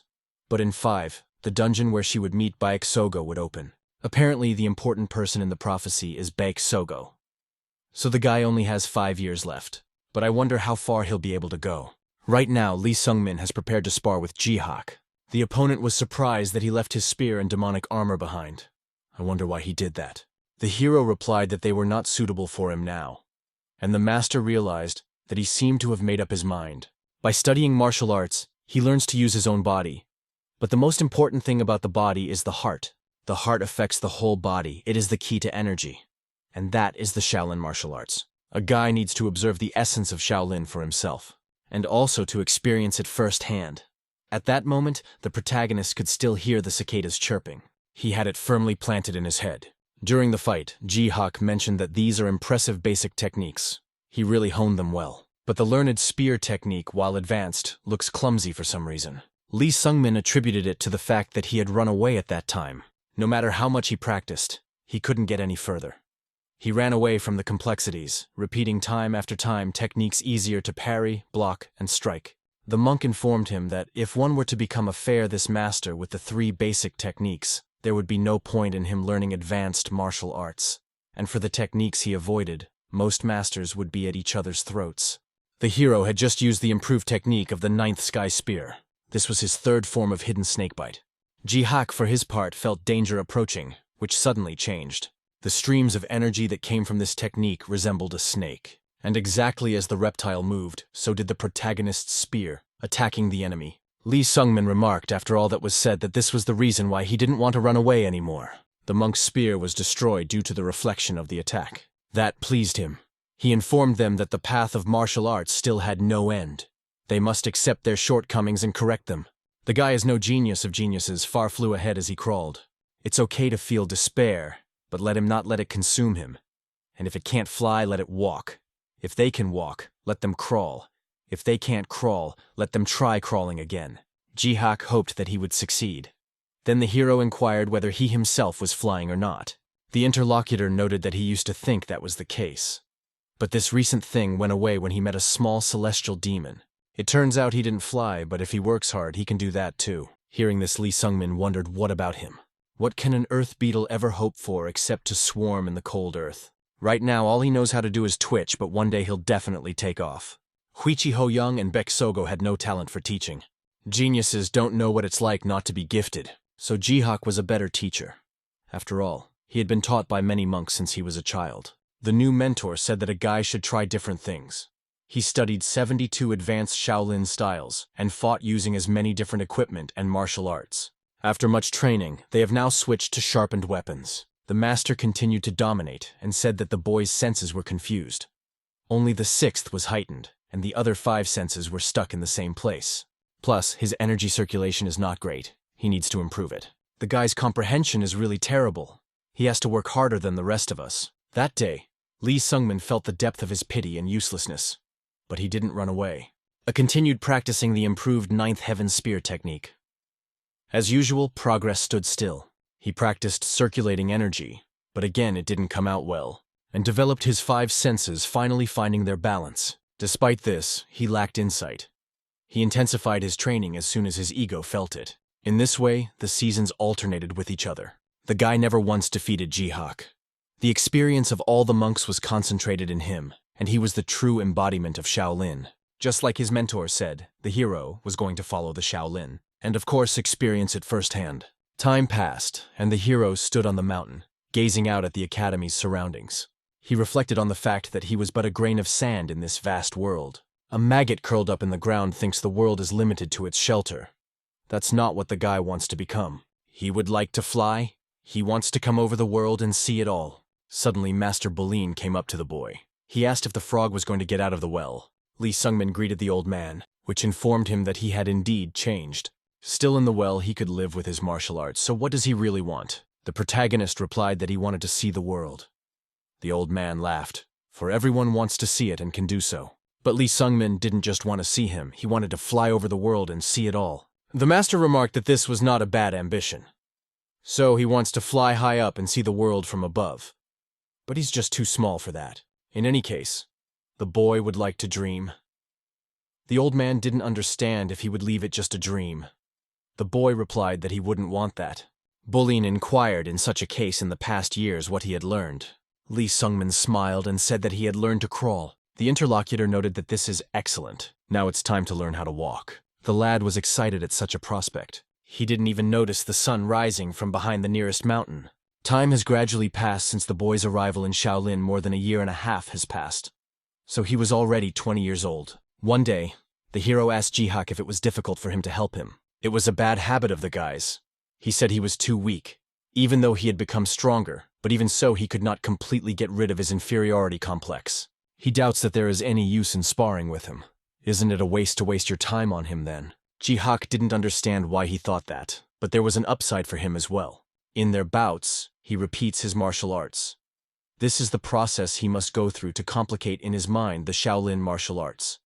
For they require a deep understanding. There is no end to martial arts training. Thus, he wants to go even higher. And doesn't Lee Sungmin dream of the same thing he does? After hearing those words, the protagonists realized why he asked that question. He simply still hasn't been able to let go of the past that binds him. And he doubts people's sincerity, even though he didn't even give a hoot about it after all the weird situations. The boy was simply afraid to fall into them again.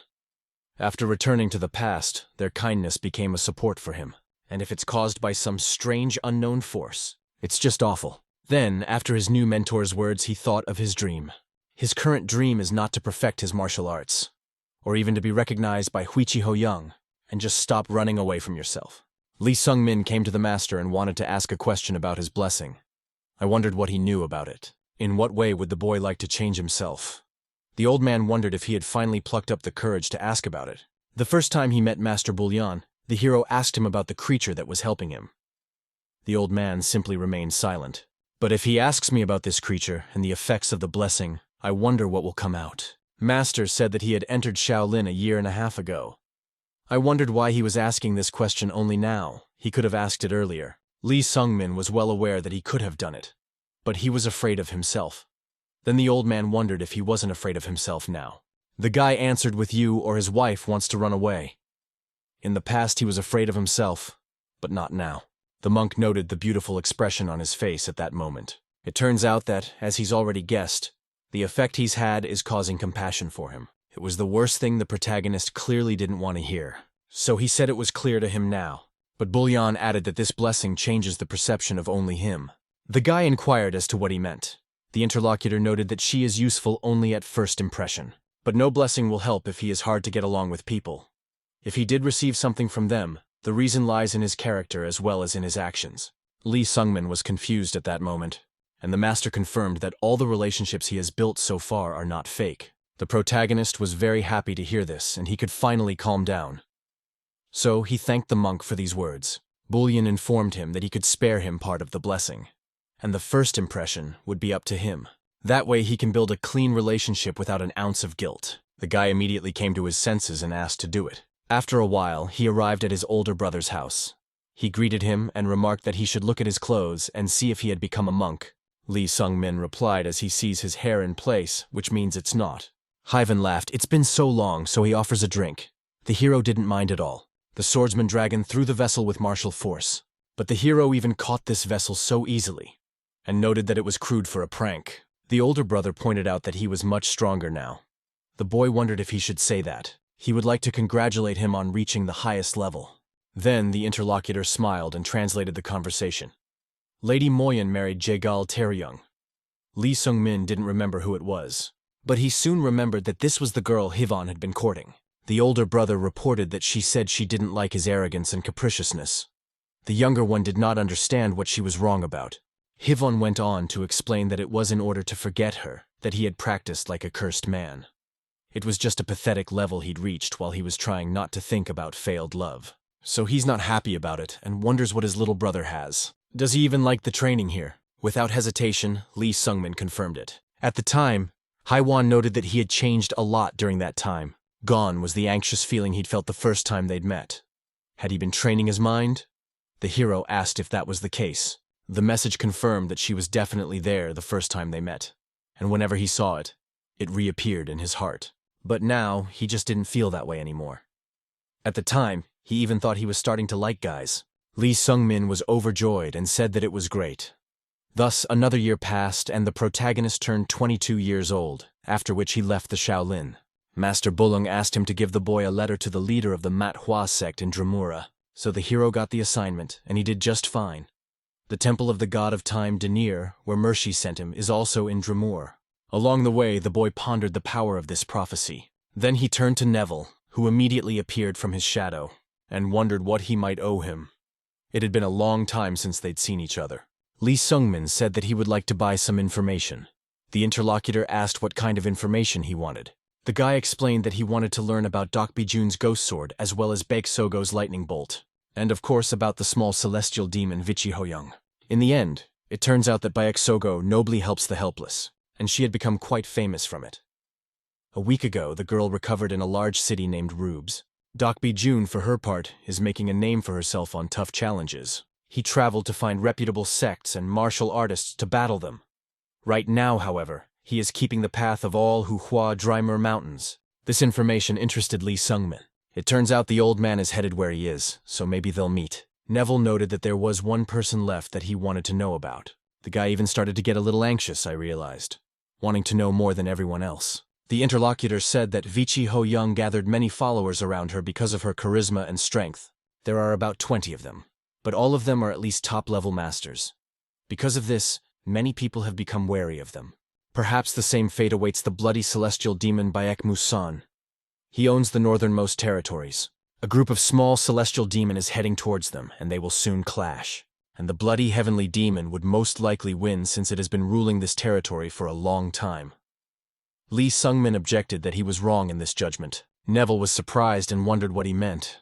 The guy said that the small celestial demon will win. He's sure of that for sure. Now the hero sat and looked intently into the magical orb. There he saw Vichi Hoyoung, whom he had last seen 8 years ago. The guy reflected on the fact that she had gotten a lot prettier, but a realization soon came to him, and he didn't realize what it was he was thinking now. It all seemed very strange. The blood celestial and the small celestial demon had never met each other, and Vichi Hoyoung pretended to be a guy in his past life. But now it's openly walking around as a woman. Had her values really changed from his past life? If so, that bothered him. He's also bothered by a run-in with a bloody sky demon. Of course he'd be willing to snap north to help her, but he won't do it because it's 2 years before they meet. Lee Sung-min remembered the promises perfectly, thanks to which he was to make the girl his target. Since that promise, she had always been his goal, so he must do what he needs to do now. She'll take care of the bloody bride demon herself, and she'll be waiting for him at the top afterward. The hero needs to keep his promise to become stronger, but he got the strong feeling that he had already violated someone. Vichi Hoyoung was a little saddened from her body. What bothered her most was that she hadn't grown bigger breasts as she had promised. Suddenly, calling her mistress a man approached her and asked if she was already awake. Still, it would be better if she slept a little longer. The girl noted. Hadn't she told him not to call her that? She'd never taken these guys into her charge. They can follow her, but don't let them expect something like this. He was a little confused, but agreed. The others, however, also continued to stare at her intently. Vichi could feel those looks perfectly well, which she disliked very much. Those expectant eyes were definitely not to her liking. Ever since she'd become the young head of a demonic cult, they'd been following her everywhere. They're all scumbags. Maybe we should just nail them. She really misses Lee Sung-min already. Suddenly she heard an unfamiliar voice asking if she was a small heavenly demon. She seems full of energy. I wonder if she wants to fight him. It's the bloody sky demon, Bek Musan. In response, Vichi said that as a celestial demon, she was curious how skilled another celestial demon was. The interlocutor laughed. She spoke as if she wanted to test him. The girl noted that he just needs to consider himself unlucky. He was the only one within her reach. She simply couldn't locate the raging bride demon. Musan reported that she was overconfident. It was unlikely that she would continue to say such things after their fight. The girl didn't listen to him and simply interrupted, noticing that she had one question: which hand he used to hold the spoon. The interlocutor was a little confused. He didn't understand why she was asking that. Vichi explained that she was going to keep that arm intact. After a while, the protagonist arrived at the Manhwa sect, and he was near the exit. The guards asked him where he came from. Let him state the purpose of his visit. Lee Sungmin didn't waste much time traveling all the way to Dreamur. Explaining the purpose of his visit, he said that he was here on Master Bulyong's errand. The guard naturally knew the man, so he apologized. He would escort him to the sect leader right away. He was thinking that when he was done here, he should stop by the time god Devnar. Suddenly his thoughts were interrupted by a familiar voice that addressed him. Then he asked if he wasn't the kid from Mercy Mountain. The hero turned his attention to him. He saw that this old man was familiar to him, this Dok Bijun. The man noted that they had not seen each other for a long time. Lee Sungmin wondered if the man still remembered him. Dokbi reported how he would have forgotten everything that had happened on the mountain. It was the hardest moment of his life. He'll probably remember it till the day he dies. The boy still couldn't understand how he recognized him so quickly. He had a sight ban after all. The old man explained that he recognized him by the internal energy that emanated from him. He had been an ordinary child then, but since then, he had really grown up. The man then inquired if he had any business here. Let him not waste his time on it and go finish them. Lee Sungmin didn't understand why he wanted to say goodbye to him so quickly, and wanted to say so, but Dokbi kept telling him not to waste time on him. Also, the guards were looking at him strangely for some reason. The hero had nothing to do but leave the old man, and when the guy left, the man immediately lowered his head and his hands began to shake violently, whereupon he all but dropped to his knees as if he had no strength, and his body was enveloped by a dark spirit that was tearing his body apart. After a while, the leader of the Manhwa sect, Sage Sungha, nicknamed Drifting Windsword, Immortal, greeted the guy. The hero also introduced himself and said that he was here on Master Bulyon's errand. The man indicated that he knew that. The current head of the alliance, Morita, resigned, and he asked the wizard to be the new head. Bulyon, of course, refused. The sect had assumed that this would be the case. This bloody old man is no surprise. But that's nothing. More importantly, he heard from the students seeing the guy off that he was familiar with the ghost sword. The hero confirmed that it was the two of them who had accidentally crossed paths in the past. They met near the care. He was there waiting for something. Sungha noted that the ghost sword wishes to fight him, but he doesn't want to. The guy wondered if he could find out the reason for this. The interlocutor said that as a martial artist, he likes to fight skillful opponents. Certainly will gladly accept a challenge from someone who is strong enough as well as experienced. But that doesn't apply to the ghost sword, because this man is a very dangerous man. Lee Sungmin faced the old man again and addressed him, wondering if it was true that he used dark sorcery. Dokbi laughed. Sungha must have told him that. That's why she refuses to fight him. The protagonist confirmed it. I wonder what kind of dark sorcery the interlocutor was emitting. He thought that he would only focus on the sword technique. There was an awkward pause after this question. And then the old man asked if the guy had ever reached his limits. The boy without a second thought and confirmed that he had. Ghost Sword objected for talking about them, he was still too young. Did he feel his own old age approaching? Even users of internal energy will eventually notice the power draining from their fingers. Whatever a person does, he cannot return to the peak of his own power. I wonder in that case, if the guy is familiar with such despair. Even if he took up dark sorcery and set aside his pride as a martial arts master. He wonders if he's familiar with that desperation, of wanting to achieve more despite everything worthwhile. The protagonist answered nothing. He could see the desperation in the old man's face. The man then informed him that he was no longer willing to show him that side of him on his journey. Just like that, Lee Sungmin left, as he felt that they were telling him anything. And after that, decided to focus on other tasks instead of thinking about it. The boy began his search for the temple of Devnar that Mercy had mentioned. When he reached the place, he didn't understand if the hut was the temple, but he went inside anyway. And there was the time god Devnar in the body of a young boy, who wondered if he was lost. After a moment, he noticed a familiar sign. So I wondered if Mercy had sent him. That's just awful. Why would she send someone so problematic? It turns out he traveled through time to come here. Lee Sungmin noted that this was her expectation. The gods see it right away. The interlocutor confirmed that he is God. But not just any god, he is a god of time. That's why he's not happy about any time cheats like the guy. They disrupt the natural flow of the world. Lee Sungmin asked what exactly he meant by saying that. In response, the interlocutor asked if his life was the same as before or not, and all of his activities are completely similar. He probably made the same food, slept at the same time, and met the same people. The boy was confused. He didn't understand how he could repeat all this. God explained that even minor changes accumulate and affect the flow of the world.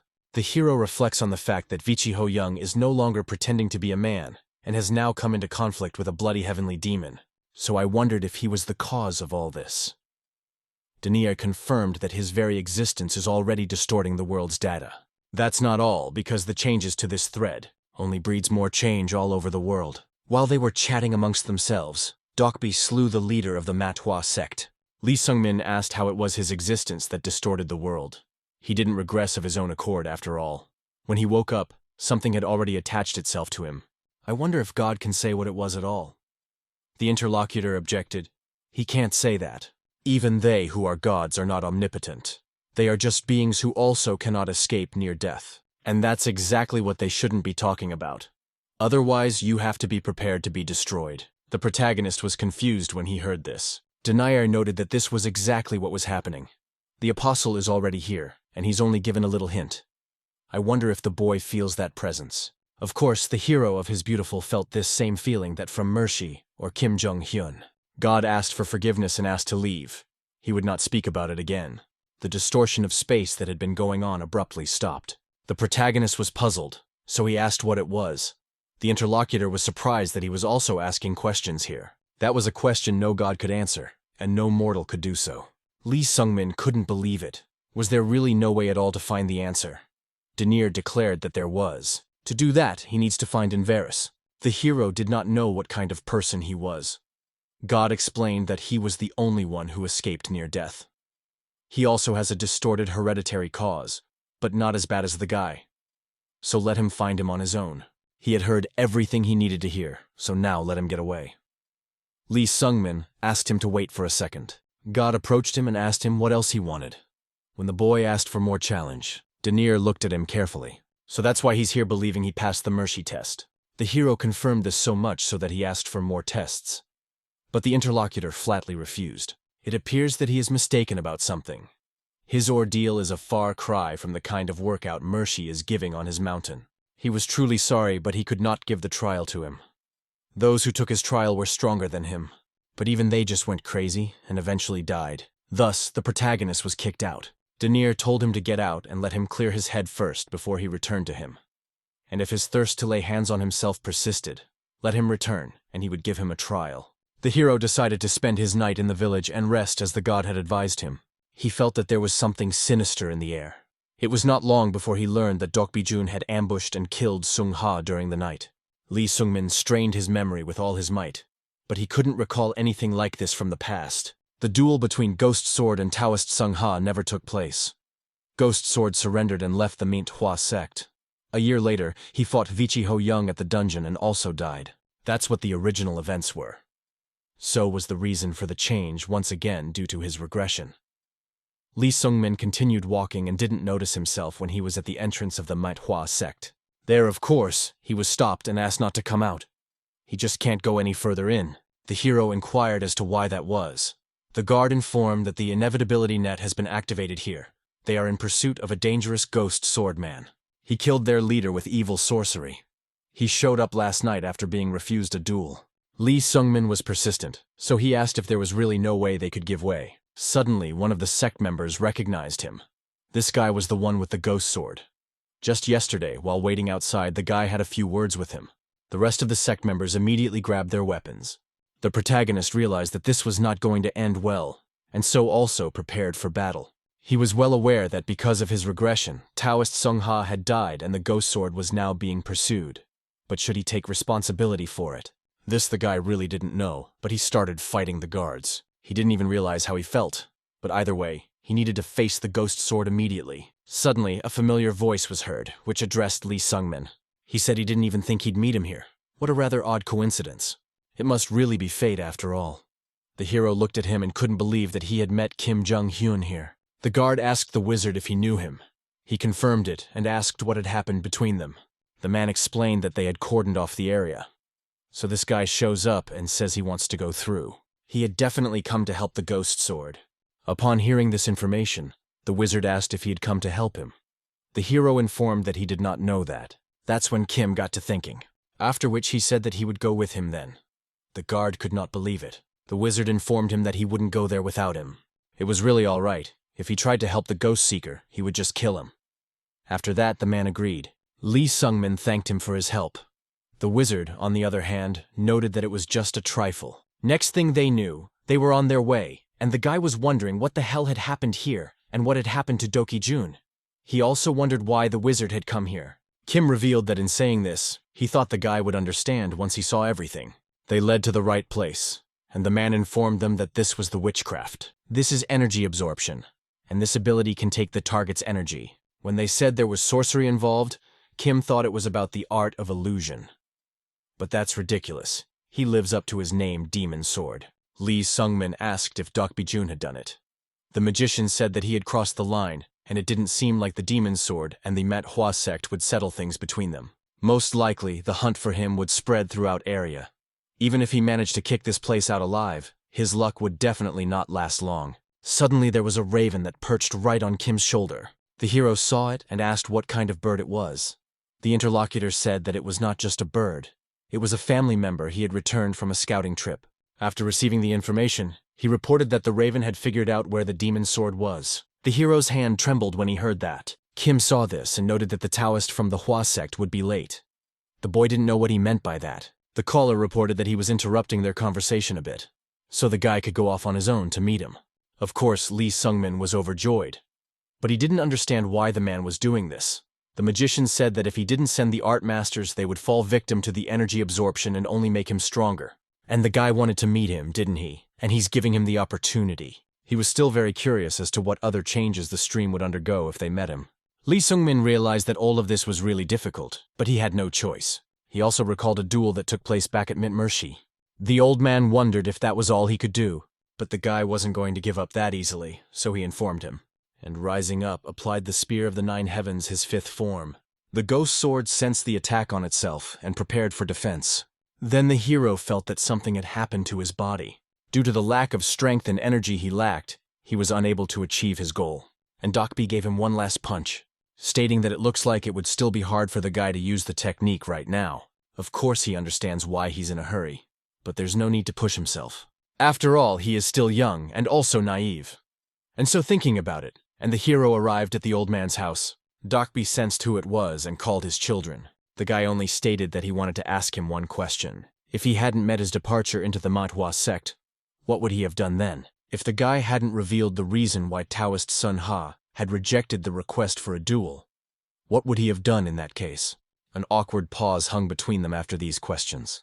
And soon the old man said that in that case he would have given up the venture. He would continue to think that he wasn't strong enough yet to battle the leader of one of the 10 great sects. But he voiced the real reason for him. And it turned out that it did not lie in his weakness, but in his use of sorcery. Dokbi really couldn't fight him fairly, so he snuck into the sect in the middle of the night. It was only then that he could finally enjoy a fight with Taoist Sung Ha. Seeing the face of his interlocutor, the hero was roused. Dokbi was clearly not what he used to be. The man went on to say that it was then that he realized how vast the world was after all. This man was the strongest man he had ever fought. It was indeed a magnificent battle, and he was sure that Sung Ha was satisfied with such a death. The hero was confused, looking at Dokbi. In front of his eyes was the same old man not long ago, but he was definitely not the same now, and it was really very sad to look at. The guy said that meant he was the reason Taoist Sung Ha died and was being hunted. The interlocutor did not understand what strange things he was saying. He might have made up his mind because of him, but he had made all the choices personally. It's just impossible to know everything about the world. Why would a guy take responsibility for that? Lee Sungmin didn't think so, so he informed that it wasn't like that for him.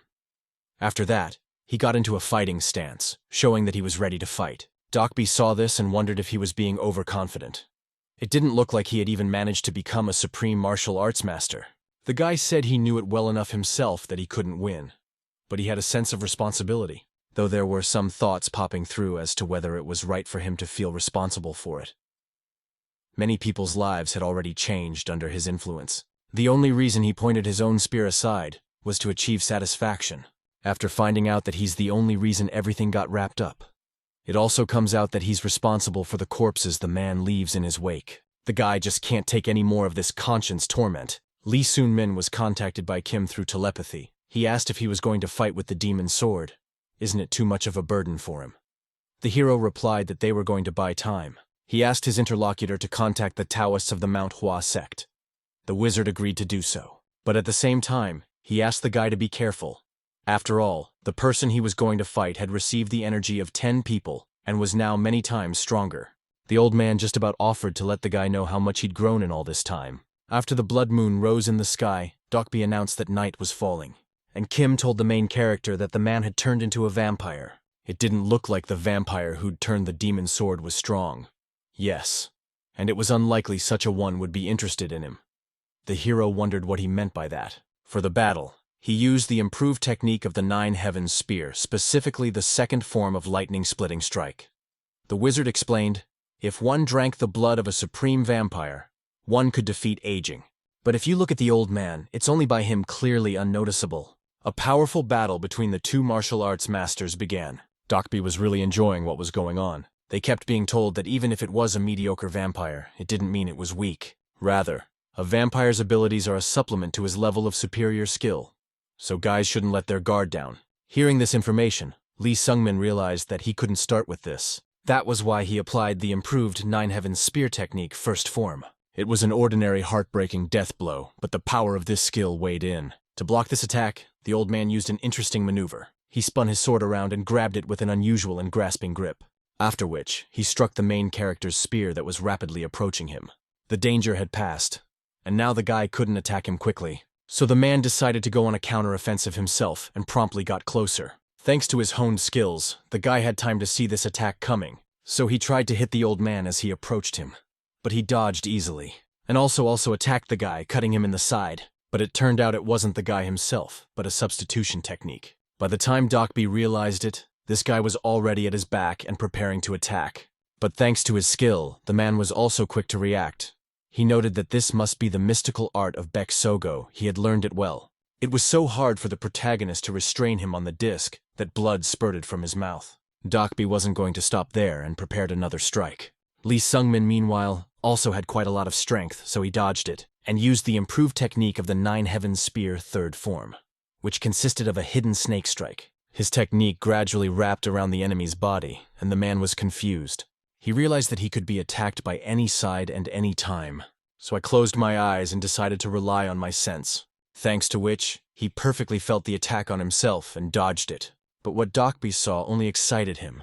He never would have thought a spear would pop out of the ground. What kind of bizarre technique he was using? If he had been late with his evasion, so the spear would have pierced his chest through. The regeneration at that point made itself felt. The boy saw that his enemy's wounds healed immediately. Right. And now he knew for sure that the man was a vampire. The old man would never have thought that an ignorant child from the mountain would grow up like this. Glancing at the blood moon that stirred in the sky, he noted that he was even envious. The guy felt a strong energy, which meant his enemy had amplified his energy. Dokby was by his side in an instant, and said he was greatly envious of his talent. The hero immediately attacked him, but that attack was unsuccessful. On the contrary, thanks to the reinforcement, the old man counterattacked and inflicted a serious wound on him. But he didn't stop there and continued the onslaught. In the end, the main character's spear was destroyed. The opponent laughed. Did he really look so pathetic right now? Lee Sung-min immediately discarded her destroyed weapon, and asked when he became like this. It made the interlocutor think a little, and after a pause he narrated that it happened when he came down from the mountain. Then he despaired of realizing his limits. He really had it against us, old age. He wanted to have more time and go farther. But his decrepit body limited him. For 50 years he had swung his swords, hoping to become the strongest. But isn't it foolish to wish it on someone who can't break his own boundaries? The man could not overcome age-related changes with his own strength. So he chose another way to overcome old age. Lee Sungmin asked if that was the only reason he became a vampire. The interlocutor confirmed it. The guy is probably waiting for reinforcements right now. Hopefully they'll be here soon. It'll be great if he drinks their blood as well as this guy's. Then he might be able to regain his youth. The words made the boy so angry that he bit his own lip, and he called Dokbi sir. Increasing the chai of his spear, he said that he really respected him. The old man was interested. This is enhanced sword energy. How amazing is this? It's impossible at the highest level. Their fight was getting more and more exciting. The boy was sad to hear all this, and even had a tear in his eye. When a martial artist reaches the highest level, he can put all his energy into a weapon. This is called sword energy. This way you can multiply the destructive power many times over and cut through steel like butter. In the future, you can learn how to shape the sword energy. This is called enhanced sword energy. This way you can make the weapon even stronger. It can kill with a single blow. However, there is a way for you to protect yourself, and that is enhanced defensive energy. Like armor, it covers the entire body and allows you to resist even the enhanced energy of your opponent. Except that Lee Sungmin hadn't fully mastered through comprehension the enhanced energy and couldn't use it in a similar manner. And in that case, his path to victory was nowhere in sight. Despite this, the guy continued to fight at full strength. Dokbi, for his part, was a head stronger than him, so easily parried the blows. Finding himself flying once again, the hero prepared to defend himself. But ahead of him, he saw no one, and because of that he was confused, not realizing where his opponent, who was already at his back, was. Luckily, thanks to her well-developed flair, her boyfriend sensed the enemy's attack and was even able to block it. But the blocking was given to him with difficulty because of the strong onslaught. The attacking power and defensive power these two showed was at a high level. Soon they pushed away from each other and were a short distance away. Lee Sungmin realized as long as the old man was covered in enhanced energy, then he could block most of his attacks. When, as it would be better for him, of course, if he received at least one hit. Aside from the fundamental difference in abilities, he has the capabilities of a vampire as well as enhanced defense energy. Despite the staggering difference in fighting ability, these two have fought hundreds of rounds, attacking as well as defending. While thinking about what a miracle it is that he's still alive, the hero stabbed his spear into the void, opening a fatal gap in the defense. In a battle between martial artists, even a small advantage can decide the outcome of a fight. The moment lasted no more than 1/10 of a second. Lee Sungmin's pupils narrowed, and he instinctively felt the proximity of death. However, the sword demon stepped back, even though he knew he had a great opportunity in front of him. Seeing that crazy smile, Lee Sungmin understood everything. The fact that his rival had shown a downward spiral toward him just now. Because of this, the hero felt that it annoyed him a lot. After all, he spent 4 years training in Shaolin. Lee Sungmin's fighting skills had stabilized after fighting with Ji Hawk every day. Slowly but surely, he was moving towards the highest rank. Such a level was atypical at such an early age. So the protagonist is not objectively weak. There were just too many people stronger than him in his path. He can't keep up with these geniuses, even if he's practicing to his heart's content. And because of the memories of his past life, among other things, he had a huge inferiority complex shattered in him. The guy is simply unlucky. It would be a simple life if he lived in a small world and only paid attention to small things. Shaolin training cured my inferiority complex. Therefore, the guy didn't realize if he had become stronger. That may be true, but he's still weak too. Such thoughts are no longer the fault of an inferiority complex or an underestimation of oneself. It's objective reality. The guy was well aware that he was weaker than the sword demon. It wasn't weakness that was the problem. It was the fact that he had placed an impossible burden on himself, trying to take responsibility for the lives that had been ruined through his fault. For the ghost sword to give indulgences to Lee Sungmin was like a fun game. The old man wondered if he was already exhausted. The hero realized it was so and realized it was bad. That's why Lee Sungmin has been practicing. And if asked for something, it's because he doesn't want to be weak. Because he doesn't want to feel shame. And because he wanted to free himself from his inferiority complex. Also because he wanted to change. As the guy attacked the old man, once again protected himself with his energy. Soon they faced each other, and the old man was pierced by a spear. The protagonist couldn't believe it. He didn't understand how he was able to break through his defenses. There was confusion on Dolby's face as well. He immediately backed away, trying to pull out the spear that was in his chest, and wondered with amazement how it could have happened. Lee Sungmin himself was confused. He couldn't answer this question. A moment ago, he had asked himself that question too. How he did it, he didn't understand, or rather didn't know. The way out came when his mind shut down. At that moment, he told himself that he wanted to change. The spear that flew out at that moment was faster than a sword demon and pierced through even the enhanced energy defense. However, Lee Sungmin had no idea how this happened. Perhaps enlightenment had overtaken him, like when he awakened the improved energy. Although that wasn't the case, because there was a special feeling at that time. While the hero was contemplating what had already happened, the old man was trying to pull out the spear. Soon he began to laugh as he realized what had happened. Lee Sungmin was confused. He didn't understand why this person was laughing. Dokbi reported as if he had tripped over a rock. Such a thing is impossible to accomplish on a guy's level.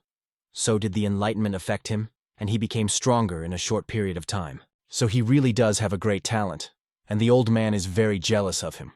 At that moment, he pulled the spear out of himself, and reported that the spear simply pierced through his body. It was stronger, faster, and quieter than Taoist Sung Ha's sword. Ghost Sword realized that he wouldn't live for long. The guy's amplified energy had completely destroyed his meridians, and he didn't have enough blood to regenerate right now. So he decided to change his fighting style. His energy had changed, and the man wanted the guy to show him more, showed a level he had never reached in his entire life, and everything he was capable of right now. Even the old man's appearance had changed. He was more human-like now. Lee Sungmin realized that he had used his innate life energy. What's clear is that his opponent won't last long even if the guy runs away. But those eyes are filled with delight as well as passion. They literally chained Lee Sungmin, and he decided to continue the battle. Someone who uses sorcery does not become a bad person. The old man was simply searching for truth and ways to overcome his own limits. Of course he's different from the lad, he should have known, seeing those infinitely honest eyes. Dokbi lied about his envy, of his youth as well as his talent. Pretending as if you were trying to overcome an inferiority complex, he ran away. Now the guy was going to put all his strength into the spear, in order to repeat that mesmerizing strike that happened by pure chance. In this way, he will give the noble master a fitting end. But in the end it didn't happen. The spear did pierce the old man's chest. But the man wasn't happy because the guy had tricked him at the last moment. In the end, the hero was incapable of that swift kick. The opponent pointed out that his kick that killed him should have been faster and more amazing than that of Taoist Sung Ha. But why he wasn't, the old man doesn't understand. He wanted more to the last, but soon his arm dropped dead. The hero was simply crushed by those words. He had to sell his expectation, for he had created them. But his return had caused the old man to simply die. In his past life, he fought Vichi Ho Young as a worthy opponent. The demon lost then, but was able to die with a satisfied smile. And now it didn't happen. Dokbi died unhappy, and this tormented the protagonist greatly. He couldn't believe what had happened, so he started rolling himself and apologized. Suddenly, he felt a strange and warm energy that caught his attention. It turned out to be Baeksogo who hugged him. The girl noted that she had really grown a lot. The guy asked if it was her. The interviewee confirmed that it was. That being said, Lee Sungmin could not understand why on earth she was here. Before answering that question, the girl simply stood up, after which, she took the bouquet of flowers she had brought with her, and said that she had heard rumors about the sword demon. She laid those flowers right on the old man's chest. She also closed his eyes, which were ultimately full of despair. Now the ghost sword could rest in peace. After coping, Beck noted that it had been a long time since they had seen Lee Sungmin. It had been a whole 5 years. To think that such a reason had brought them together. She also reported that she has indeed gotten stronger. It might seem cruel, but she was only watching their fight with the sword demon. Even as the boy was giving into it, it felt like it shouldn't interfere even if he had died. Lee Sungmin smiled and said that he was fine. It was still expected since she was a martial artist. And he wasn't dead either, but those words were interspersed with thoughts of whether he shouldn't have died. He ran away the whole time despite the difference in strength, and won because of pure chance. Ghost Sword resorted to all sorts of methods to increase his strength out of pure motives. He just wanted to overcome his own limits, so he wasn't running away, and didn't that make him better than Lee Sungmin? The hero's musings were interrupted by Beck. She pointed out that he was wrong. The guy asked what exactly was wrong. Was it his desperate desire to push his limits? The girl replied that hurting innocent people is wrong, so there is simply no excuse for it. She knows his problems, or some other things that prompted such actions, but the reasons in all of this are not important. His actions are deeply wrong as well as immoral. Her sense of justice is different from the guy's. I wonder what made him, or what thoughts made him stop. Lee Sungmin felt a sense of responsibility. It was all clear to the girl now. She stated that she was now in an alliance. Marima, it suited her. and she could do justice that way. She was able to get information about the sword demon, also thanks to them. They were acquainted with him, and she wished she could be the one to stop him. But she couldn't even imagine that Lee Sungmin would show up. Suddenly, the hero asked Sogo what he looked like in her eyes. The girl replied that he had changed a lot. From his time on the mountain, he went up a few more levels. There was a great deal of pessimism in him then, also austerity to himself. She was actually pleased that he was changing. It made the boy angry because he thought it was obviously not true. The interviewee added that she wasn't sorry, and since everything was resolved, it was time for her to leave. She asked for her mission in order to come here. The hero was interested and asked what mission we were talking about. Baek revealed that she's currently chasing the little heavenly demon, Vichi Ho Young. The guy immediately remembered how this girl had been killed by her in his past life. So I thought it was terrible. Sogo noted that she couldn't tell him the details. Perhaps some other time she would. They would meet again sometime later. She can't promise it, but they are sure to meet again someday. After these words, the girl immediately left the guy, and he did not even have time to say anything to her. Lee Sungmin realized that she was chasing after Vichi Ho Young. It turns out that this happened on orders from the Muram Alliance. So she was following her in her past life, and that's why she died at her hands. If that's the case, there's no way the guy can get her to give up stalking Vichi, except that she didn't say that she joined the Muram Alliance for justice. A sense of justice isn't just a belief that's shaken by someone else's words. The guy didn't realize that he just couldn't change her mind. So something else was necessary. Rumors of the victory over the evil demon who used sorcery and the young warrior who defeated him spread very quickly. This hero slew a vampire supreme martial arts master in a full moon. They called it the Demon Spear. The hero arrived again to Devnar, who asked if he could be here again. Are they going to ask for a trial again? He said he would go crazy and die if he did. Lee Sungmin interrupted him and stated to shut up. God did not expect such audacity from this man. He saw the will of the guy who said to just give him a challenge. Devnar noted that he must have already prepared himself. And that's why he's breaking in here like a madman ready to go insane after the ordeal. He's a really funny man for doing that. The Time Lord has said it before and will say it again. That the guy will experience pain completely different from what he's faced before. Lee Sungmin reported that it was none of his business. He told him the other day let him give it away and that's that. Devnar's sassiness made him smile, and he informed me that in that case you would give him a trial. After which he used his own power, and they found themselves in another dimension. The hero asked where they were. God replied that they were in the space of his mind. The training here won't affect the guy's own body. It in turn will only affect his mind. There are no advantages to people from another world, like a window, status, or skills. I wonder if he realizes what he's talking about. To choose with his powers, he must train using his memory as well as his talent. And it's gonna be until all the sand is gone. The guy's gotta stay in this world. Lee Sungmin inquired how long it had been going on. Devnar informed that the time interval was 100 years. He can no longer take his words back. At least 100 years he must spend in oblivion. Rudeness should be punished accordingly. He probably thinks so too. The hero asked if it was only 100 years. God noted that he was enthusiastic, though everyone is like that at first. That's generally true. Let him stay as long as he wants to stay here. As the sand pours out, he will have two options available to him. Finish the training and return to the real world, or check the clock back. With each flip, another 100 years are added to the previous term. If he turns over for the first time, it will be necessary to spend another 200 years, and if he turns over for the second time, it will be 300 years. There is no turning back after the coup de grace. It is necessary to stay here until all the sand has fallen out. The time God lied because he didn't want to clean up the corpse, not everyone who took his trials died. Only 3 out of 10 did, and the rest just went crazy. Most, of course, survived the first 100 years and full of self-confidence. They turn over the clock. And for the next 200 years, they just go crazy. But how long can this guy last? That was the last thing Devnar said, and then he disappeared. And so the 100 years began. At first, Lee Sungmin was enthusiastic. After all, he now had an infinite amount of time to become stronger. He felt no fatigue, no hunger, and no need for sleep. It didn't take long before it became simply unbearable for him. The guy was really starting to miss the fatigue hunger as well as thirst, and he also missed the pain. Nothing was happening to his body, no matter how much he wanted it to. He hadn't realized that losing those sensations would be so painful in itself. All of this was not just pain. The boy even wondered if he was doing the right thing. No one would point out his mistakes. Neither Vichi Ho Young, Baek Sogo, nor Ji Keita are here. If the guy was just waving his spear around pointlessly, if he was doing it wrong, if he was going down the wrong path and doing it all wrong, wasn't all this pain just all for nothing then? The hero was slowly going insane at the thought of something like this. He needs some confidence, some assurance that he's on the right path. However, there was no response to this. Full of hope that this hell would end quickly, the hero looked at his watch, but not a single grain of sand has yet to fall.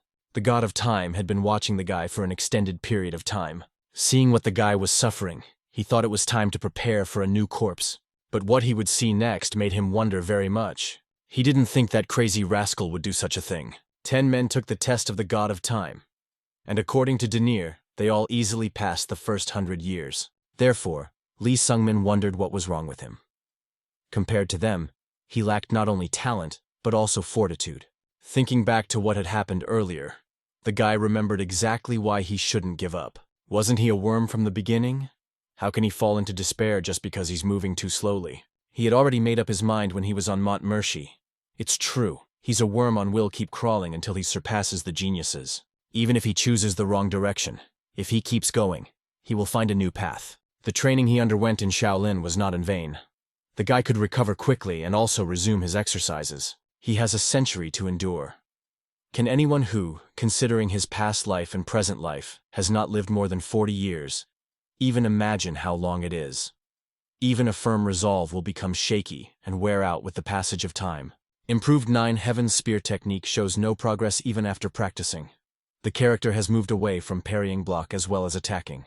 It can't go on like this, he realized too late. People don't change. That's why they can only put on a mask and try to play someone else. You don't get calluses on your hands. And the guy doesn't get tired no matter how many times you repeat. He doesn't even know how many times he's done these lunges. The spear is designed to attack.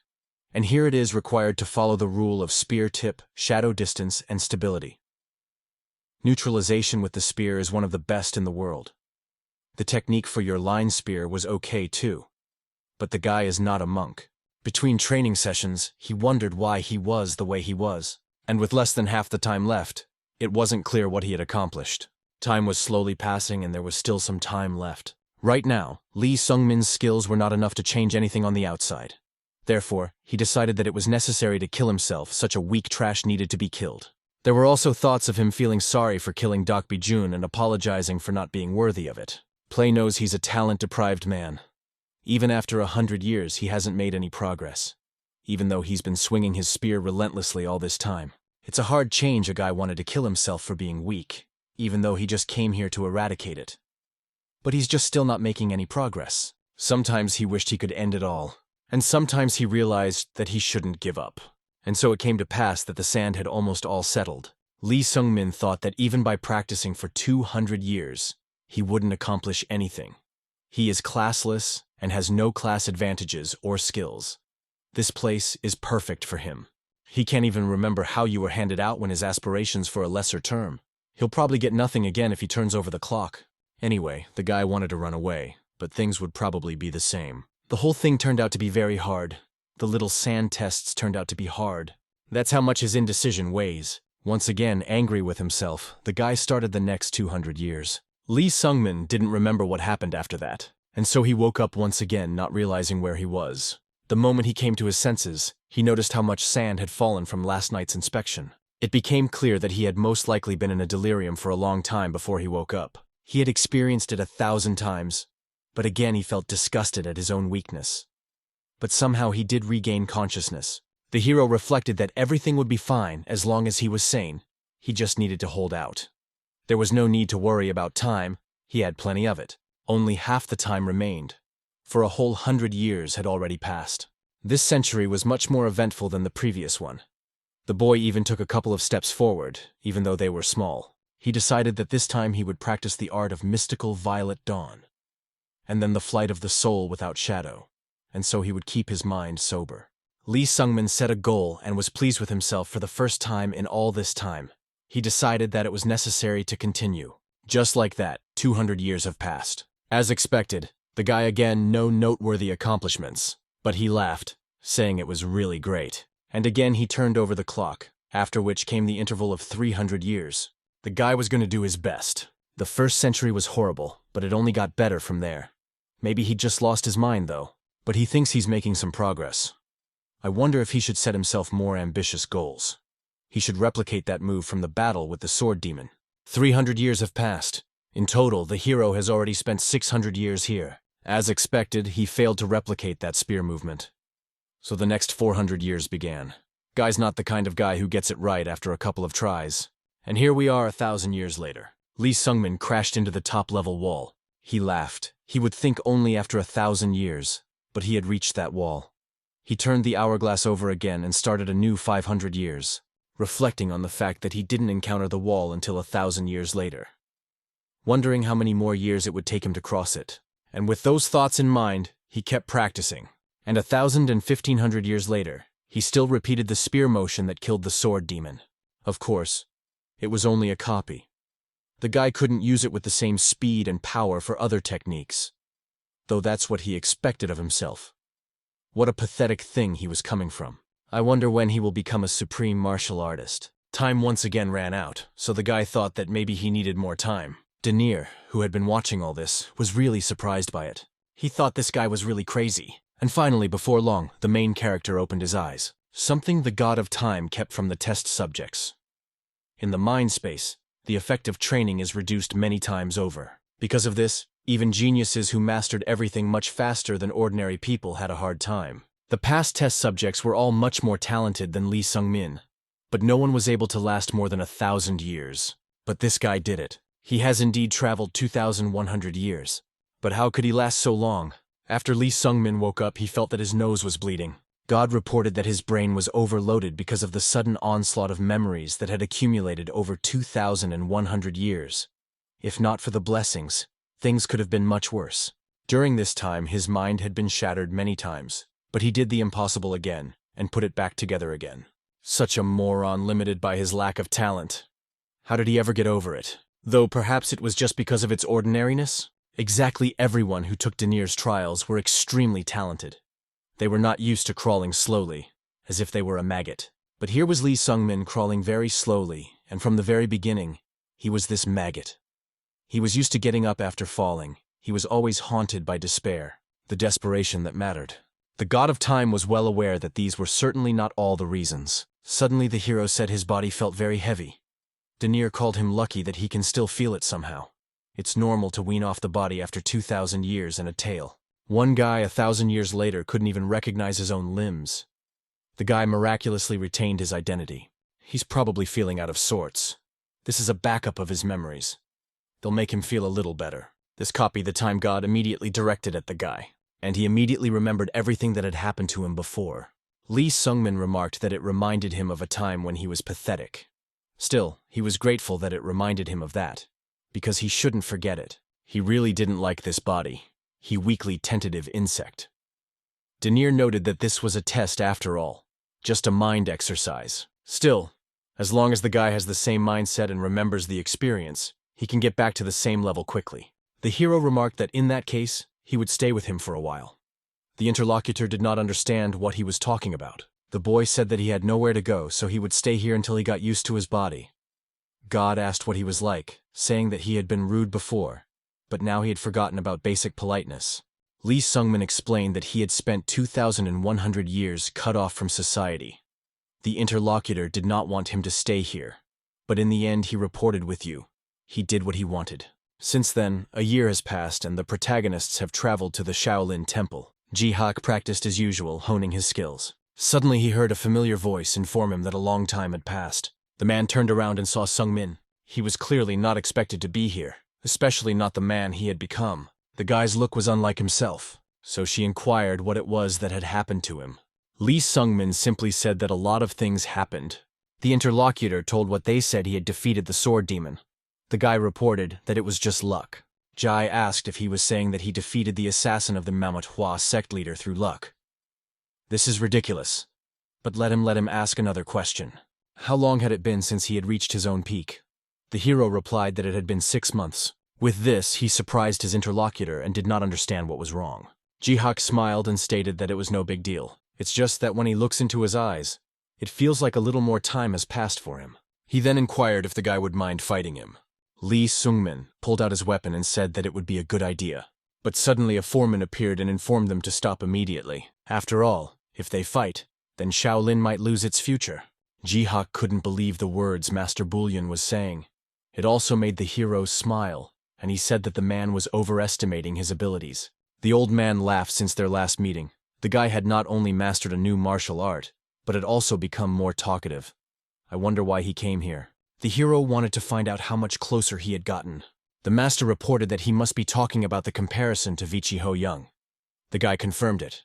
Bullion didn't know what level she had already reached, but it was likely given her incredible talent. She had grown a lot compared to when she was 17 years old, when she visited their Shaolin a few years ago, but Lee Sungmin was still behind her. The hero smiled and said that was what he expected. Jihak thought the guy would be disappointed. He had a smile on his face. Lee Sungmin had no idea that his current level could even compare to her in any way. He's made a lot of progress in the creation world.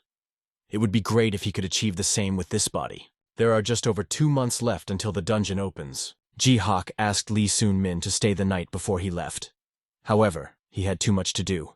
So after taking back his demonic armor and spear, the hero immediately left Shaolin. He thought it was necessary to find out as much as possible about the black heart in his body, and also to prevent Beksogo from dying in the dungeon.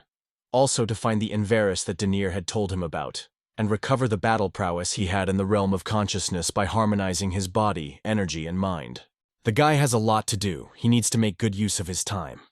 In that case, he decided it would be worth starting with Inveris. According to the time god, he too has a well. The reason is hereditary, but not like his. And he'll be able to answer Lee Sun-min's question. If the information the guy bought from Erebus is to be believed, there's a faint shopping center with the same name in this sleeping forest. It could be another person, but this is a special forest. People are known to go crazy here in the sleeping forest because of ghostly screams. And yet, no one even knows what is being brought up in this particular forest. It's a place all people avoid, a place filled with monsters. There was no way that someone visiting this place would be a merchant with him. From that moment on, Lee Sung-min felt strange ghostly cries and thought that there was no such thing. These ghostly cries are notorious for destroying the human mind. However, to Lee Sung-min, who had spent 2,100 years in the realm of consciousness, it was no more than an annoying fly. Soon a monster appeared at his back. Thanks to his reflexes, the guy attacked him, but he didn't realize what it was. Though he handled these monsters very easily, which were more like trees. And while he was doing that, someone was watching from the sidelines. The strangers didn't understand who he was, and how he could defeat forest monsters with such ease. He must be a supreme martial artist. He is the one who completed the transformation of the origin. The man doubted that he was from the unorthodox faction, since he couldn't sense any demonic energy from him. There aren't enough of them here to stop him, so reinforcements must be requested. But suddenly, one of the men asked where he'd gone. Lee Sung-min, in turn, was already next to them. He said that he wanted to ask them something.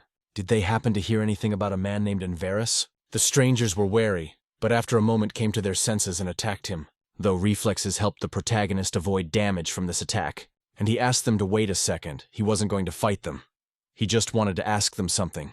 But the man to whom he addressed his hearsay did not want them applied some strange seal. It was sorcery using fire magic. The guy didn't understand why they didn't listen to him, or why they were doing this. The masked stranger, on the other hand, couldn't believe that he had repelled this attack with just one wave of his hand. Soon, Lee Sung-min was beside him and asked why the hell he wasn't listening to what he was being told.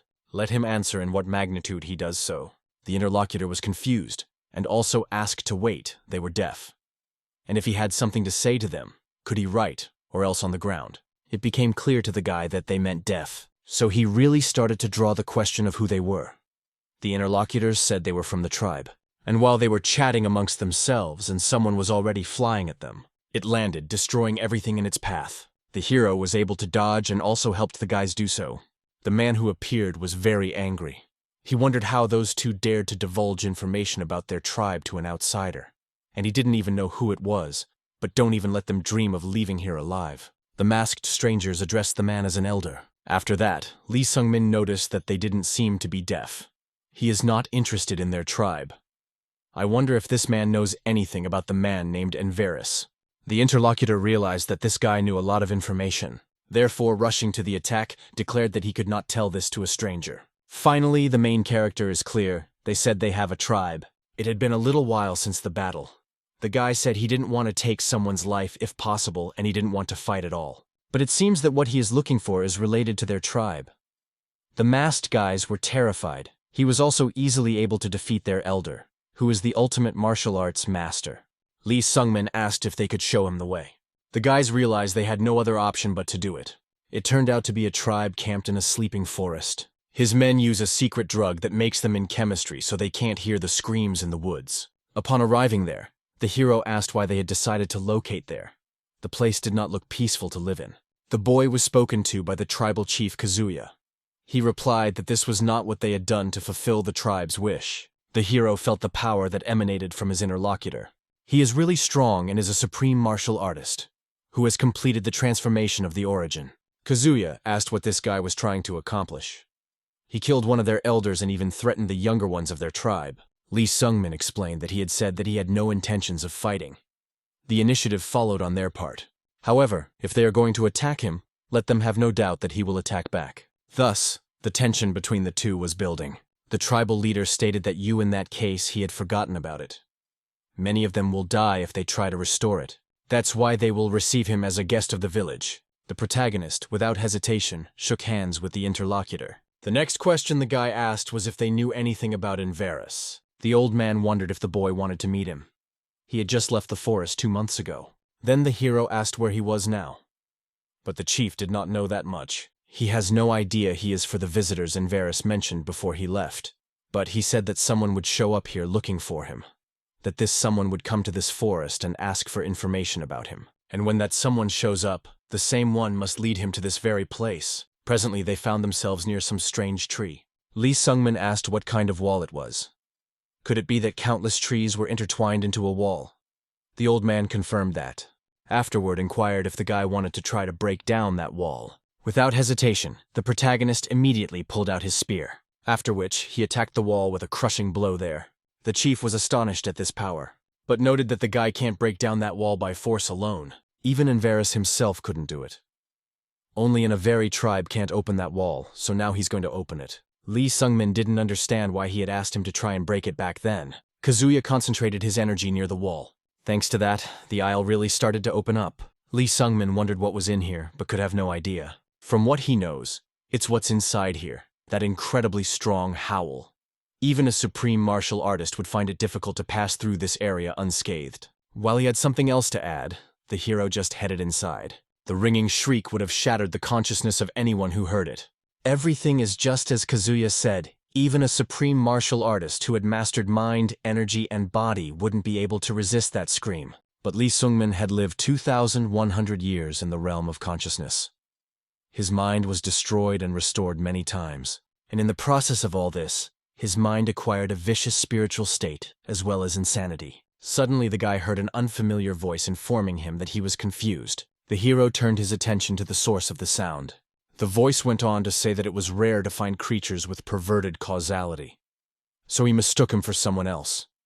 Thought he was someone who had come in here recently and let him in. So let this creature of distorted communication answer him.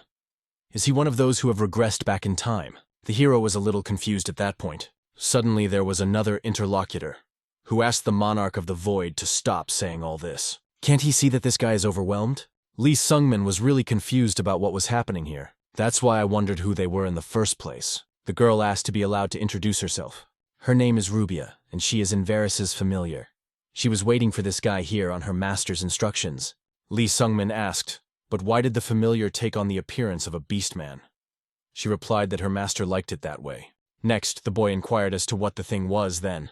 The monarch of the void was angry, this arrogant brat letting him be insulted. The girl reported that this one was the Nara of the void, an echo of the great demons. 400 years ago, he was an all-powerful demon who led 100 demons. However, now he was just a soul without a body. The guy understood and asked so why she had been waiting for him all this time here. Familiar answered this because of the guy's need to find her master Inveris, since the only one who can answer his question is her master, who also has warped causality. The hero inquired, but if she is his familiar, doesn't that mean she can discover his location? Rubia countered, of course she couldn't, but her master is able to determine her location. So if the guy goes with her, her master will eventually find them. Lee Sungmin really didn't understand why he was making things so complicated. It turns out that he only needs her, and this thing is useless in that case. What is he forgetting here? The Monarch of the Void had not expected such ignorance. He informed me that he didn't know why he needed to drag him around either. All he knows is that the one who regressed will one day be looking for him. He also needs to leave this forest with him. Lee Sungmin was surprised. Isn't he the one behind the cries of this place? It is said that the tribe of this forest pray hard, and he must be the result of that prayer. The interlocutor laughed. They are pathetic parasites. They are the tribe that is woven into this forest. As long as their blood exists in this forest at the end of this journey, the seal will continue to exist. Their prayers must reach the end of this path. Even he does not know what will happen at the end. He just exists in the environment of this path. The protagonist reported having many questions but no clear answers. What is wrong with them? Rubia said that she knew one thing for sure. If the boy went with them, he could eventually meet Inveris. The guy felt that her phrase was naturally vague in the end, so informed her to forget about it. But how will this demon go with them? It's not like he has no physical body. The girl wasn't sure. The wizard had said nothing to her about it. Suddenly, she didn't see the Monarch of the Void, so I wondered where he was. And he showed up right next to the main character, who saw something strange going on. A former demon who lost his body years ago attacked him. Familiar, not realizing what was going on, asked what else he was doing. The Monarch of the Void laughed and asked if she didn't understand. Wasn't it obvious that he would steal the body of this dove? He had lost his body and had been imprisoned here for 400 years. Though this body is trash compared to when he was in his prime. But even so, he made good use of it. He was glad that he could walk in this world again and laughed. The girl was about to attack him, but she saw something. It turned out that the Monarch of the Void had not subjugated the guy's body, but only appeared as a bracelet on his arm. He didn't understand at all that this was happening. Lee Sungmin stated that he had the same question. The demon declared in horror that this simply could not be. He's a great and powerful demon, but he can't even subdue a child's mind. I just can't believe he was rejected and wrapped up in that bracelet. I wonder who this guy even is, and why the hell his mind is so strong. The hero wondered if it was the result of his 2,000 years of training in the realm of consciousness. Well, or is it again? What a blessing it is to the one behind it. He has no way of finding out right now, and the only clue is Inveris. The hero remembered the armor that had been sharpened in the bracelet he had received, and noted that he had so many treasured memories with this thing. It was a shame he would have to throw it away. The Monarch of the Void asked him to wait, if he was just going to throw it away. Lee Sungmin explained that it's not like they're friends or anything. In that case, how can he leave him? Let him just get lost. Monarch shot back, asking him to wait for him. Too bad. He apologizes for trying to take over his body. In return for this, he will give him a treasure. He is, after all, a powerful demon and has received several trophies from wars over the centuries of his reign. His vault is full of mysterious and marvelous treasures that the guy has never even seen anywhere else. Rubia confirmed it. This creature had indeed been a big shot in the past. Lee Sungmin thought about it for a moment. Just like that, Rubia as well as the Monarch of the Void became the guy's comrades. After a little while, the girl asked where Sungmin would go now. How about we find a place with a nice view and fresh air and wait there until the master finds them? The hero said that it was not a bad idea, however, he absolutely had to visit someplace. The woman asked where it was. Still, she hoped it wasn't dangerous. The guy's not worth a dungeon at all, which really took Rubia aback. Dungeons are mysterious locations that appear throughout Eria. Many types of enchantments are intertwined in these dungeons. Therefore, they have different laws than the outside world. In Eria, after killing a monster, people collect byproducts from them as booty. But here in dungeons, everything is different. As soon as a person kills a monster, the corpse disappears, and in its place appears loot.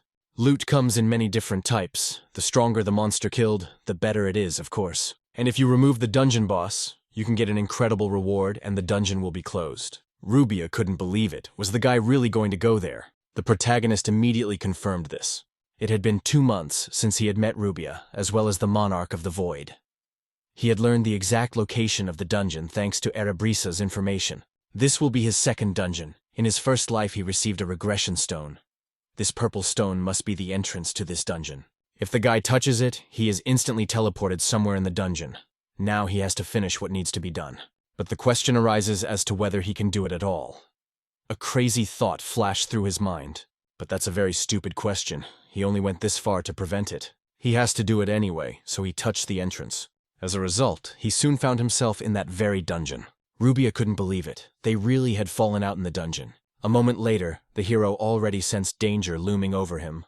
It was some man who attacked him. Lee Sungmin of course blocked this attack, but realized that it was an ambush. Suddenly the man who had attacked him saw that he didn't know him, so inquired as to who he was in general. The hero found it surprising that he was asking after attacking the first one on him. He did give his name though. The stranger asked if he was really the demon spear who killed the sword demon. The guys didn't really like this nickname. The world gave the nickname Demon Spear to Lee Sungmin who killed the sword demon. This man's name is Mountain Yokbal Grismo. He apologizes for attacking the guy because he thought he was a martial artist from the demonic factions. Lee Sungmin has heard of him. His martial arts skill is at the highest peak level, and he's one of the martial artists who was killed by Vichi Ho Young in the guy's past life. The man asked if he was really here to stop the little sky demon. The hero confirmed this. It was surprising to Grismo though. What a noble warrior he was after all. As he already knows, Vichi Ho Young is dangerous. Not only did she get the nickname Heavenly Demons at such a young age, but his is the head of a powerful group. The rewards of the dungeon are enormous. If they leave things as they are, a great demon will be born that no one can stop. So they have to stop her for the sake of protecting the peace in Eria. Lee Sungmin asked if anyone other than Vichi had gone. The interlocutor gave the names of the sword demon Doko, the lonely grandmother, and the demonic Iron Fist. They are all at the highest level and are followers of Vichi Ho Young. From the Marima Alliance, Beck Sogo had arrived here. Along with her is a drunkard from the Beggar sect, an unrivaled some rabble-rouser, and a supreme celestial swordsman. It became, to the guy, clear that even they had arrived here. Grismo reported that Vichi really needed to be stopped, and asked if the demon spear would help them. The hero was a little confused by this question, but when he collected his thoughts, he immediately said that of course he would help. He would do everything in his power to help justice. His companion praised him. That's what a true young hero who killed an evil sword demon should do.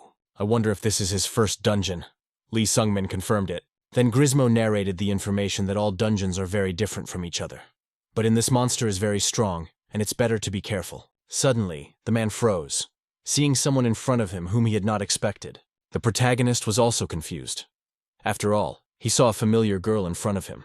Vichi Ho Young also met with him and noted that they haven't seen each other in a while. And this girl, the guy of course had forgotten, was very familiar. After all, she is the minor heavenly demon Vichi Ho Young. Grismo looked closely to see who it was. It turned out that Lady Beck was in front of them. Great. He was uncomfortable since they entered the dungeon and split up. But the hero had asked to wait. Let him take a closer look at this girl. And the man did see a picture that took him aback. It clearly wasn't Beck, and the girl he was trying to talk to immediately lunged at him. Thanks to his tremendous speed, he was able to strike a serious blow. While everyone didn't realize what was going on, Rubia announced that it was a doppelganger, a monster that copies the target's appearance as well as mimicking it. Lee Sungmin was surprised that it was a doppelganger. After all, she had just used shadowless soul flight and traceless step. So is the clone really capable of copying the martial arts of its target? After attacking Grismo, the clone turned its attention to Lee Sungmin, because he sensed danger coming from the guy, and it consisted of that bracelet, which the hero immediately used. He was angry and didn't understand how dare she use her looks. Rubia asked what had happened and why he was so alarmed. He'd better calm down. The enemy at this time decided to use the Flight of Souls without him as well. This skill was also better known as Shadow Clone Offensive. That moment, the protagonist remembered what happened the day the demon, Mecha, died. Then Baek Sogo told him that he had grown up a lot.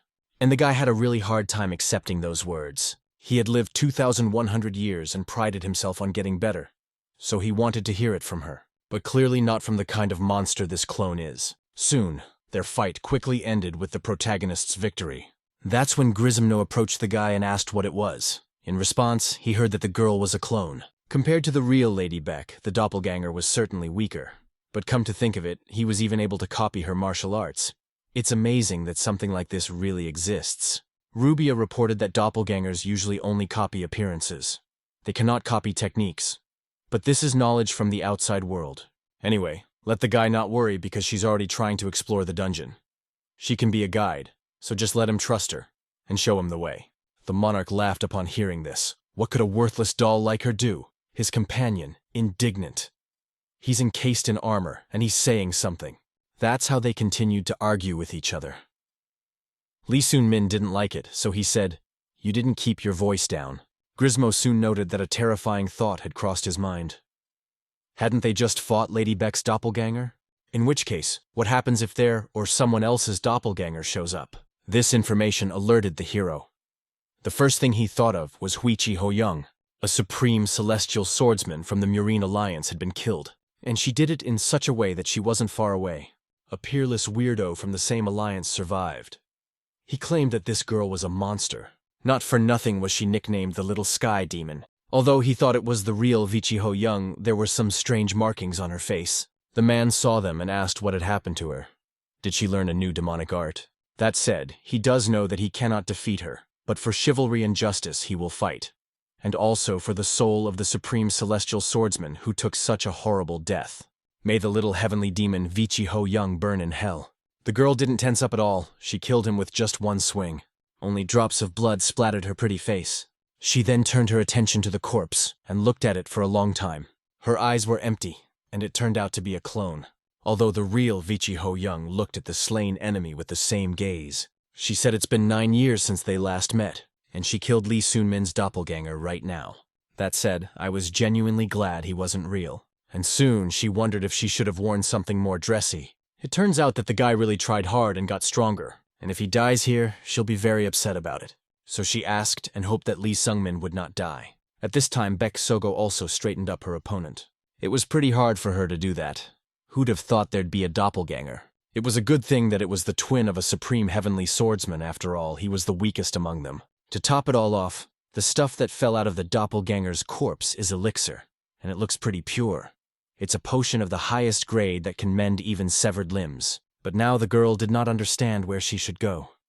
She had to join the members of the Murine Alliance as soon as possible. If she faced a small heavenly demon or more than 2 of her subordinates, then she would have no chance of winning. Suddenly, the girl heard Sogo's lightning-like voice address her. She must be the only one here.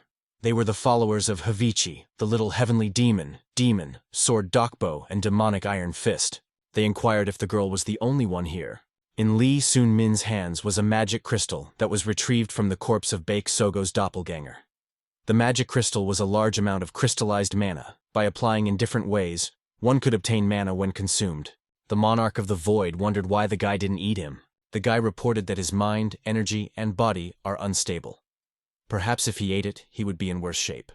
But the interlocutor suggested that this would not be the case. He feels it, and his heart is an incredible thing. Even among those known to be great demons, he hasn't seen anyone with a heart as exceptional as this guy's. Well, apart from himself, of course. As they chatted, they continued ahead of him. Suddenly Grismo stopped, for he saw his comrade. He asked what had happened to Jui Gul because he saw that he was seriously injured. The comrade recognized him and declared that if he can talk to him, he is not a double after all. This guy is from the Beggar sect. He is one of the top 3 rising stars of the Orthodox sect. The protagonist knew this information perfectly well. He is one of those who are compared to Ji-hak. Grismo asked what had happened to his arm. The interlocutor noted that he had met a doppelganger of the sword demon, Dako. Dozens of units of sword energy were released from just one of his strikes, and no one escaped it. Next, he asked for a potion, for here it turns out that he was dying, and they gave it to him. After consuming it, the man thanked them. It really saved his life. The comrade was sorry, for if they had the elixir, they could have gotten his arm back as well. Chigul decided to change the subject a bit and asked who it was with him. Grismo said that it was the spear demon Lee Sung-min, the man who had defeated the sword demon.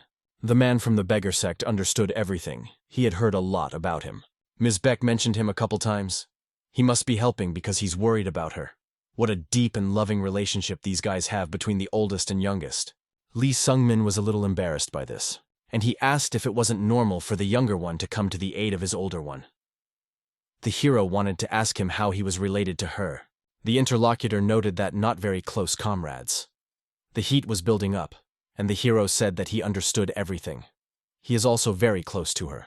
Just like that, they continued to stand still for a while. And soon both were embarrassed, not knowing why they were so angry. The monarch of the void wondered if this guy really liked that white woman. It's so funny to watch men try to intimidate each other. In the end, Jui Gul was the first to apologize for rudely acting like this to the person he managed to potion. Lee Sung-min reported that it was okay, he apologized too. Suddenly their conversation was interrupted by someone from outside, noting that these guys seemed to be having fun. The young people's fiery love is a delight to behold. So could she join them? It was a lonely grandmother. She's a little heavenly demon, a follower of Vichi Ho-young. Grismo asked if it was a lonely grandmother. The old woman shouted that he was very loud and for a pig. Looks like he got in a fight with someone and fell into this sorry state. She thought she could take care of these guys herself. Lee Sungmin pondered on the fact that this lonely granny, she is another peak martial artist. Suddenly, his attention was caught by Rubia, who stated that she had finished analyzing the dungeon. Then the guy told her to hurry up and talk because he was going to fight. She pointed out that she was going to show him everything. Eventually, a screen appeared where the guy could see what was going on. The blue one is Lee Sungmin himself, and the yellow dots are other people nearby. The red dots represent the dungeon monsters. The boy said that was enough. Now he needed to concentrate on the battle. He also noticed that the 3 dots were moving very fast. Perhaps they were fighting, and their location will be behind this wall. But what if one of the yellow dots is Sogo? What if she met Vichi Ho-young or someone else and is fighting? So he turned to the familiar and asked if it was possible to break down that wall. The henchwoman noted that they would find out after they tried it, but it would clearly not be easy. The wall is quite thick, based on the readings of its detectors. Suddenly, everyone present immediately stopped, and though wielding tremendous power, it was an incredible amount of internal energy that centered in them behind their backs. Grismo thought it was marvelous. The spear demon is preparing a powerful attack. He hopes he can buy him some time. Lee Sungmin realized at this time that the usual enhanced energy wouldn't work and needed to dial it up some more. His spear was gaining more and more energy, but some more was needed.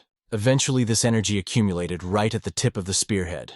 The Void Monarch was surprised, however. This was not a technique that could be used at a guy's level. Lee Sungmin used it because he had already tried it in the time dimension. And so it was done. The partner rejoiced, for he thought that now the lad would help them battle their opponent. That's why he stepped aside so he wouldn't get in the way. The main character at this time immediately rushed forward. The old woman saw the powerful energy, thought she was done for. But the guy ended up attacking not her, but the wall that was off to the side. The people present stood in a stupor and did not understand what had happened. At this time, Baek Sogo right in front of her saw someone she didn't expect. And those she fought with also shot up in a stupor, not realizing what had happened. The hero greeted the girl, noting that they hadn't seen each other in a while. At that moment, she was very embarrassed, because she didn't expect Lee Sungmin to come to her rescue. Sword Demon Dako and Demonic Iron Fist didn't realize who the hell it was. Was there really someone in the Muram Alliance who used a spear? Sogo was shocked and asked how Sungmin ended up here. The fellow replied that he had come to help her. At that moment, he had the great elixir of circulation in his hands. It's a thing Master Bolung gave him. The guy left it behind because he was afraid of experiencing an energy deviation, but he doesn't have time for that anymore. Therefore, he applied this great elixir of circulation. The energy began to gradually spread throughout his body. Dako watched the scene intently without doing anything. Lee Sungmin had only eaten half of it, and he had already gotten half of his own energy core emptied. Right now, he didn't have any symptoms of energy deviation, and the Void Monarch was clearly right. The Demonic Iron Fist reported that he was sizing up his father with lightning, and his comrade in general that he would then deal with this brat full of fighting spirit.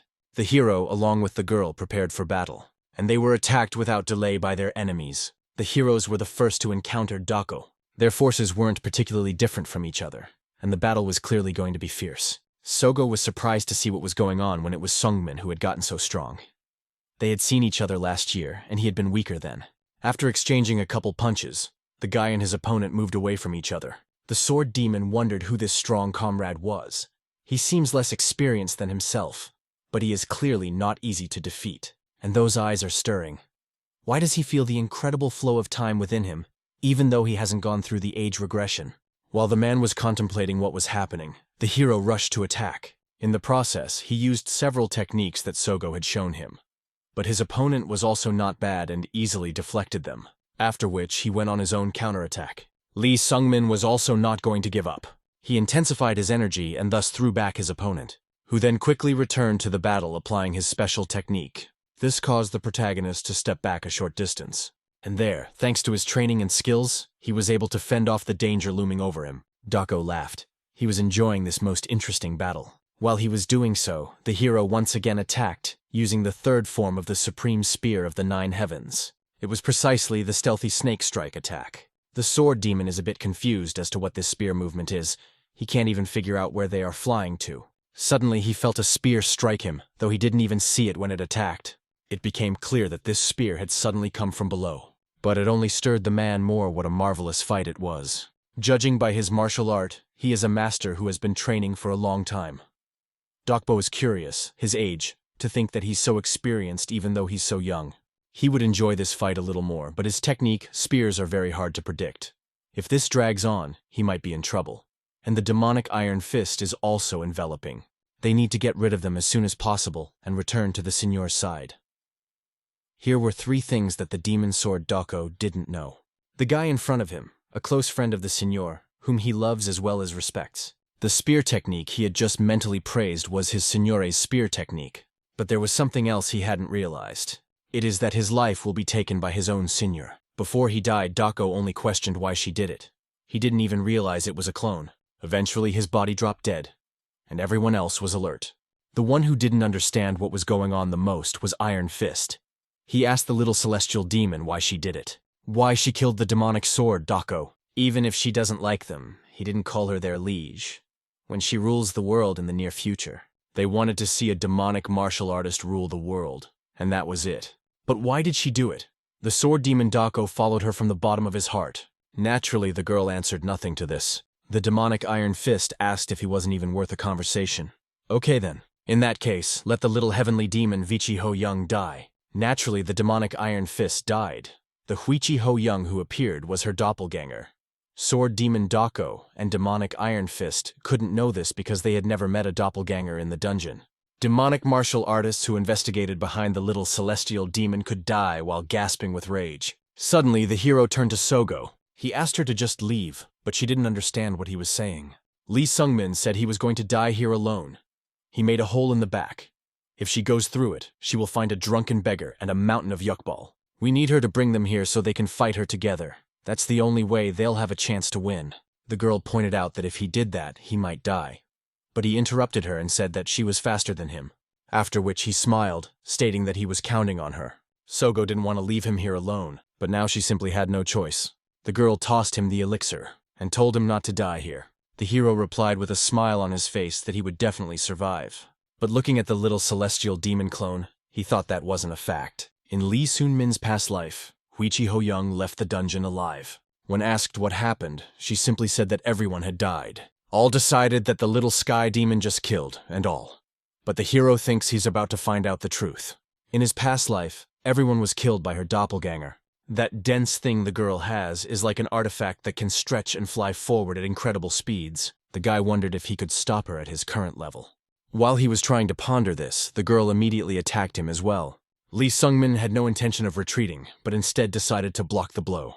Though he got better with it, he was having a very hard time holding back such an onslaught. But he told himself he could handle it. It felt like his arm was going to fall off. In the end, he still managed to hold back the onslaught, and he even discarded the artifact for a while.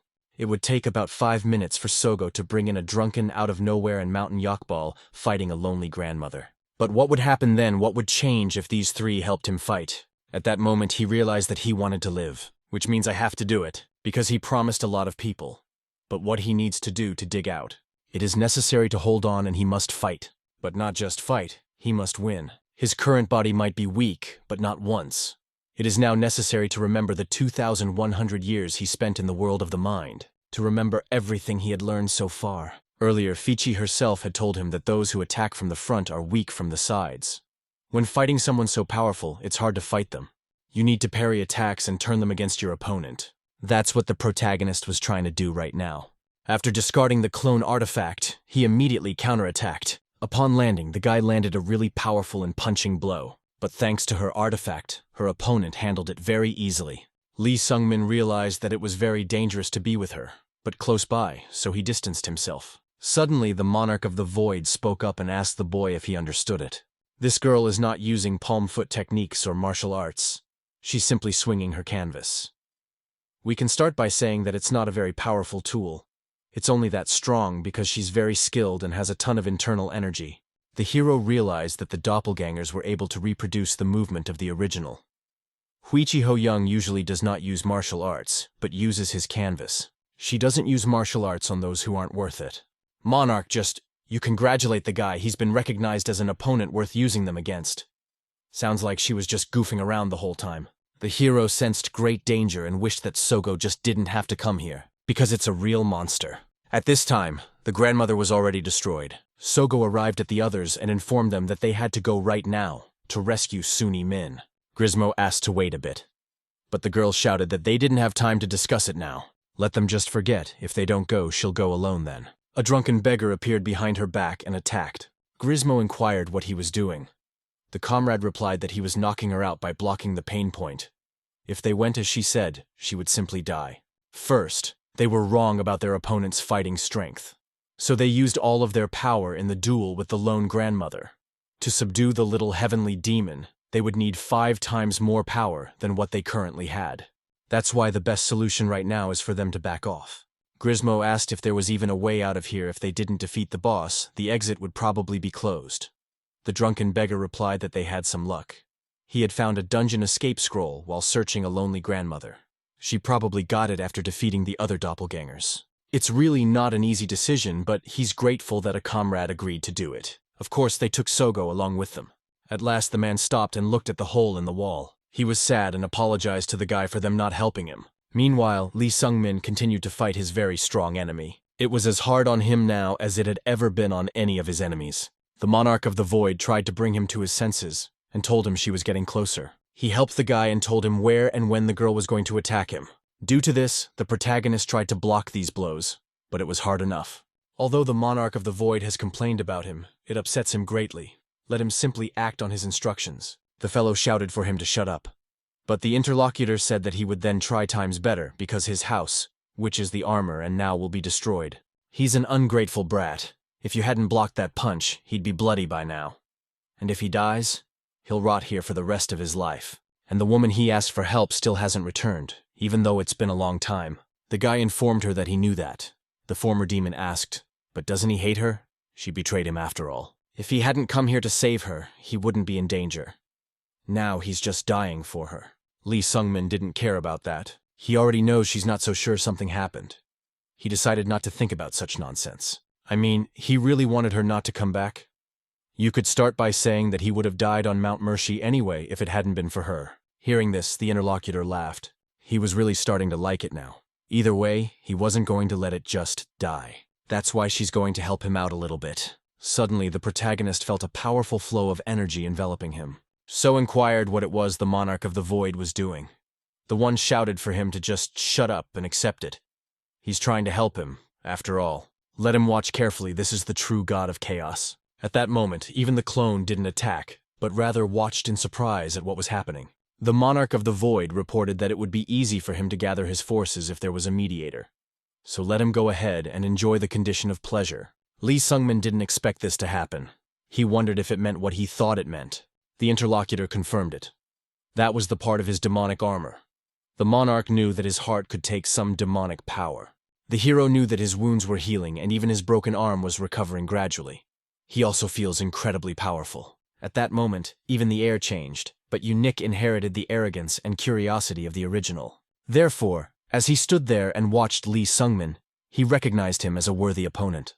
The guy felt such a flow of power that it felt as if his meridians were about to burst. Suddenly, the Monarch of the Void asked to wake up, for the Doppelganger was approaching. Lee Sung-min looked forward and saw his enemy beside him. The guy thought it was the first time he had attacked him, but it still wasn't enough. The interlocutor said that if he handed over control of his body to him, he would take care of this lunatic. But the hero wanted him to shut up, because he could handle it himself. Let him just give him all his power.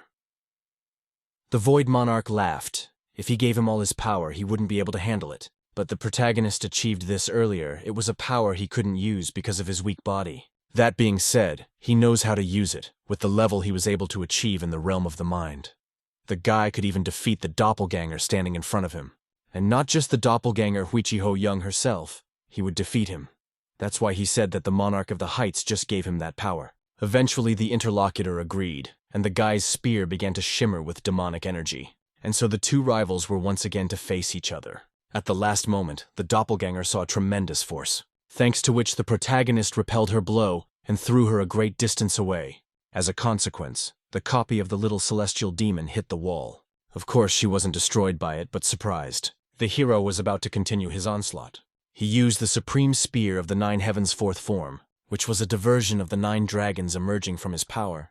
Those dragons rushed towards the copy of the little heavenly demon and attacked it. But despite their destructive power, the clone successfully repelled this attack. After which, he applied a skill that utilized the palm fighting style. The flow and strength of that palm increased, and it rushed towards the guy. Lee Sungmin thought that this was the most powerful technique he could use after obtaining the power of the Void Monarch. This is the supreme spear of the 9 Heavens' sixth form, which was called the Path of Nothingness. A tremendous power surged out of the protagonist's body. This stream was so large that the Doppelganger simply froze. And he didn't even resist when the guy's powerful technique rushed towards him. In the end, thanks to this technique, Lee Sungmin won. He was really glad, for he had done it. It's been 9 years and a few thousand for the guy himself since then. He'd gotten this far because he was thinking about her. But has he gotten any stronger? The Monarch of the Void asked how he felt about borrowing his powers to win. The guy is really funny. He could say that, but having power and knowing how to use it were two completely different things. The guy was capable of controlling his powers, which were several levels above him. This is a really interesting fellow. Suddenly he told the guy to get ready. It would take his power from him now, and the payoff would be huge. If he didn't focus, he would simply die. Lee Sungmin asked not to worry. He was already used to the pain. The interlocutor smiled. He wondered if he would get used to such a thing. Eventually, the strength gradually began to leave the guy's body, and he began to feel what the Monarch of the Void was talking about. It was a pain so pervasive that it touched every inch of his nerves. She was the one you could say it hurt like hell. The incident caused Lee Sungmin to lose consciousness. It wasn't until some time later that he woke up and saw Rubia in front of him. The girl was glad he was awake. The hero asked how much time had passed. The girl replied that it had been an hour. He had been writhing in pain the whole time. She used the elixir that girl had given him, and he didn't seem to get any better. And in turn, she left. Lee Sungmin was surprised that he felt so bad even after the elixir. If it wasn't for him, it was likely that he would have really died. It turns out that now he's back in Sogo's debt. The laughing Monarch of the Void asked how he was feeling. The boy noted that it felt like he was dying. All the muscles, energy core, and meridians, they're in a jumble. When he started to go up, the girl asked him to wait because you can't move. But the boy objected. He had to go. The interlocutor questioned where he was headed. The hero made no reply to this and continued on his way. Behind the wall, he saw a dead, lonely Will. Fallier noted that she could sense mana and that teleportation magic had been used here. Explaining this, she said that it must have been an escape scroll from the dungeon. She senses that 3 people have teleported away. The boy thought it was Sogo and also those other 2. The hero was glad that the girl and successfully got out, and he had already accomplished his goal by being here. Ruby kept asking where he was going. The hero replied going forward, because he has to go there, and he's targeting the boss of that dungeon. On the way, the boy thought about Vichi Ho-young. I wonder how much stronger she's gotten in those 9 years. How much she's changed. The way she sounds, the way she walks, and the impression she makes. Whether she thinks about him at all. As much as he thinks about her. But I don't think so. Lee Sungmin had been walking towards her for 9 years, but for him, 2,100 had passed. What she had said 13 years ago had given him the motivation to move on all this time. The guy wants to show her the result of his hard work. He wants to shout that he is stronger because of her. We need to go a little further, just a little farther away.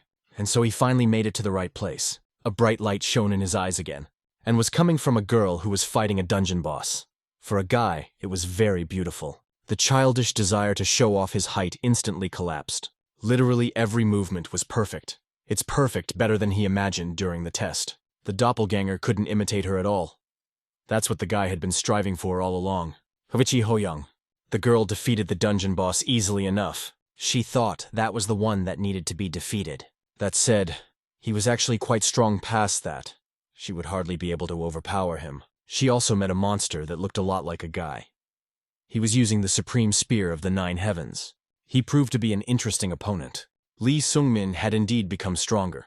The guy was embarrassed to hear these words. He was hiding behind a wall. And he asked me not to say that, because you get the feeling that he's perfectly content. Vichi was glad that you had finally answered her. Lee Sungmin said that he still didn't know what to say. The girl asked if he was going to hide behind the wall. The guy's explanation was that he still wasn't good enough to meet her. The interlocutor smiled and asked how he met. The guy replied that it was her. Vichi noted that he must have suffered a lot back then, and yet he had survived and made it here. So he must have defeated her. Lee Sungmin noted that he couldn't say that he had managed it alone. Then the girl congratulated him, for he had realized his dream. Earlier, he said that he will train martial arts with her, and that's his goal. In 10 years, he is going to pierce her heart with a spear. Remembering this comical scene, the guy asked not to talk about it. Sitting next to each other like that, they laughed. Vichi Ho Young said that 9 years was a really meaningful time for her. I wonder what it was like for the guy. He said it was meaningful to him too, but he suffered a lot. Suddenly the girl inquired if he would go along with her. Like she said earlier, she hates being the object of other people's expectations. It was like this before she arrived in this world, and even after she was summoned here. Those disgusted, expectant looks followed her everywhere, but doesn't think she'd be upset if those eyes belonged to him. Lee Sungmin apologized. Vichi asked if he didn't want to travel with her. The boy countered, "None of that is true, but if he goes with her, he'll be her shadow. And he doesn't want that. He wants to be her equal." The girl wondered if it was even though he had already become much stronger than she expected. Lee Sungmin said that it was not enough. The interviewee said he was greedy. It's been 9 years now, and there's 1 year left on their agreement. Lee Sungmin confirmed it. 1 more year and he would climb to where she is now, and then they will meet her again. Vichi Ho Young smiled and asked if he would go with her then. The guy was confused because of that question, and made the girl genuinely smile again. She said she understood now, as long as she restrains her greed for him. But then let her tell him. That's what. It won't be easy for the guy, because in a year we'll have an even stronger person than him. And Lee Sungmin knew that, after all, she's the one he made his target. It was then that the girl realized that he had changed a lot. Together, they said they would meet at the promised location in a year's time. In fact, Vichi Ho Young would like to take him with her, even by force. She's dying to turn back the clock and look at his face, but she holds back because she doesn't want the guy to hate her. They'll talk when they meet in a year. She wants to meet him face to face to eat and drink together to talk about everything that has happened. Suddenly she remembered she wanted to say something. She really misses him. There was a commotion outside the dungeon at this time. Sogo was terrified, asking why they had brought her here. Sungmin is fighting there in her place. Grisma was surprised that she was reacting so violently, even though she was known for her insensitivity. The beggar drunk explained that they had no choice. The girl called them cowards. Is that what they think it means to be a warrior? The interlocutor asked Lady Beck to calm down for starters. But she didn't listen to him, and said she was leaving the Murim Alliance. She just doesn't want to be in a place like that anymore. So don't let them look for her. They all really disgusted her. The beggar drunk didn't expect this. He didn't even know what to say. The girl was very sad. She apologized to Sungmin, for she was sorry. She thinks she needs to get stronger. Everyone the protagonist encountered was being watched by someone. It was the blacksmith, too, and Scarlet, who was traveling somewhere. Even the monks from Shaolin, and the dark wizard, along with his daughter. There was a man watching, and in his hands was a strange mask. The two-legged creatures living in this world are called humans. They have norms and rules and follow them to keep order in society. But there are also creatures that ignore the rules and do not obey them. They feed on the blood of others. These are beings who ignore even death and continue to live in vice. Beings who have thrown away the respect and beliefs they should have retained.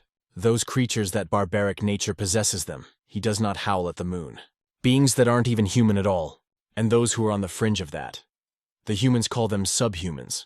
After regaining consciousness, the hero found himself in some strange place. The first thing he did was look around, but he didn't realize where he was. That's why I wondered where he was. He thought it might be death. But suddenly he heard a familiar voice asking him why he was so pale. The guy immediately turned around and heard him. He realized that the monarch of the void was speaking to him. The interlocutor confirmed this, too. Lee Sungmin inquired as to what this place was even like. The monarch of the void said that they were in his dream. When he lent him his power, their spirit worlds seemed to connect. And while he slept, the former demon was able to enter his dream. Right now, his physical body is suffering from the effects of using his power. But in any case, he will not die. The boy finally exhaled a sigh of relief. He was worried that he was in a mirage again, since his memories were hallucinations after the ordeal. He then asked if this was the true appearance of his interlocutor. He laughed and remarked that he had simply assumed the appearance in which he was comfortable. Does the guy really want to see what he really looks like? At that moment, he spread his demonic energy around. His body slowly began to transform into something else. And so when the transformation was complete, The demon asked how he felt about his true appearance. Lee Sungmin remarked that he looked more human-like than he had even expected. The Void Monarch replied that demons looked like humans after all. It's not his real body, but he's glad he has it at all after all this time. The hero asked, so what he was doing here? He could see he was very tired. It turned out that the interlocutor had a few questions. He wonders what this guy is all about. The great demon has given him his power that people like him can't handle, and even so, he still could. He used her so deftly, as if she belonged to him in the first place. I wondered how he'd managed to do all that. The hero didn't understand why he was telling him all this. The interlocutor smiled. Maybe because if it wasn't for his strength, he would be dead already. It turns out that he is not only weak, and so also unscrupulous. By sharing his strength with him, he was able to feel his emotions. The urge of an inferiority complex, the emotions and weakness of a creature that was invincible to him, were unfamiliar. However, the guy is morally strong enough to not allow him to subdue him, so it's unclear who he is in the first place. In the end, Lee Sungmin told him all the information about himself. The Monarch of the Void realized that he meant regressor, but to think he was being trained by the two gods Mercy and Devnar. It's all clear to him now, where he got his moral strength, his ability to fight back, and abilities not inherent to his species. He can't believe that a guy trained in the mind world for 2,100 years is very frivolous. The hero pointed out that he is indeed older than him, so let him show respect for his elders. Once again, he made the Monarch of the Void laugh. No matter how old he really was, he was still a child to him. First, let him become stronger than him, and then let him say such foolish things to him. Though there would be no more of that in his life. But was this really all he could achieve in 2,100 years of training? Lee Sungmin became indignant. He had already said that this body was incapable of demonstrating all that he was capable of. The Monarch of the Void remarked that he did, but nevertheless, don't let the guy think he was mocking his talents. It was worth it, though. It is simply the limits of human power. The hero asked what he had to say about it. Then the interlocutor suggested that he become a demon. That's something the guy clearly didn't expect to hear. The Monarch of the Void added that he probably already felt it, but as payment for the use of his power, it seeped into him. Yes, and his heart is like a monster's. So if he becomes a demon, he would make an extremely interesting creature, and if he becomes a demon, he'll be stronger than the girl he's crazy about. At that moment, the protagonists were even a little confused, and he wondered what kind of creature he might turn into, remembering Dokbi Jun. So reported that he was declining. Demon reported that he knew he would say that, but just let it be known that there was that option. But most importantly, don't let them forget your human energy inside him. I mean, the guy's on the verge. Earlier, the protagonist had a prediction to head north. 5 years from now, have him go to a place where 1,000 years of snow doesn't melt. There he'll meet someone important. Rubia said she understood exactly why they were traveling to the great city of the north, Travia. But why do they necessarily need to live outside in this cold, and for 3 months? Lee Sungmin's explanation was that they had nowhere to stay. They were almost there, so let her calm down. The Monarch of the Void asked. Perhaps instead of wasting food, she would become an object. The girl was indignant. Stop talking nonsense to an underachiever without a body. That's how they continued to bicker for a while. And the hero reflected on the fact that 3 months had passed since that very day, when he didn't escape from that dungeon. The lad paid dearly for borrowing the power of the Monarch of the Void. He barely had time to recover when he didn't head north, as Master Boolean had willed. So far, their goal was the northern city of Travia, and after 3 months of wandering, they were almost there. Judging from the information from Neville in the grass, a bloody sky demon once ruled. But after he lost his arm in a fight with a small celestial demon, the order was broken, and all kinds of monsters as well as demons became furious. Now this place is more like the underworld. Rubia reported that before the bloody heaven demon appeared, Travia was the land and demons of unorthodox factions and non-humans. To be honest, the girl wouldn't want to go there at all. Travia has always been called the world of non-human demons. It's inhabited by demons like the demon of the void. Lichis, vampires, werewolves, monsters that look like humans. Everything was now clear to Lee Sungmin. For some time now, he had been constantly smelling the dog's odor. Soon out of the darkness showed an eyes. The girl was frightened, and the hero remarked that this was excellent. This is evidence that they are getting close, and he hasn't practiced in a while, by the way. So it's time to stretch your bones. Rubia shouted for him to be careful. Lycanthropes get stronger at night. They can't be defeated with conventional weapons. The hero wondered about conventional weapons. Earlier, He had presented something interesting to the blacksmith. It was an orchid cone, which she was delighted with. The guy didn't even know what the material was, though. The girl was surprised he didn't know that, but where the hell did he get it from? It was so pure, and so big. It turned out that it appeared the moment he defeated Vichi Young's doppelganger. So he found him in the dungeon. And I would like to create a spear with this crystal. Master noted that the piece was so big that even after the spear there would be a part left. At that time, Lee Sungmin stated that she could take the rest of the orchid cone as payment.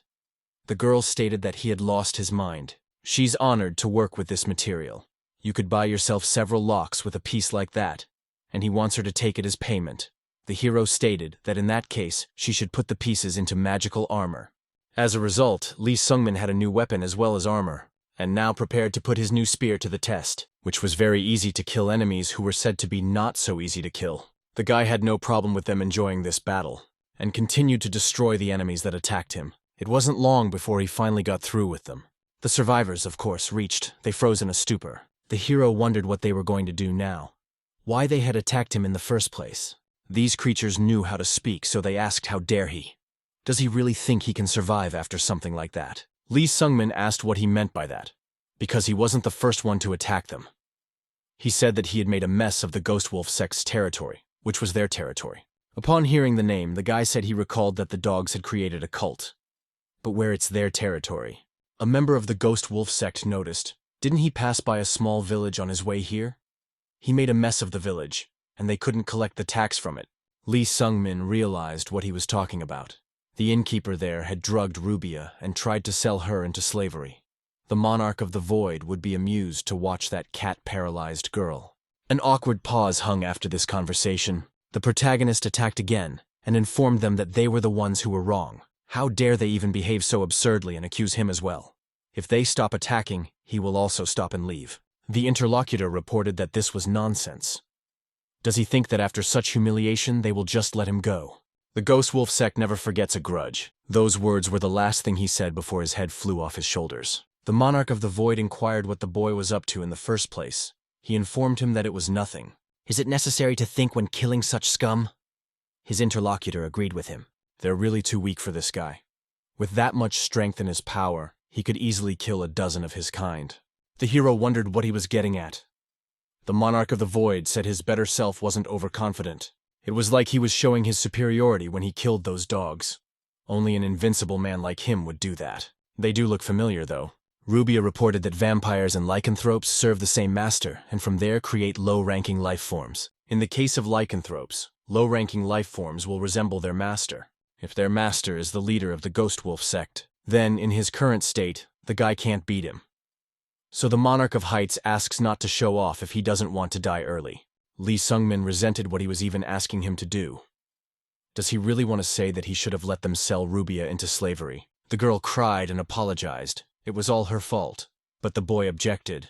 A confrontation with them would be inevitable since they had entered their territory. The Monarch of the Void said again, merely giving a warning. There will always be someone stronger in this world. Also, the Monarch of the Void's worries came to fruition much faster than expected. Conversation, who interrupted from the sidelines and said he was glad to meet you. The man introduced himself as the leader of the Ghost Wolf sect. His name is Ju Wan. He's a lycanthrope, and his nickname is the Crazy Wolf. Lee Sungmin was wary upon hearing this information. The cult leader turned his attention to the fallen lycanthropes and asked if everyone was dead. He didn't raise them to be so weak. Plus, they've met this guy before. Who the hell is he? The hero gave him his name. When he heard it, the interlocutor noticed that it sounded familiar. It was called a demon's spear, he remembered. Of course, it was strange. For some reason, it seemed like the demon spear was part of the Orthodox faction.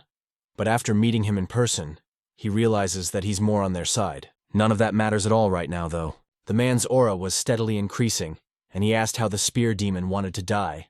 Lee Sungmin felt that this person was indeed very dangerous. Suddenly, Ju Wan was addressed by the Monarch of the Void. He called him a reckless wolf and ordered him to stop. Has he still not outgrown the bullying of the weak? The wolf sect leader was surprised by this spirit energy. Could it really be the Monarch of the Void? The demon confirmed it. 400 years had passed since their last meeting. His companion smiled. I heard he died just then. I wonder where his body is and why he took possession of this guy. The Monarch of the Void said he didn't know what happened to his body. It may have already been destroyed. Ju Wan felt funny. How could this happen to the greatest monarch of the void? It appeared that he had become even more pathetic than before. The demon said he had changed a lot too. What's with those fishy eyes of his? The reckless wolf used to go crazy all the time like a dog with no brakes. The man replied that people now call him Ju-wan. Does his interlocutor really want him to just let this guy go? The monarch of the dens confirmed it. It seemed to the wolf sect leader that his interlocutor really hadn't done anything these 400 years. Otherwise, he wouldn't have believed that the monarch of the void was capable of saying such a thing. The demon noted that if he really wanted to fight so badly, he could arrange it. But the interlocutor said he'd rather do without. He just happened to be in the neighborhood. He didn't have much to lose from the deaths of a couple of his men, so this time he would forgive him for what had happened. Next, he asked Lee Sun-min if he was going to Travia. The guy confirmed it, and Ju-wan reported that you were more careful back then. After all, the others won't be as kind as he is. Immediately after this conversation, the wolf sect leader went into hiding. The hero asked if they had fought, would he have lost or not. The monarch of the void said that he would definitely lose. He's a monster who's honed his skills over the centuries. He's one of the strongest non-humans the guy would have no chance of defeating. Moreover, the demon would have to grovel and beg to spare him. He's some weak insect, let him get stronger. The guy thought that Ju-wan was the leader of a small sect he hadn't even heard of. Even after reaching the peak of martial arts guy, he still has a lot of work to do. The world turned out to be really just huge. But Lee Sun-min liked it. He no longer fell into despair, hitting the wall. This rather pleased him, for it meant he had a long way to go. However, I wonder what Ju-wan had in mind when saying that the others won't be as kind as him. It turns out there are some others. The leader of the wolf sect was in some strange place, and he was standing next to a strange object. Turning to him, he noted that he had met the monarch of the void. Suddenly, someone appeared out of the void. It was a spirit who asked if the monarch, the void, is not dead. Ju-wan said that he seems to have lost his body. Only a part of his soul remains. But his spiritual power is still great. In order to demonstrate it, the man touched his head, after which a screen appeared that was able to broadcast the picture. The interlocutor noted that the games are true monarchs of the void, but he could not believe that 400 years ago he was able to survive the enslavement unit. I wonder who that is next to him. Ju-wan reports that it's a demon drink, and it looks like the monarch of the void has taken possession of it. The spirit turned to Jenniella and asked if this was the one who had killed her toy. The girl confirmed that it was. It was her favorite toy, but it's still a shame it was broken. So this is what this man looks like. Ju-wan reports that indeed he looks like a human. However, he felt like he was closer to non-human. There was a monarch of the void, so he spared him. It looked like this guy was heading to Travia, so he'd watch him for now. Jenniella was glad, it turns out, that he was coming to her. The leader of the wolf sect asked to take his time. The spiritual energy of the void monarch was no joke. The interlocutor laughed and said that he didn't have to worry about her. The man informed them that that was the end of it then, and he was saying goodbye to them. If something serious happened, he hoped they knew to report it to him, and he called them predators. The main character was also noticed by someone else. He finally found him. This guy is the heart thief. Lee Sun-min received a document with a lot of important information about Travia. Inside and a brief description, the progress of their main troops and their characteristics. The boy turned his attention to the raptors. It is not known when their alliance was founded, but it has existed for at least several centuries. Vampires, lycanthropes, lichis, and an organization that hires non-humans. The symbol of their organization is an inverted pentagram. Despite the fact that they hardly ever go out during daylight hours, they are very powerful and sinister, especially the 5 leaders, also known as the 5 stars. There's no way to guess how strong they are, so they're not dangerous to him. Maybe the predators are the others that Ju-wan mentioned. The monarch of the void said that was most likely the case. They tried to hire him once, but he refused, and it was too much work. One of the 5 stars is a tailless wolf. Lee Sun-min wondered if there were really 4 others as strong as him. The monarch of the void went on to say that they had been around for centuries. Humans couldn't handle them. The guy was just lucky in the situation he had with Ju-wan. So, if he doesn't want to get in a siege on us at a time when he needs the power, let him not show off. The hero is indignant and starts talking again. So the person he's talking to wants him to become a demon. But he seems to have given up on it several times already. I guess he'll never really stop trying, though told him that a man he knew and respected had already gone down that path once before, and to omit his memory, he would not lose himself. The monarch put up, noted that he is already standing on the shore of nothingness, thinking that his suffering is meaningless. But to lose himself, what good is it to remain himself if he loses the chance to gain a power he could use? He was already tired of the guy's stupid musings. Lee Sungmin ordered him to shut up. He could become strong enough without becoming a demon. The interlocutor wondered hopefully when he realized he was right. It wouldn't be too late. Luckily this time the reckless wolf had gotten away and didn't make a fuss. But there's a crazy woman in Travia who especially likes guys like him.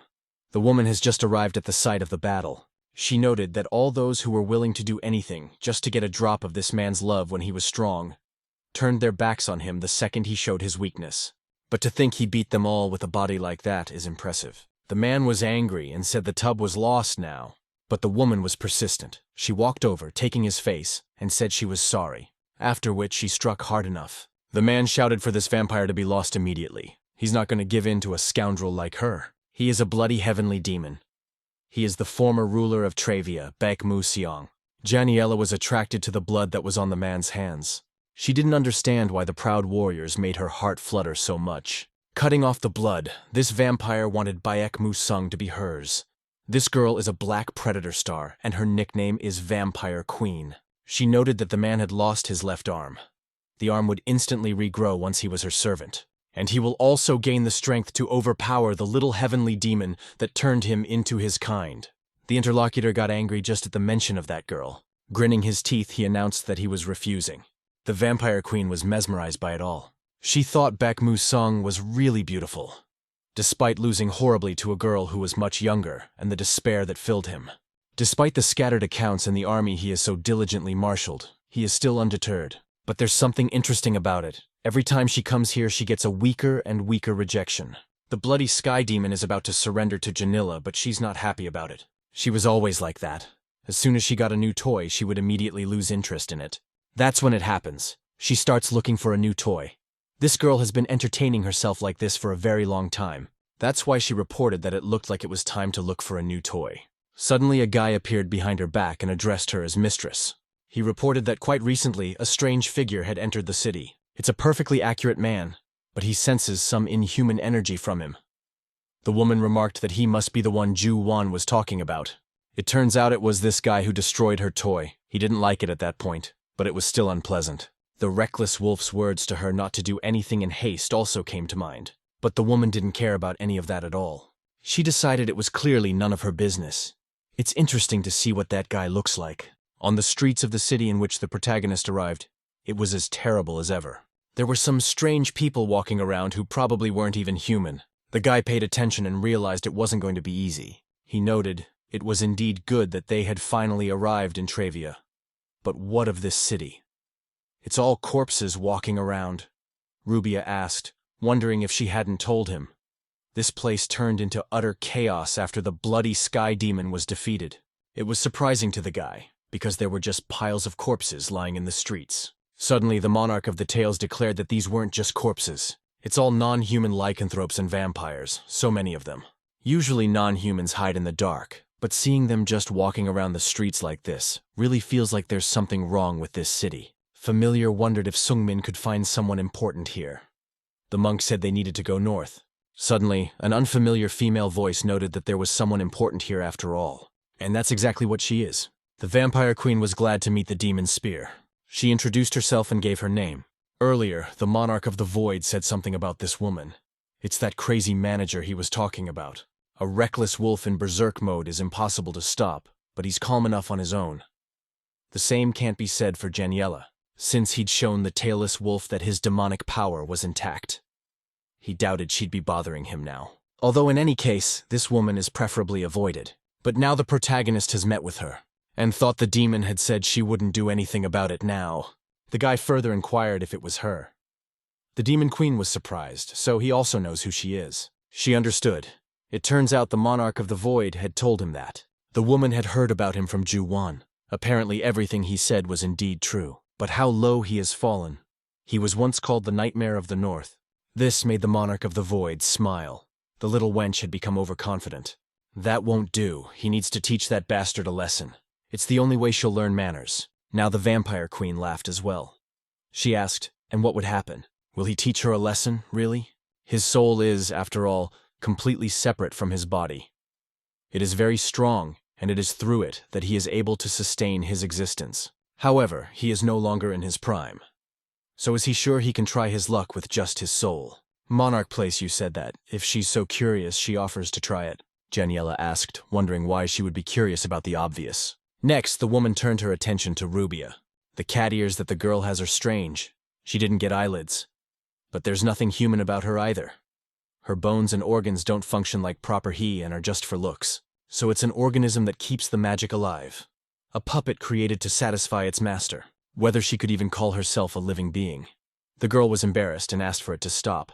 The vampire queen said she scared her. She apologizes. The monarch pointed out that this is the reason why she is difficult to deal with.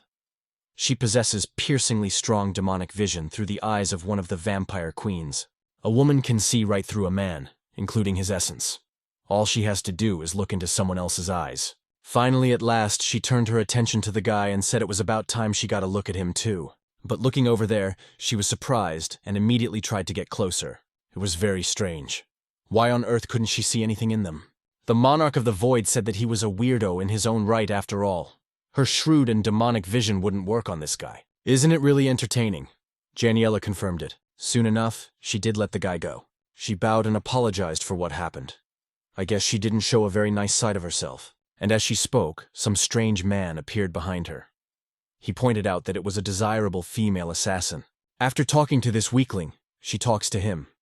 The demon queen immediately twisted his neck and said she wasn't interested in him. Literally in an instant, it killed every living creature that was nearby within a few meters, and reported that it really is too messy. She's going to be brief. Lee Sungmin was confused and asked what she was even talking about. The interviewee revealed that it would be about a demonic blade. It was indeed. She had taken him away a few years ago. Despite his despair, he was resilient and never gave up. While he was certainly weak, she really liked him, because she likes the diligent ones. Lee Sungmin wondered if she was trying to get him to incarnate for his murder. The woman objected. She had certainly thought about it at first. But all toys break eventually. She's not going to blame him for that. The hero questioned what she even meant by that. Janiela stated that it was simple. He asked if he wanted to be her vampire. Demon Blade had only become a low-ranked vampire because she drank diluted blood. But now, she's going to make the guy her first servant. She's never suggested that to anyone before. She's going to surround him with a lot of love. I wonder what he'll say about that. The hero didn't hesitate to say no. The vampire queen had plenty in him, so that kind of answer made her angry. But she said there was nothing she could do about it. What she has now is enough. She'd be disappointed if he accepted her offer right away. She can't even examine him with her sight. But his eyes he hasn't seen times so difficult that the average person would clearly not have endured. But if he's been through a lot, his iris should be clearly round. So why do his eyes look like they're going to shatter any second? It made Janiela's heart flutter. She turned around and said she was leaving. She was very interested, though. They are still bound to meet the demonic spear. Let him just not give up. That's just the way she hopes it is. Lee Sungmin was confused, and when it was over, he asked what had just happened. The monarch of power said that she was too interested in him now, so she was a pervert. She'll mercilessly. Janiela will offer him her terms again, when he's miserable and miserable. After listening, the hero asked how strong she was. The interlocutor said that she was the second lowest among all the people he had ever met. The boy wondered who the first one was. But he remembered that the monarch of the exhibition called himself that. And while they chatted amongst themselves, a black raven watched them. Whoever was watching was glad to have finally found the guy. Now he's counting on Aina. A man was bursting through the crowd of swordsmen at high speed. With them he had to fight because they were his enemies. And he destroyed them easily enough, no matter how strong they were. So some of them were already desperate. After all, they realized that this man could not be stopped, and only death awaited them. At last the carnage was stopped. But the heavenly demon enjoyed it to me, and only continued to be angry. The man had finally regained consciousness, but he didn't realize how long he had been unconscious.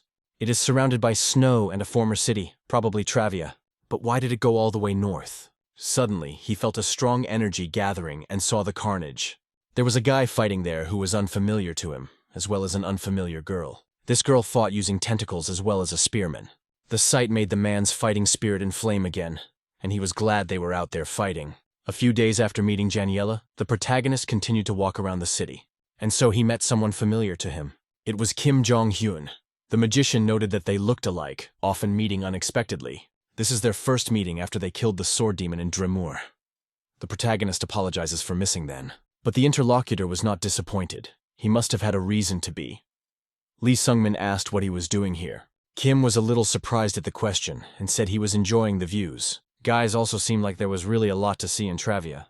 The wizard laughed. Such species are really interesting at times. But had the boy heard of raptors? Judging by the reaction, he's already really into it. It's subhumans. That is, monsters that eat people in the human world itself. They've already started to act. Some of them are already the strongest in the territory. They possess the power that can wipe out the Blood Heaven Alliance at any time. And these subhumans are coming to Travia, even though they didn't let the bloody sky demon rule here before, as long as they hid behind the scenes. A multitude of demonic creatures settled here when the bloody heavenly demon was defeated, and declared their desire to disrupt the order. Thus, the predators would soon reach the ideal they had longed for. Lee Sungmin asked what they were trying to accomplish. The interlocutor pointed out that these monsters at the top have not been hidden for centuries, and perhaps a new story will begin in this place. I'd like to see what happens for him too. A little later, the monarch of the void suggested that his invitations should have been accepted. He might have been the important man. Kim simply offered to let them sleep over, but the hero declined. He noted that he was just kind of uncomfortable. A feeling was present, as if he would be dismembered while he followed the prophecy and searched for an important person. A saddened Rubia asked if that was why they were back. Guy stated that after all, no one had said that this important person would be in town. It turned out that the city was far more dangerous than he'd even imagined. They would walk around some more, and if they didn't find anything, they would go back. The hero's thoughts were immediately interrupted by the danger she was moving from the side. Thanks to his instincts, he sensed her and reacted immediately. The girl didn't understand what was going on here. Lee Sungmin noted that it hadn't been that long since they arrived and they were already in trouble. Whoever attacked him was quite familiar. It was Ains. The Chimera also greeted him. Recalling their last fight, she informed him that she could do that now too, just as he had fought then. Immediately, the guy realized that it had infinite mana and regeneration, as well as unpredictable tentacle attacks. And the energy was even more powerful than before. The monarch of the void wanted to say something to the guy, but the guy declared not to even start. After all, he's going to do it, and immediately applied his own armor. That's how the battle between these two began, until a celestial demon showed up and said they were having fun here. He wanted to go with you. They wouldn't let him join in. Lee Sungmin wondered what the heck this other man was. He just came and felled him and Ains. The stranger himself told who he is. He's a reckless demon of the bloody heavens named Baekwan Pai. Earlier, the older brother had told the protagonist that if he met a light celestial demon, let him run immediately. The blood celestial demon, small celestial demon, and light celestial demon in Eria are ruled by 3 celestial demons. But he believes that the real celestial demons among them are only one light celestial demon. Lee Sungmin asked why. The interlocutor stated that there were many reasons, but the most important among them is that he is very strong. Ain tried to recover from the attack made on her, and the protagonist pondered if it was a light sky demon. But what's a giant like that doing here? Wonpei wondered where all the fierce aura had gone. He offers to act and play with it. Ain immediately stood up and informed her that it wouldn't work that way. She was really having fun, but this man ruined it. That's why she prepared to attack him. The light celestial demon saw this and was overjoyed. It's beautiful. For defense, he put his arms proper forward. But of course, they weren't easy, and that was the technique applied. The girl saw that this force was powerful and threatened her with danger. The Lich who created it was watching the fight from the sidelines. He realized that this attack was bad. If the body was destroyed, even she wouldn't be able to recover. The Chimera heard what her father said, and so she immediately turned to the side. Due to the fact that she could do many things with her body, she succeeded. But the technique used by the light celestial demon gradually caught up with her. The Chimera felt some parts of her body being instantly destroyed. At the epicenter near where she was, an energy mushroom rose. Wonpei rejoiced after applying his attack, and after the rising dust of the air had settled a little, he saw the girl. Of course she was still alive, but her legs had been destroyed. Because of this, Ain was very angry and said she would kill him. But the Lich told her that she could not do that. If this old man was her only enemy, she could use her latent power to fight back. But the Thief of Hearts is here too. That's why you should let her not be stubborn and run away. The girl was sad, but she immediately rose up on her regenerating limbs. The light celestial demon was surprised. He means he can regenerate too. In that case, he's going to continue their game. But the Chimera wasn't going to do that and just flew away from him. The man didn't seem too upset. He said it was okay, so he's gonna play with this guy. He reflected that he had originally forgotten about dignity and got into a fight over this guy. He has a strange feeling when he sees him. He's definitely seeing him for the first time. But when he sees him, there's a strange pounding in his chest. The Monarch of the Void informs the hero that something is wrong with this man. It is necessary to interrogate him, so do not kill him, but catch him alive. Lee Sungmin asked in horror, wondering what he was even carrying. He wasn't even sure if he could defeat him. The demon pointed out that if he was angry, then let him just move away. Suddenly the opponent inquired what kind of place it was. The guy replied that it was Travia. With that, he confirmed Wanpei's thoughts. Losing control and mass murder from the madness of a light demon would be nothing new, but it was the man's first time to get this far. He'd been out for months and had run all the way to the North Country. Therefore, he didn't realize what he even was. Because of what was happening, it seemed to the Monarch of the Void that he was thinking. And that's what really seemed to be happening. But his thoughts were soon terminated. And the light celestial demon shouted out what good such thoughts would do. Who knows when he'll come around again? You just have to savor the moment of clarity. Lee Sungmin asked to stop, so why is he fighting? There's no reason for it. The man reported that it was a dumb question. When wars meet, do they need reasons to fight? Immediately after these words, he rushed to the attack. The protagonist realized that the fight could not be avoided and would have to defend himself. Therefore, in response to his enemy's battle techniques, he used his spear technique. But with his guns at that point, the situation happened. It became clear to the guy that he couldn't fend off that spin kick, because the attack made on him was too powerful. Even in terms of strength, she's definitely stronger than Vichi's doppelganger Ho-Young. The Monarch of the Void suggested what kind of energy it was, and the light celestial demon was a bit confused, after which there was a surge and the energy dissipated. It was that energy that enveloped both opponents. The devastation from this surge was enormous, though. Wanpei noted very close energy for this guy's age. That's great, and when he stretches the pleasure. Lee Sungmin thought it was unimaginable nonsense. Some kind of loophole must be found to avoid it. Suddenly the Monarch of the Void objected. The hero inquired what he meant, and the interlocutor replied that he could not escape, let him take it. Lee Sungmin continued to understand nothing.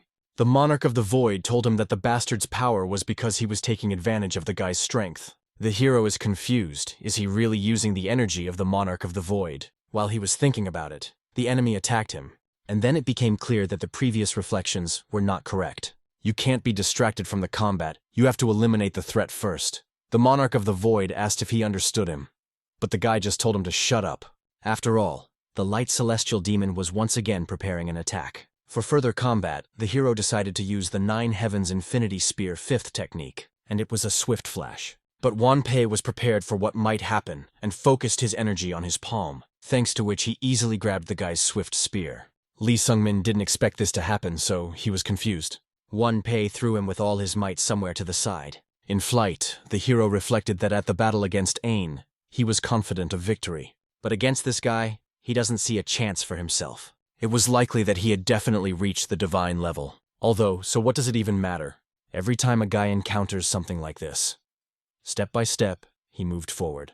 In response to another reception of the main character's spear, the man used a mixed technique. But after the attack, he saw that the guy had disappeared somewhere, and he was right behind him, using the second technique of the Infinity Spear of the Nine Heavens. It was a haunting blow to the soul, and just as he was about to strike that blow, he sensed danger. With the Light Bride, the demon had accumulated a huge flow of energy in his body, and in order to defend and attack, he came out, awakening that energy. Because of this, it flew around and attacked the protagonist with a powerful stream. As a result, he was driven into the ground. Lee Sungmin realized as soon as he disappeared from sight. He unleashed his energy, destroying everything around him.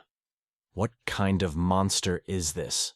If Yu Guy didn't stop the blow of the haunting soul and cover himself with protective energy, if it wasn't for his walnut armor, he would definitely die.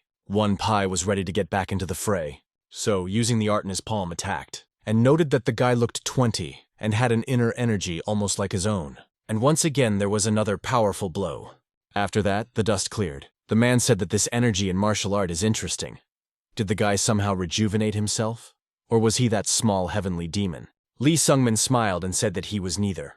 The interlocutor stated that if this is true, he absolutely does not care who he is. There's only one thing he wants right now, and that's to enjoy the battle even more. Seeing another strange attack, The guy wondered if energy could even be used like this. He spent 2,100 years honing his martial arts skills while in the void. He could have stopped at any time, but why didn't he then?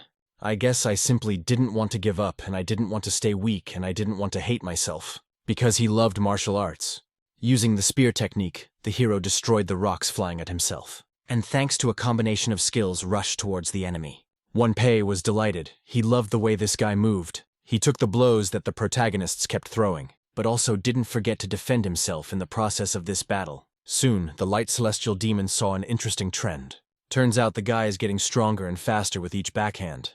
I wonder if it's an epiphany. While that's clearly not the case, he's just getting stronger. But as it happens, the monarch of the void was also carefully watching what was going on. He remembered the 2,100 years that the guy had been undergoing the test. This brat isn't evolving, now he's just following the path he once trod, in the way of the vast span of years of training he had lost by coming back to reality. The power he couldn't use because of his broken balance was now pouring out of him in torrents. Lee Sungmin objected and said that it should have been different. He was much stronger then than he is now. Wonpei couldn't believe that he was being repulsed. If he had originally fought seriously, this wouldn't have happened. It turns out he has no choice but to go all out. The main character's attention was drawn to a dot on the man's body. Wonpei realized that this is bad, because he has a hole in the defense. But it was too late, but because Lee Sungmin had prepared to attack. To do so, he applied the Infinity Spear of the Nine Heavens' sixth technique of the Path of Emptiness. The light heavenly demon felt pain. This was a dangerous strike. He decided to use the Blood Ring Art, the heavenly demon's secret technique, Bloodstorm. This power was to counter the guy's technique that he used on him. In the end, two powerful field techniques clashed with each other. After what happened, the man was not happy. He was angry with himself, for he thought he had killed such a promising fellow. If he had 10 more years, he would have been much stronger. Wonpei got carried away, lost his guard, and didn't even hold back. The aftertaste of this victory was not what he had imagined. It was bitter. There was probably nothing left of him there, but if something did remain, it was worth honoring. As he thought about it, the man saw a silhouette making its way through the dust. And in the next instant, Lee Sungmin's hand grabbed his neck. The guy called the man a brat in a bad voice. If this was going to happen, he should have given up sooner. The light sky demon didn't understand what he was saying, and how he had even survived his bloody storm. The Void Monarch noted that he had certainly fought much better than he had expected, and now he has many questions for this man. He is a thief of spiritual energy. I wonder where he got it from. It turns out he's taking advantage of his power. Wonpei was confused, not realizing what kind of force was being used on him. He couldn't get loose. The Monarch of the Void asked if he wasn't going to answer. Fine, in that case he can keep quiet. The demon then directed a stream at its victim to control its power. Because of what happened, Wonpei felt an intense pain that pierced through his entire body. Everything happened exactly as the Monarch of the Void thought it would. His spiritual energy is deep in the core of this man. But man should not be subject to such power. To make sense of this one, he looked deeper and realized what had happened. So that's how this brat can use his power. Suddenly, the protagonist grabbed the Monarch of the Void by the neck and ordered his body to be returned to him immediately. The demon knew he had a strong will, but he was trying to regain control of his body. That's why he said he wasn't trying to take over his body. He understood now, though. And now the protagonist is finally back. The Monarch of the Void noted that this was his way of thanking his savior. The boy apologized for that, for he knew everything. Still, he thought this demon was reckless. To some extent, he had managed to fend off the last attack. But if the Void Monarch hadn't intervened, he would have died. But he reported it differently. The interlocutor called him a shameless scoundrel.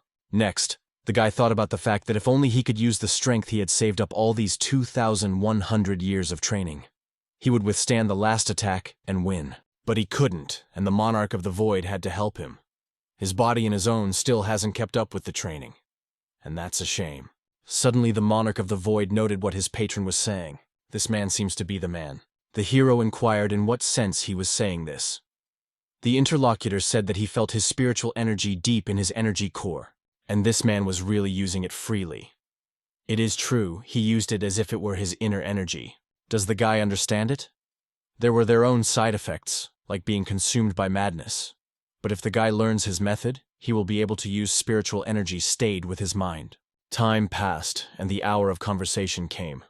Wonpei said that he had been wandering and had gradually reached a tribe in the south. The warriors there were quite strange.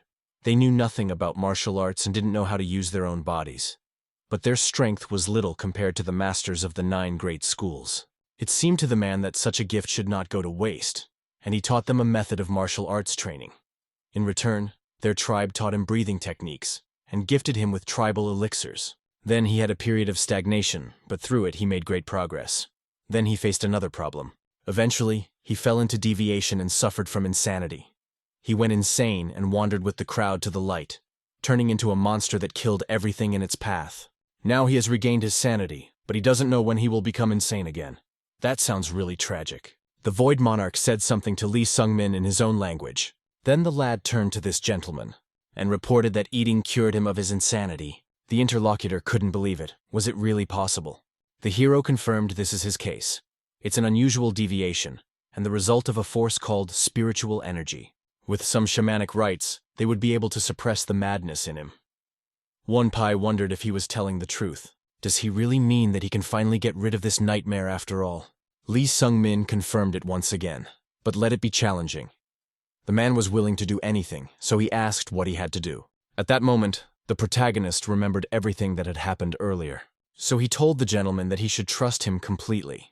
He agreed that he would do anything, but what was to be done? The guy got up and informed him that it was necessary for him to give him a good spanking, and so he slapped him hard. Earlier, the Monarch of the Void said that there was a tribe in the south that worshipped him. This guy, it turns out how you got in touch with their descendants. Lee Sung-min couldn't believe that demon was worshipped by anyone. The Monarch of the Void stated that it was good. If the guy learned the breathing technique that man had mastered, he too would be able to use spiritual power. But the guy didn't understand. Wouldn't he go crazy? The interlocutor pointed out that this is ridiculous. His madness and the result of frenzied spiritual energy wandering after the loss of his master. And as long as the master's around, the lad won't suffer any oriental effects. The big man's madness will also disappear if he's near him. So let the guy use it for now. Let her tell him she'll cure his insanity in exchange for the tech. And now the hero has begun to use the cure. In the end, one Pei stated that he could not teach him the breathing technique. The Monarch of the Void noted that, in that case, it would have to be torture. But the man added that he couldn't do it not because he didn't want to teach him, but because he had sworn to them through a pact sealed with words. The demon reported that it sounded already problematic. This is the power that shamans use. When they seal their promise with the right words, it is simply impossible not to fulfill their promise. It's something akin to a magician's mana oath. If someone breaks the rules of the pact, they die. And in a way, that's good for them. Let him ask him to lead them to the southern tribe. The boy asked if he meant to say that they would have to go to the south from the very north. The Void Monarch noted that if they couldn't get the information out of him themselves, it was easier to just go to the southern tribe and ask them. It would be perfect. Lee Sung-min wondered what was ideal about dragging himself all over Eria. The interlocutor asked if the guy was true to what he had told him the first time they met. He said he was powerful, a yokai who had ruled for centuries and had collected untold amounts of treasure. His treasure dungeon is full of such rare items that no one has even heard of. Monarchist, this one added that his treasury was to the south and maybe they should stop by and pick something up since they were on their way. All in all, a reckless demon of the bloody heavens joined Lee Sung-min as an ally. The protagonist continued to treat him with his interesting methods. And so the man inquired how it should help cure his insanity. The guy said the circuit is like forced interrogation and bloody martial arts techniques.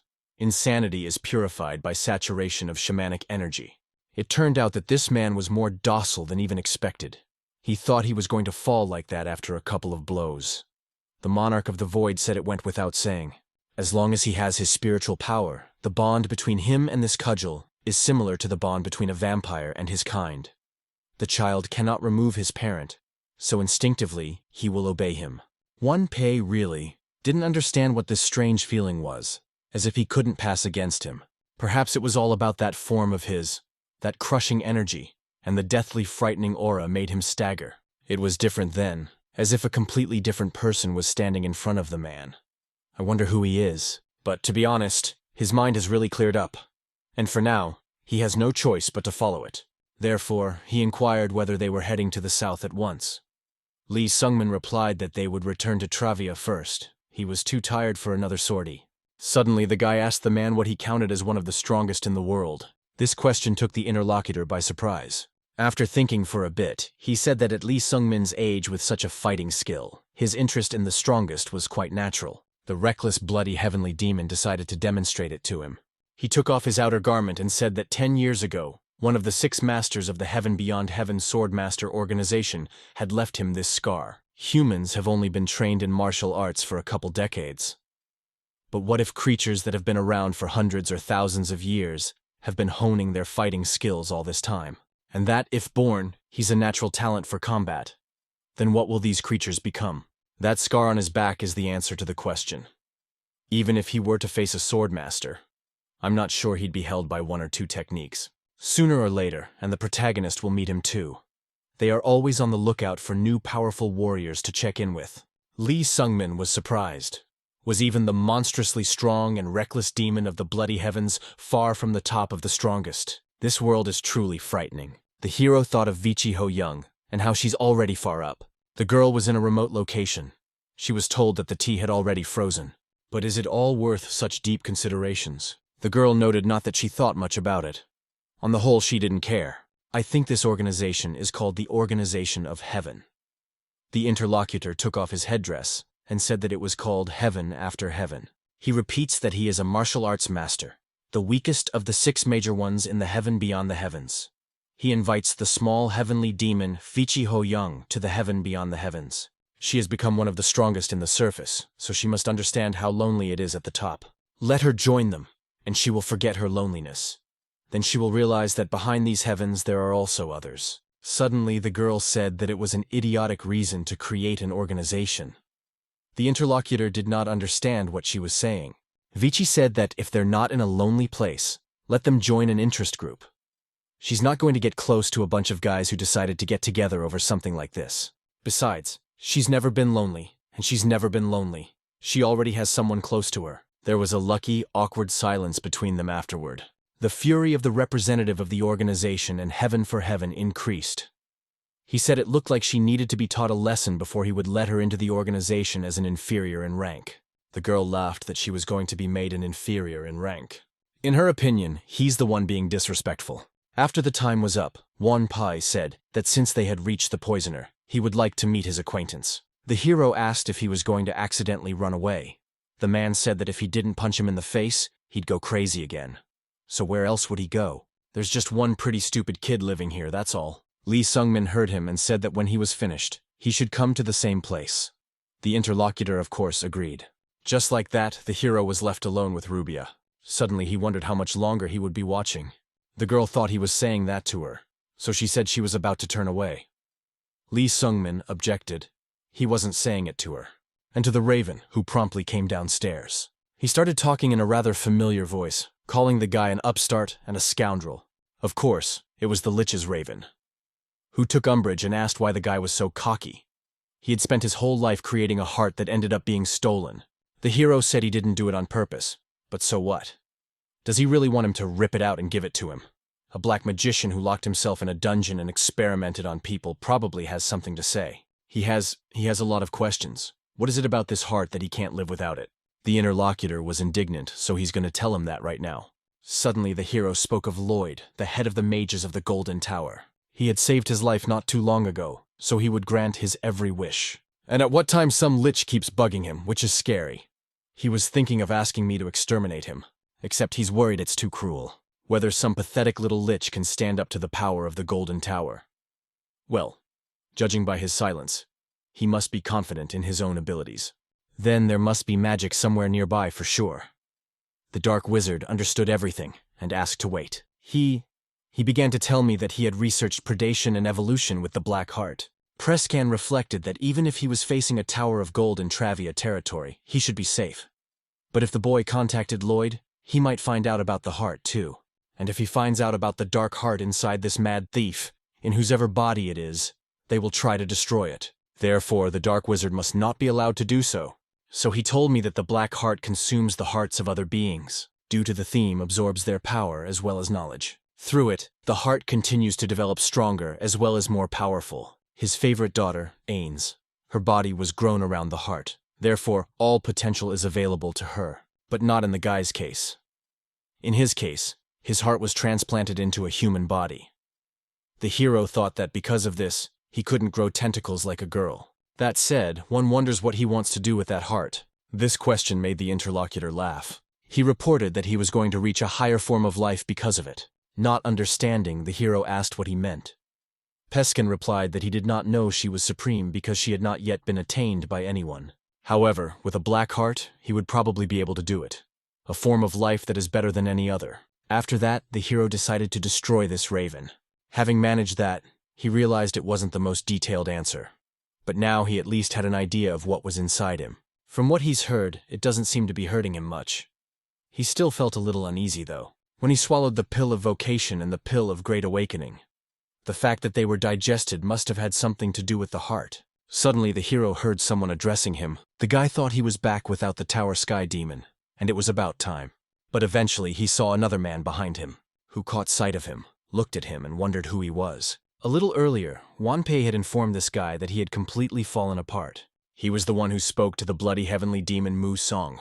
From the looks of it, he was abusing drugs again, as well as alcohol. But how come his condition is worse than he is, considering he's insane? The interlocutor asked if, after 10 years of their last meeting, he had decided to lecture him.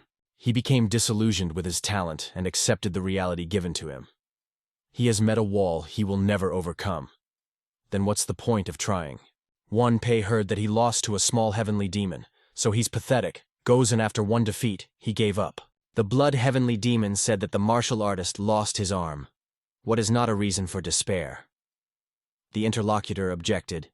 History so much you have seen from those who have become great having only one arm. But Mu Sung found that it wasn't for him.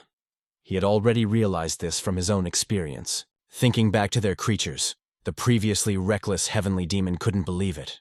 The blood heavenly demon continued to talk about the strongest in the world. There was a time when he believed he had a chance to become one. Among his peers, he was the brightest. If it was just a loss, he would have accepted it.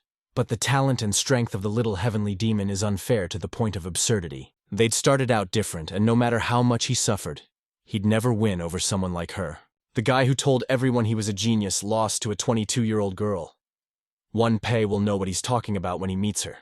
The reckless heavenly demon got angry and called him a crazy rascal. He had already experienced the difference of all finals 10 years ago, but he didn't give up. No matter how high the wall is, he may lose his mind, but will never give up when it comes to progress. Standing in front of a huge mountain of warriors grateful for the challenge provided. Such is the way of a martial arts master. So what if he lost to a 22-year-old girl? And he, in turn, almost died today in the arms of a 23-year-old brat. The interlocutor wondered what he was talking about. Stop lying. How could he ever lose to someone like that? Wanpei objected.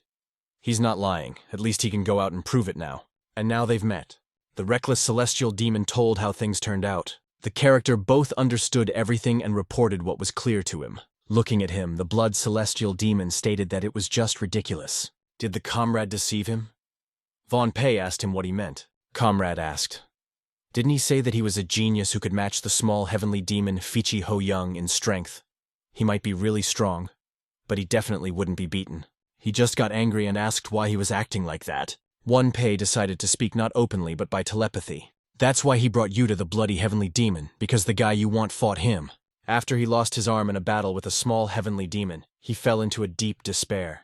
He was consumed by his own sense of injustice. So the man wants him to smash him again, and also beat him so that he finally wakes up. Lee Sungmin asked, did he really think that such a violent method would work? And why would he even fulfill such a request? The dauntless celestial demon informed him that he would teach him his martial art technique. That is, the demonic art of blood ghost. But the guy said that even if he learns another technique, his body won't be able to withstand it, so it's not necessary. While Wanpei was about to think of some more reward, Mu Song walked over and addressed the guy. He wondered why he was staring into the void standing in front of the man.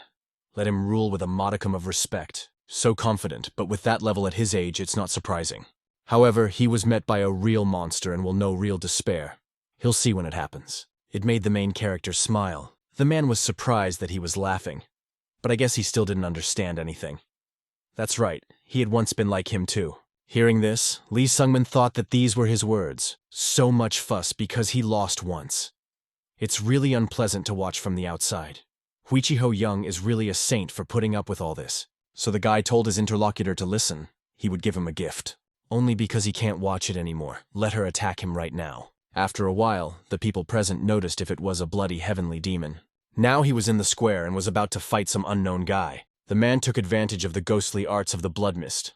He thought that even if he lost his own arm, and even if he was desperate, there was no way he would lose to such a brat. He thought that even if he lost his own hand, and even if he was desperate, there was no way he would lose to such a brat. And he's going to finish him off right here and now. The main character rushed to attack him first. He used the 9 Heavens incomparable spear technique with the 5th technique of the deadly harvesting strike. Musong noticed that he was really fast, but that was the end of it. The guy, on the other hand, was pondering that his opponent was using key power techniques like a reckless heavenly demon, and his key breakthrough techniques wouldn't be enough. In that case, he decided he needed to stop and act differently. Seeing what happened, bloody heaven, the demon didn't understand how he could work his legs like that. He shouldn't know any chi techniques, right? But here, his steps alone direct the energy. This technique was shown to the protagonist by Sogo. She said that they could kill the enemy in 2 steps. This technique is called Traceless Soul Separation 3rd Technique. Murder in 2 steps. The bloody heaven demon felt that the guy was discharging energy, emotion with mere movements of his feet. He's a rascal. A moment later, the man saw his opponent's spear in front of him. But because he spotted it in time, he was able to fend it off. The protagonist wasn't going to end there, though. The man realized that his left arm was missing, and he would not be able to defend himself. So it wasn't long before he felt himself starting to fall. Those present looked on in admiration at what was happening, and Wanpai knew that's what would happen. In the end, Lee Sungmin won. Next, he wondered now if he could match the strength of the little heavenly demon or not. Musong was angry. How could he compare himself a miserable worm to a dragon? The boy informed that in that case, he was even worse than a worm. Both the internal energy and technique are just disgusting. He probably doesn't tell them to fight with one hand at all. If he had kept practicing after the loss, the result would have been very different. But he just wasted his time all these years. At this point, everything the guy wanted to say has been said. Using telepathy, he asked Wanpai perhaps he would at least support him a little. But the man replied that Musong should make that decision himself. He had to realize how big the world was and how much could have happened in 3 years. He would have to overcome his despair on his own this time. The reckless heavenly demon really believes in his comrade.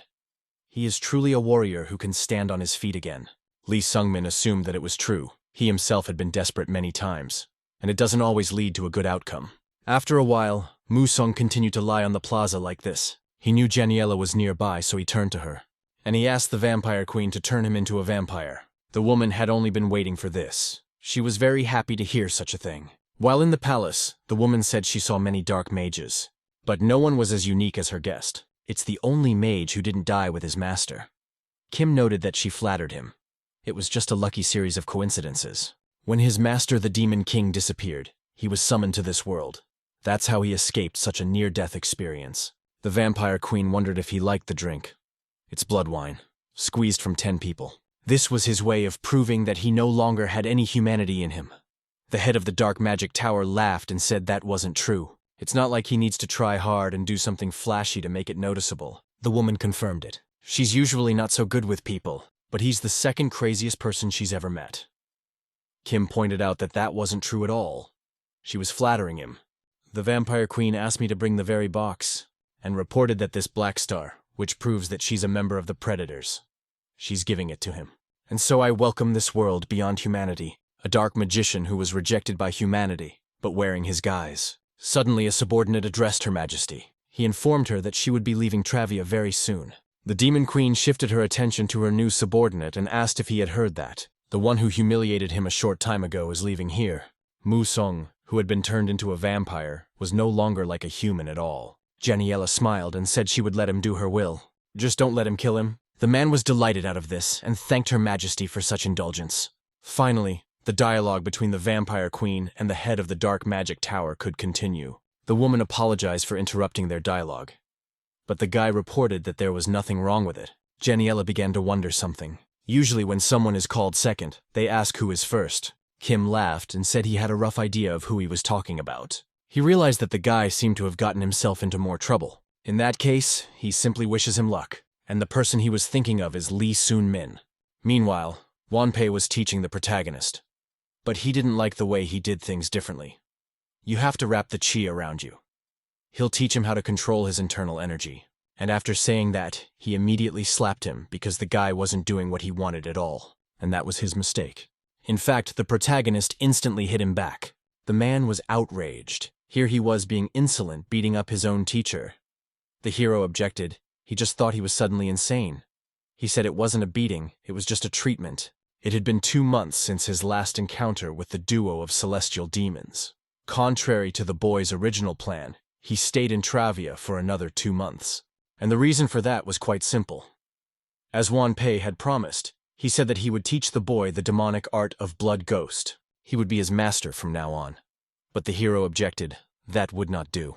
The interlocutor didn't understand why that was so. The guy replied that he had already said that studying another martial art would not do him any good. That's why he really refused at first. But the reckless heavenly theme, he was persistent. He said that with this guy's strength, he would learn very quickly. Strength training ki was unimaginably versatile. It was because of this that the hero finally agreed, saying to learn the demonic art of the Blood Ghost.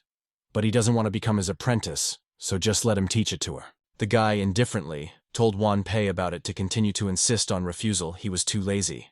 But for some reason, the demon thought for a long time before agreeing to such terms. The Blood Ghost art was a supreme technique on par with the peerless spear of the 9 heavens.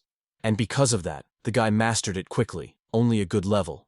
But after that, the entire training became a misery. And then his biggest problem, imbalance of mind, energy, and body.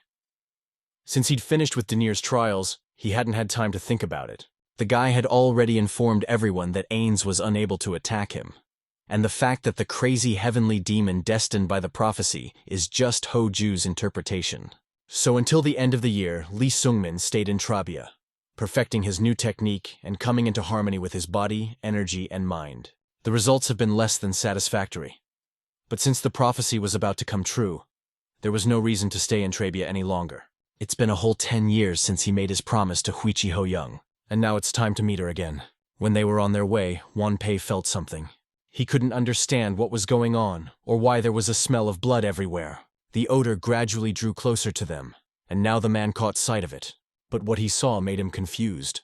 It was his comrade, or rather what was left of him. Musung was no longer human, he was more like a vampire. The hero was dumbfounded by the sight of this man. The former bloody sky demon asked his friend how he was doing, but the man to him responded with the same greeting to that. He didn't understand what had happened to his comrades, why he looked so strange. The monarch of the void scrutinized the man, and informed him that the monster he had become was a vampire. That's why Lee Sungmin said who he was. 1P was furious about this. Had he already forgotten about his warrior pride too? The interlocutor didn't see what was so wrong with that. Would it give him back his so-called pride, his lost arm? Of course not. If Wanpei really respects the bloody heavenly demon as a warrior, then let him as a friend not interfere. The hero inquired if he had come for revenge. The vampire noted that he didn't know it himself after all this time already, and it was hard to tell. The hatred for him and the little celestial demon had been a habit since he was still human. He's here now for one reason and one reason only, because Her Majesty desires the boy's desperation. The protagonist gestured to the godless heavenly demon not to interfere, after which he headed towards his would-be opponent. He also asked the demon to protect Rubia. The monarch of the void told him to be careful. This guy wasn't one of those weak and feeble vampires he'd fought before. It looks like Janiela has given him some of her own power.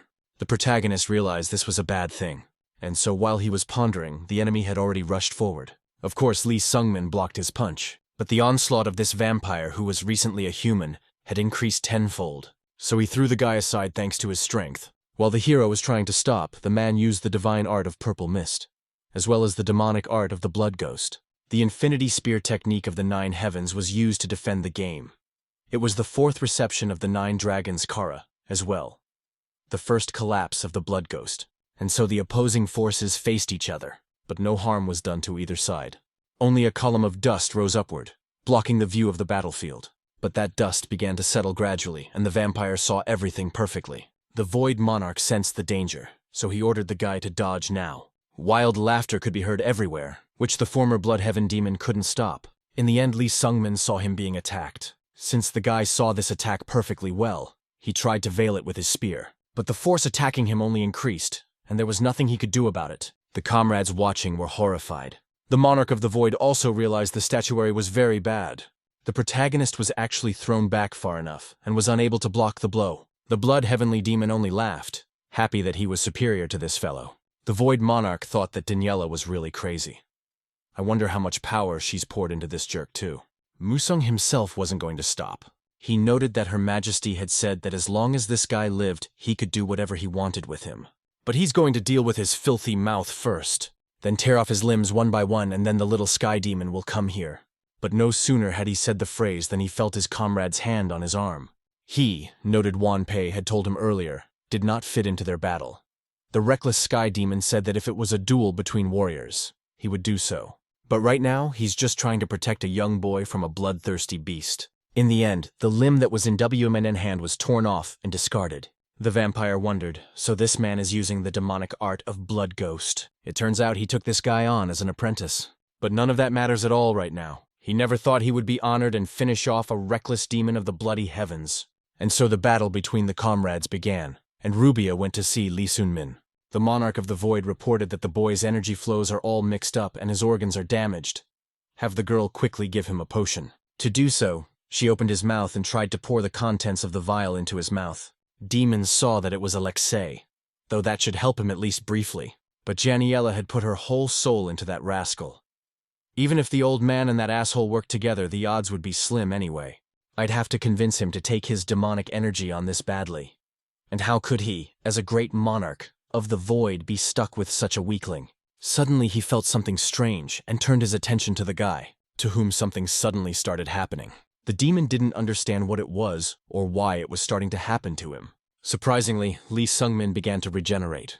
Even his energy, as well as his heart rate, seems to finally be coming around. Now the question arises as to whether man is even capable of such a thing. A little while earlier, the guy had found himself in some strange dimension. He was small, and right in front of him he saw the also young Vichi Ho-young. But by closing his eyes and opening them again, he was now an adult. And he saw his own helpless body, which was unconscious, so he thought he was dead. Nearby was a worried monarch of the void who didn't know what to do. Also, the bloody battles between celestial demons continued. Then the hero got angry at himself. What on earth is he doing? He's still not allowed to die, because he hasn't met Vichi Ho-young yet like he promised her. And as he thought about it, he felt a nudge from his back. I don't see who could have done it. He turned his attention back, and there he saw his patron smile for the first time, and in the next moment, he came to his senses and spit the blood out of his mouth, which all turned out to be right in Rubia's face. While the girl was recovering from what had happened, the Monarch of the Void asked if he was all right. The guy was confused. He didn't realize what had just happened. The flow of his internal energy is more stable than usual even. The demon was also confused. After repairing the internal wounds, harmony and balance found their place in the energy guy's mind as well as body. But what is it, and how is it even possible? The guy himself was confused, not realizing what had happened. Rubia wondered where he was going because he had just almost died. Don't let him say he's going to get up and fight. Finally, at last, the Monarch of the Void was clear. So, the same black heart that Lich was talking about, it brought him back to life, and his body evolved. Somehow it all feels too random, like the world wants to save the guy and make him stronger. It wasn't the crazy sky demon who was the chosen messenger. If he had been, they would have encountered the guy anywhere, not just in the north. Oh, and the messenger was not blessed. He was informed by none other than that grim vampire. Though prophecy by the spirit is always like that. They force the path of predetermined destiny, then by this they create immediate destiny. Wan Pei sensed whether the Min Sun had come to them and smiled. I wonder what the hell just happened to this guy, Lee Sung-min said, looking like he wasn't the type to die so easily. Though recalling my patron's smile, it's unclear what it was. Master Bolin had previously said that the guy is a favorite of the omniscient chaos god. So was it really the all-knowing god of chaos who had a hand in undermining the boy with this unknown blessing? But why would he save him? What was he trying to accomplish? We should forget about it for now, and there's no point in thinking about it now anyway. For now, Lee Sung-min wants to use this power for the sake of filling his own heart. The vampire was a little confused as to what was going on. The aura around him suddenly changed. He wondered if he had gained enlightenment on the verge of death. It probably isn't, but none of that matters right now. Especially with the powers the queen gave him, he's invincible. Then he lunged towards the protagonist, but he easily dodged his lunge, ended up behind him. After which, he immediately counterattacked, and very easily delivered a crushing blow to his opponent, which put the vampire's body on the ground. The former blood celestial demon began to rise and asked why this was happening. So why isn't this guy using his spear? In response, the hero said that it was not yet time. He wants to try something. If he uses his spear, their battle will be over quickly. Those haughty words made the vampire angry. So he called the guy a bastard and lunged to attack again. Lee Sungmin could clearly see the picture of where he was about to be attacked. So he swung his spear toward the enemy, thanks to which the man's limb was once again severed. And after what happened, I asked you if the feast liked this turn of events. With that, of course, he made him angry once again. The former blood celestial demon thought that it was all nonsense. He had already left everything behind, all just to defeat these things. Once again, his attack was not successful, because the guy dodged his lunge very easily and chopped off another limb. Thus, the vampire was lying armless on the ground right in front of the guy. There he said he had a duty to obey, by order of Queen Danielle, who rules it. The hero asked if even in his last seconds he was thinking of his queen. The man's rage kept increasing then. He shouted for the boy to shut up. He will kill him and the little celestial demon, after which he will restore his reputation as a martial arts master. After all, he is a bloody celestial demon. But the vampire queen of this moment decided to take away her power, thus removing her patronage. She left her new servant without strength with this decision. Musong continued to rave about his queen's order. At that point, there was no more help for him. The reckless celestial demon realized this. He was the saddest of all. He called his former comrade an idiot, and asked the guy to get it over with already. In the end, Lee Sungmin did his bidding, and thanks to his spear, the head from the bloody heavenly demon's shoulders flew off. After what happened, the guy wondered why Daniela was attacking him through Baek Musung. It doesn't occur to him why this could have happened. So he decided to put those thoughts aside, and suggested we go. He doesn't want to come back here anymore. While in her manor, the queen vampire watched the fight unfold. She reflected on the fact that she still didn't understand what was really going on. He didn't use any demonic powers, so he doesn't think the monarch of the void interfered with this. That makes it all the more interesting. It's been a long time since she's had this much fun chasing after people. Suddenly, Kim said he was curious what standards she was held to when choosing a man. The woman pointed out that a man should look like he would never fall into despair. But it is this desperation in him that he fears and dreads the most. The manager of the Dark Magic Tower asked, but aren't there a few people like that? Actually, he heard that it wasn't exactly true. For example, he himself is not. Even though he's human and also not human at the same time and he's already desperate. Kim, of course, is really interesting. Watching him fall would also be uninteresting. So she's not interested in making him her servant. Wants and him with you, she predicted his future. He will probably fail in his attempts to achieve what he wants. Thus, he will die a gruesome death. Turning around, the wizard hoped it was true, but thought she was talking utter nonsense. Since he was now a member of the Predators, he no longer needed to be in the north. The vacation he had taken from the Pusti Guild was coming to an end, and he needed to return to the Tower of Dark Magic. He reflected on the Apocalypse Apostle and causality. Judging by the blessings of the Apostle of vocalization and causality, he will follow his destiny. The guy will just keep bumping into him, as if fate itself decided it for her. I wonder what happened to him in his past life, what his role is in this one, and what will he actually be like the next time he meets him. He's really looking forward to meeting Lee Sun-min. The protagonist headed to the central city of Eria Rubes. This city is filled with abundance to the point where it is called the City of Dreams. The Magic Guild of Golden Magic Tower and Blood Magic Tower are located here.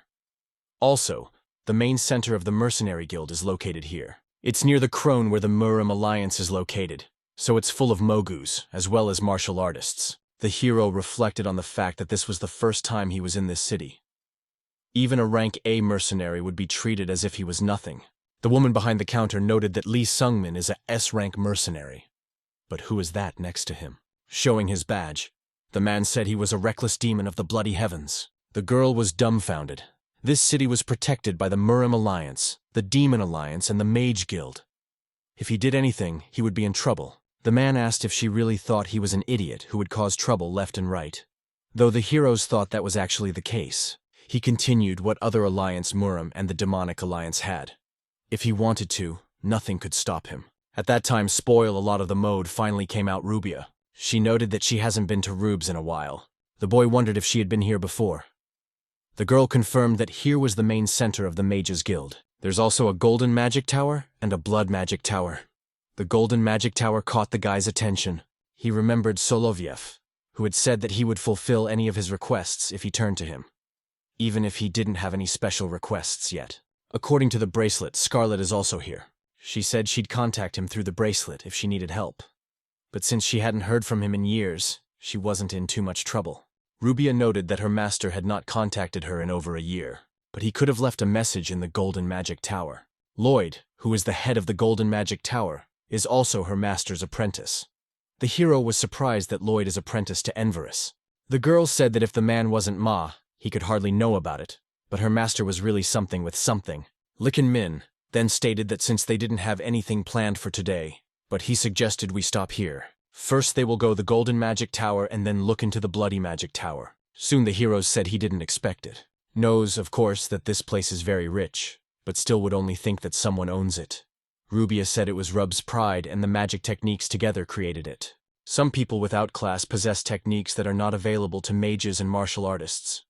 This happens when the skillful hands of dwarves work together with magic. Then what happens is that they see this train in front of them, a highlight of the city. The monarch of the void didn't understand why she was so proud of the city in the first place, but the girl simply ordered him to shut up. As they continued to bicker again, the guy suggested they just go ahead. One Pei announced that he would say at once he would sit by the window, but no one resisted, and he was just offered a seat wherever he wanted. The man didn't understand why other cities didn't have the same amenities. Only in Rubsa they have all this, because it is safe here and the city is extremely rich. So the interviewee doubts that other cities would have been able to look after such technology. The monarch of the void reflected on this. Much had changed in the 400 years of his imprisonment. I wonder how the South has changed then. Soon, the train arrived at the Golden Magic Tower station. The girl noted that they arrived rather quickly, and speaking simply of Beck River, she didn't even expect him to be so excited about the train ride. That's pretty childish. The hero agreed that it was so. The posture of the interlocutor suggested going to the Golden Magic Tower first. So that's where they headed, and finally got inside the entrance. The protagonist was being followed by Rubia. She knew these places well. Lloyd was going about his business as usual until he saw the new guests. They were pleasing to his eye, so that made him smile. The man noted that they were indeed unexpected guests. The girl immediately greeted the gentleman. They had not seen each other for quite some time. The head of the Golden Magic Tower said that it was true the years had passed quite a few years, although it hasn't grown a bit. Rubia pointed out that he was just as still as young. The man then shifted his gaze to the main character and said that he had changed a lot. He can't even believe he and the guy he knew are the same person. I wonder if he's decided what he wants to ask of him. Lee Sungmin countered that he didn't know yet. The interlocutor asked if he wanted to ask for something great. Let them still not forget that he had his limits, and not ask for something unimaginable. The hero smiled and said he understood, and Lloyd noted that if he wasn't here to ask for anything, then why had they come? Clearly they weren't just here for tea. Rubia replied that they had come to inquire about her master's whereabouts. She's acting on the orders of Master Enverus and Lee Sun-min. But so far, we haven't heard from Master. The man replied that her master had stopped by 2 months ago. The girl rejoiced, she knew it had happened. And here's the main character thinking about this man. Like the guy, causality is confused. He's a mage who survived the trials of Devnar of the God of Time. Lee Sungmin traveled to the Sleeping Forest to meet him, but found his familiar Rubia instead, along with the monarch of the void. Lloyd went on to say then this girl's master apologized. He said he wanted to meet in person, but there was no opportunity. So he asked that the boy go to the south. As he thought about it, the hero realized that this was just as well. He was still going to go to the south to practice using demonic energy. And the head of the Golden Magic Tower noted that Enverus said they would meet him on their way to the south. He also asked me to tell the guy to stay on the path of humanity. The monarch of the void thought that this man was always so elusive. If he had foreseen their meeting, then he must have foreseen that he would join them. Lee Sungmin inquired if Lloyd had been following Prescan. Knew he was currently in the north. The interlocutor noted that he knew that, but he could not touch him as long as he was part of the predators. The northern region of Travia is ruled by the vampire queen Danielle, and if he kills Prescan, the Arbs will hunt him down. The hero didn't understand who Arbs was. The answer to that was the monarch of the void is the leader of the Lich in the Predators. So Prescan is most likely one of his subordinates. Lloyd reported that Arbs is a monster far more ferocious than Prescan. Among all the mages, he thinks that only his master could handle this creature. The boy wondered if he meant to say that Enverus had power comparable to those monsters. After this conversation, the steel-armored protagonists set off to the Bloody Tower of Magic to meet Scarlet. But unfortunately, They could only find her there. In that case, the boy hoped that one day they would meet again. Suddenly, the door to their room swung open, and Wan Pei announced that the Great One had returned. The girl asked in surprise what these other souvenirs were. Did he really buy them all himself? Of course, he's a redneck. The man himself confirmed it. He had no idea there were such stylish things in this world. Lee Sungmin simply ignored the fact that they were amused, reflecting on the fact that tomorrow would be the day from the promise made 10 years ago. March 14th is the very day he didn't arrange to meet Vichi Ho-young. The Void Monarch said that that little heavenly demon he saw in the dungeon a year ago was just a young monster. But now, the fellow monster was now in the dawn of his powers as well. The hero confirmed that he had indeed somehow managed to pull through. 10 years ago, he could not even think of such a thing. I wonder how far Vichi Ho-young has gotten after all and how far he has come. The guy just couldn't stop thinking about it. Decided it was necessary to exercise in the fresh air. Therefore, he was soon on the street. Ware thought this place would be perfect for a workout, and of course started swinging his spear, practicing techniques he's had his whole life. And as he continued practicing, someone approached him. It was a man who remarked that what he saw was impressive.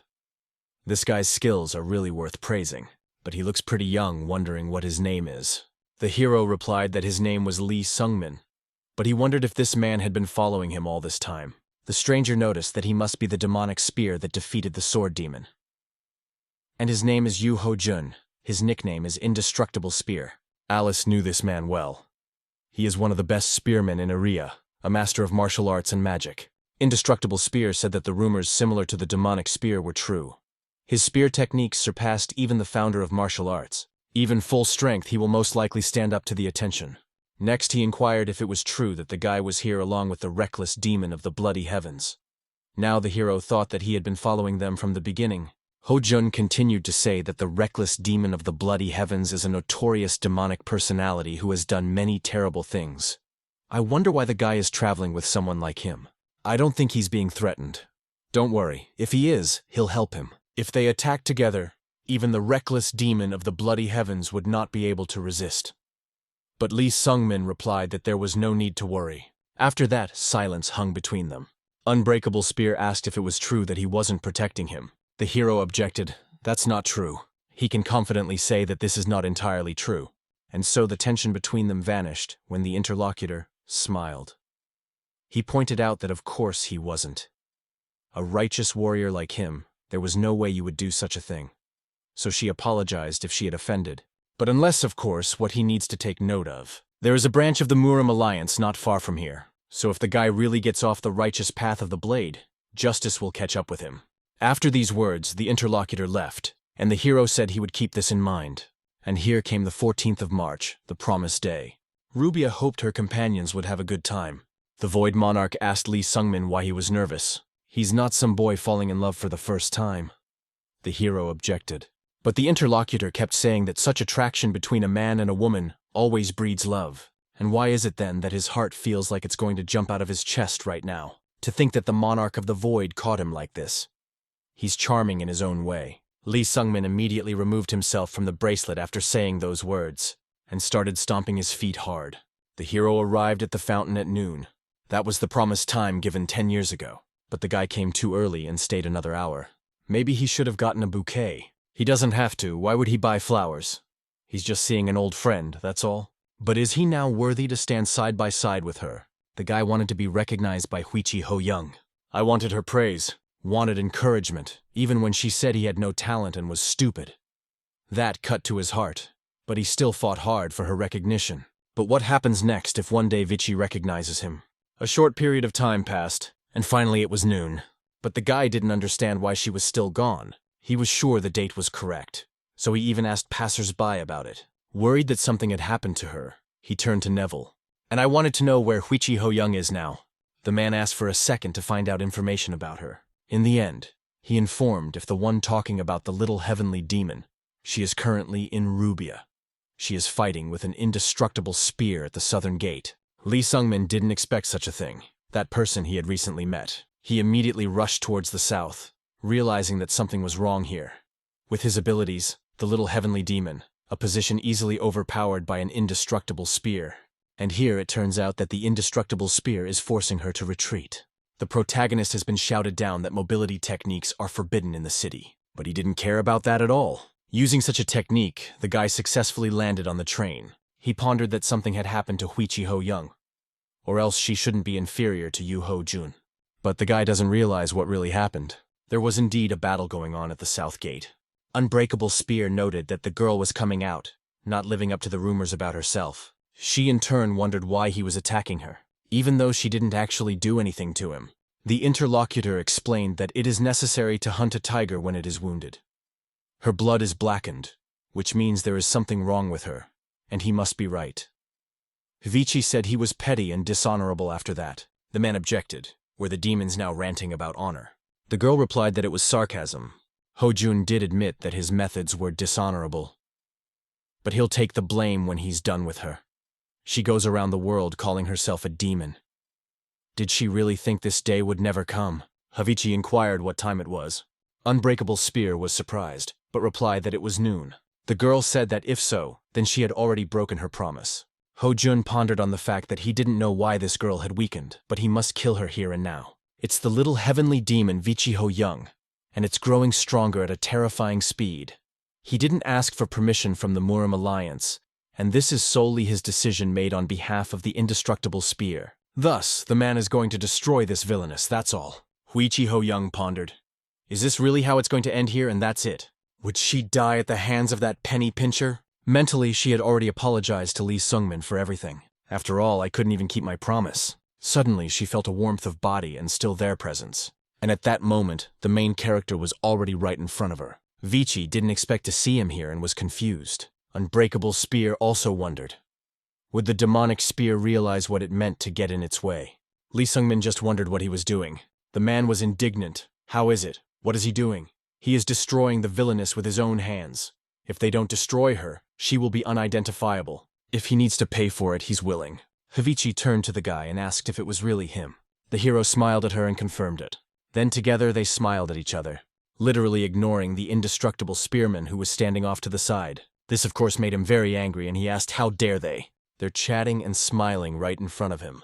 This infuriated him so much that she immediately rushed to the attack. But by this action of his, he made the hero more angry with him too. Ho-jun saw the look on the guy's face at that moment and realized he had made a mistake. And the hero dealt him a crushing blow with his spear, thanks to which he threw his new enemy far enough away from him. The man shouted and called him a light demon. Lee Sungmin noticed that his armor was recovering.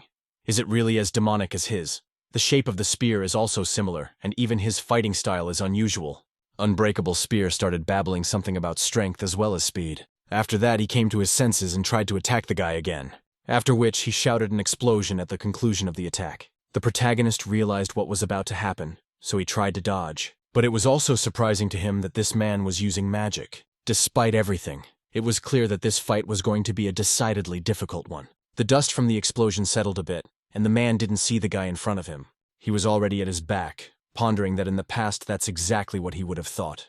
The punch that Lee Sungmin had thrown was truly crushing. The man was lying with his head smashed on the ground, angry at the guy. The hero, however, noticed that many gawkers were gathering, which means it's really dangerous to stay here. So he headed over to Vichi Ho-young's place. The girl noted that she didn't think their meeting would be like this. Lee Sungmin replied that he didn't think so either. Then he reached out to her. Vichi apologized and said she couldn't go now. The guy was dumbfounded and asked what she was saying. He ended up having to carry the little heavenly demon on his back, making him feel confused. On the way, the girl wondered what had happened to him. He was sweating more than her. Is she really that heavy? The hero, of course, objected. Unbreakable Spear addressed the guy again, calling him a light demon. Protecting a small celestial demon, he declares war on the Murim Alliance. So did he really choose the path of a demon? Lee Sungmin turned around to him and said that loyalty viciousness is black and white.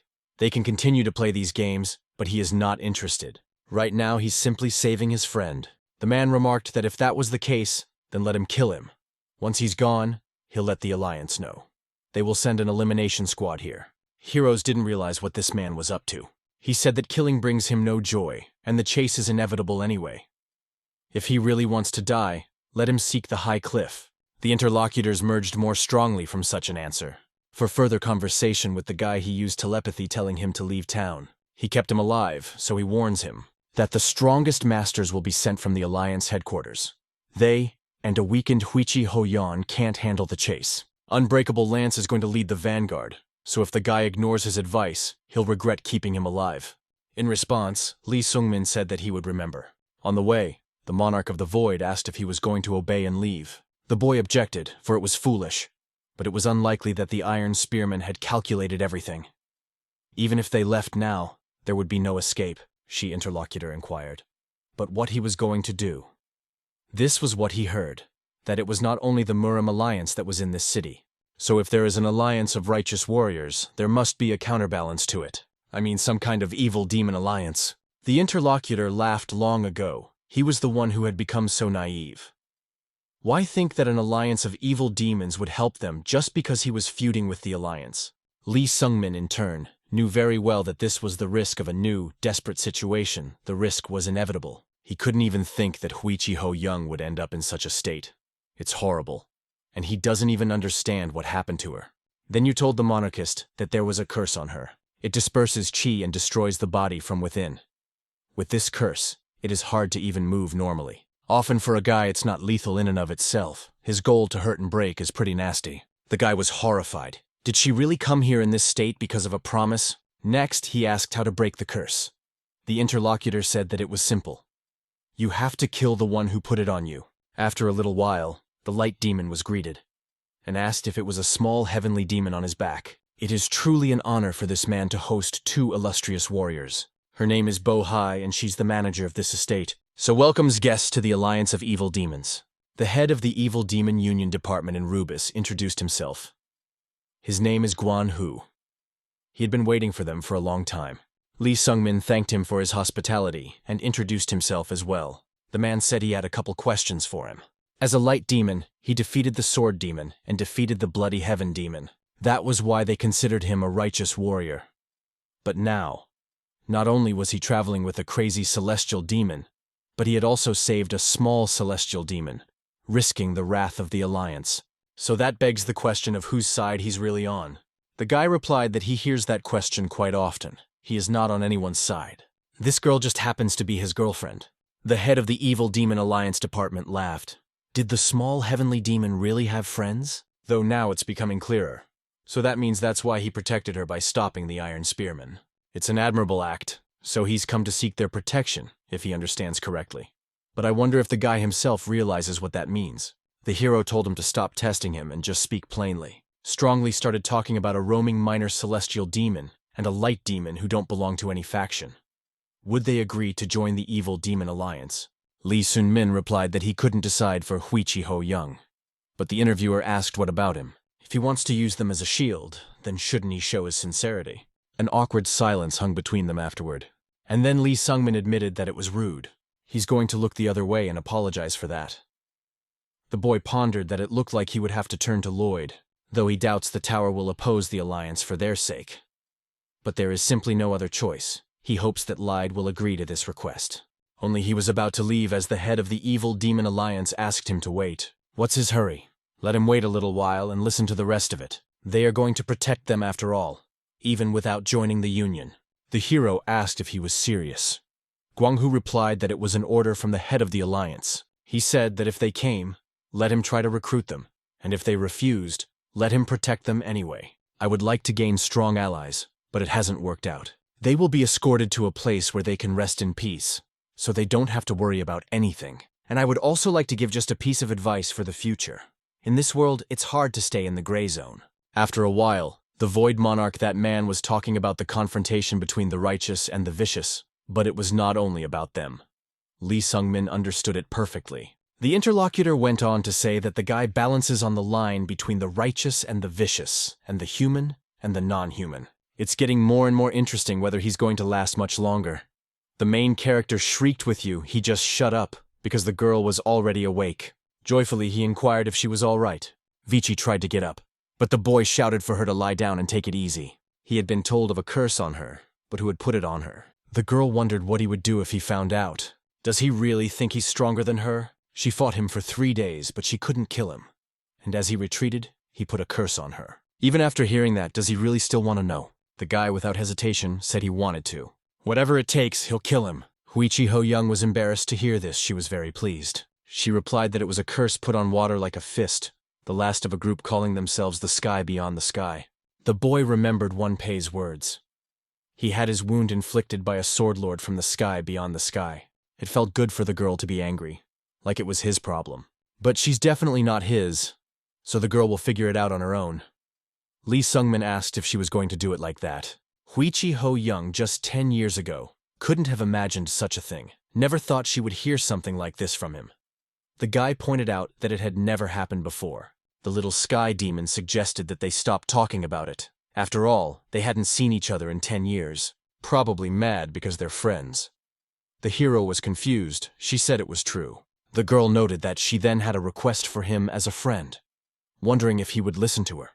The boy said he would do anything.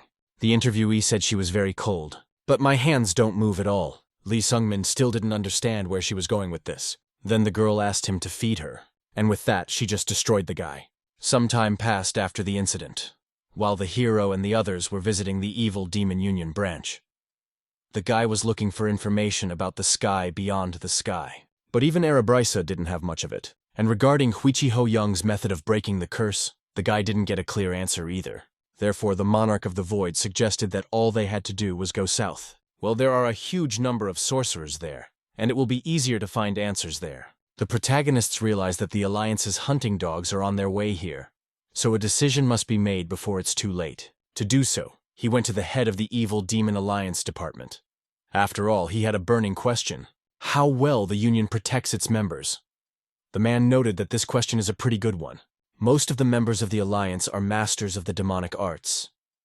The demonic arts are powerful, of course, but they change the nature of the warrior. Lee Sungmin then wondered if they had control over them. The interlocutor noted that to a certain extent they do not have control, but some of them go crazy, cross the line, and become just monsters. When that happens, the Alliance stops protecting them, and then the Righteous Alliance cleans up for them. The hero noted that in that case he had made up his mind. Now they are leaving, even if they have to hide from the Alliance and Sky Beyond the Sky. The man answered nothing to this, and as the guy turned around with him, something started to happen. After that, he rushed towards the guy and asked him if he would regret it. At that, something happened to his head. Lee Sungmin was confused when he saw this, so inquired as to what the hell was going on. It turned out to be the head of the Alliance, who was glad to meet the Light Demon. He shouldn't be afraid. He had only taken over the man's body for a while to talk to him. Though the hero didn't understand how not to be scared here. The head of the Union asked if they were really going to leave. Lee Sungmin confirmed this, but thanked them for being sheltered, even if only for a short while. The interlocutor noted that if they want to go, let them go, but wanted to say one last thing to him. Right now he was taking the gray path, but if one day he chose darkness, then let him come to the forest of Legro. It was the man who was always watching the boy. But afterward, he also indicated that he would be expecting him. In the end, they set off on their journey. Looking at the small to the sky, Fine's demon, the Reckless Sky Demon, noted that she was truly impressive. I mean, she's only 23 years old and she's already surpassed human limits. He'd never heard of such a thing. The girl knew the man well. She had heard a lot about him. The interlocutor inquired, but also how he turned out to be. Vichi Ho Young stated without hesitation that he didn't look particularly strong. The man became angry and declared that those words made her blood boil. When she recovered, she would definitely fight him. Her companion had no choice but to agree. Eventually, the strength left her once again, and she leaned on the guy's shoulder. Wonpei is a pity. She is such a master and is in such a state. The hero noted that he would need his help. The crazy demon of the bloody heavens said there's no need to worry, because she's been at war with the Alliance for decades. It wasn't long before the guy's group stumbled upon a recent acquaintance. It was an indestructible spear. He reported that the guy didn't heed his warning. In response, the hero said that reality was too pathetic for such a formidable warning. He thought they would come here in droves. The man said that circumstances got in the way. He turned to the mad celestial demon of the bloody heavens, and also to the little heavenly demon. Naturally, he didn't forget the light demon Lee Sun-min. They are vile demons who disturb the peace of the common people. So, in the name of alliance as well as justice, the man is going to do away with them. The hero pointed out that he and the small celestial demon had done nothing wrong. But how about forgiving the crazy celestial demon? The interlocutor stated that all demons sooner or later take the path of evil.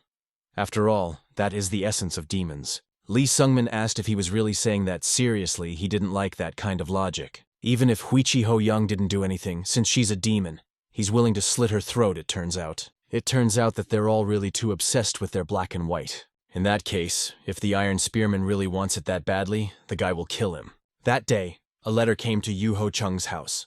He was told to kill the small sky demon at any cost, and there would be no reinforcements. The small sky demon has weakened. But with her, the light demon and the crazy heaven demon, each of them is incredibly strong.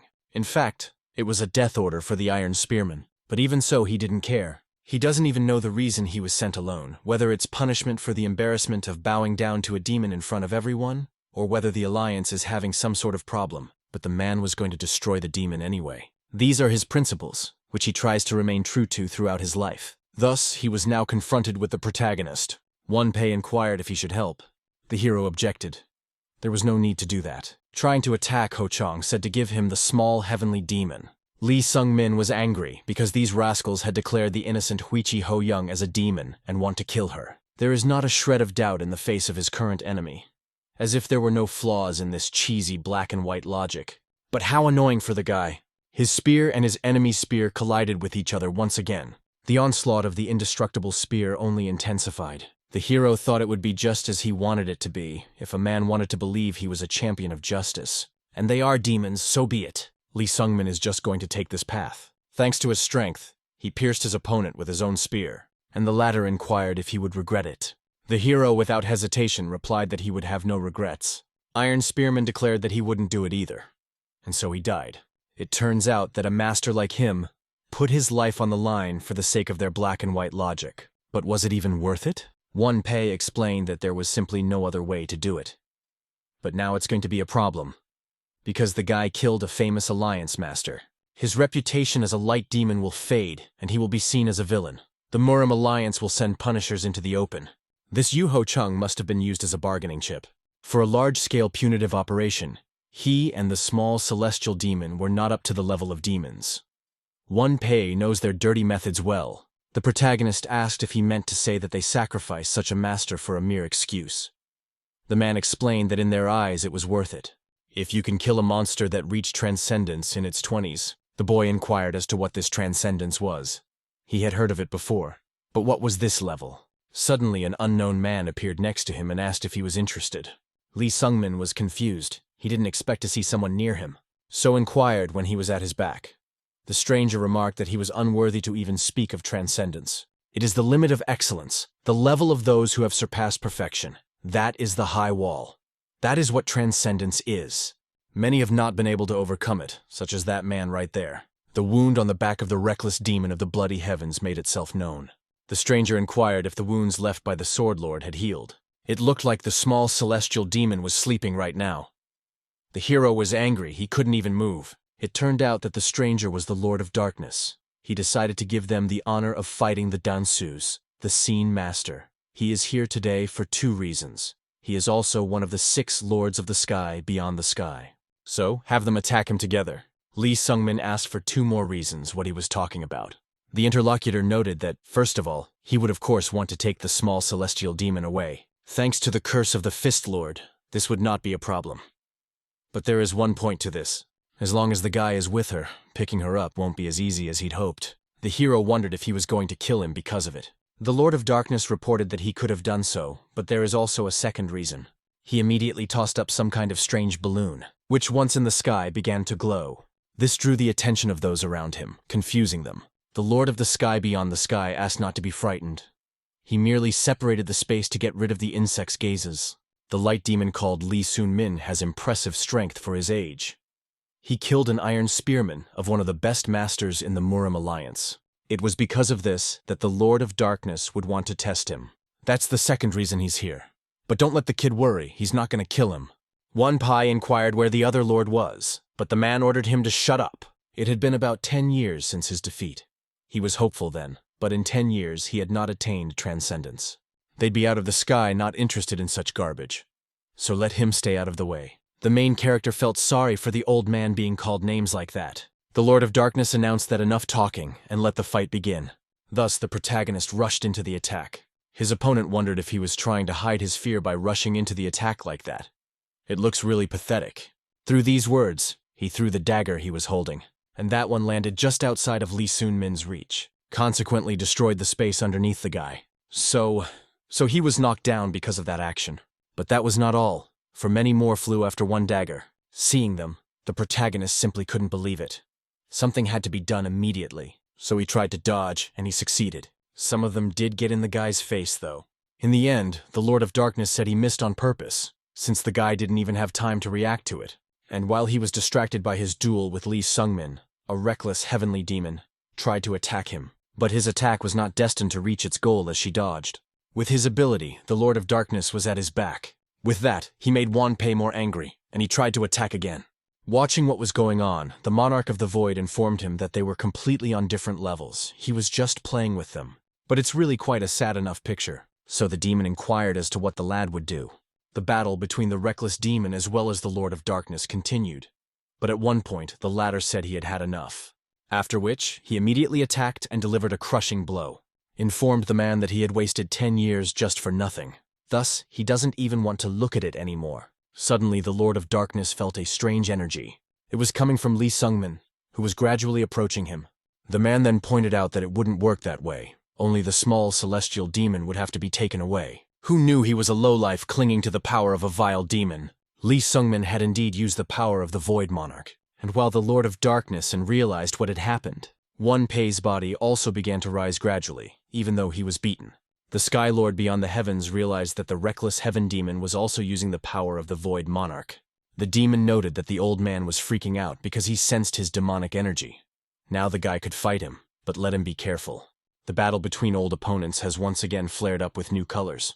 Even despite Wanpei's new ferocity, the Lord of Darkness was coping with his strength. Using his next technique, he noted that moderate is not a power that is given for free. Demonic energy destroys a person. Does using that vile power dare to defy him? While he was reasoning about it, Lee Sun-min's spear was already not far from his head. The man didn't understand how he could move so fast, for he didn't even feel him. The protagonist, on the other hand, used the fourth form of the demonic god's bloody stakes. This blow is called a devastating thunderclap.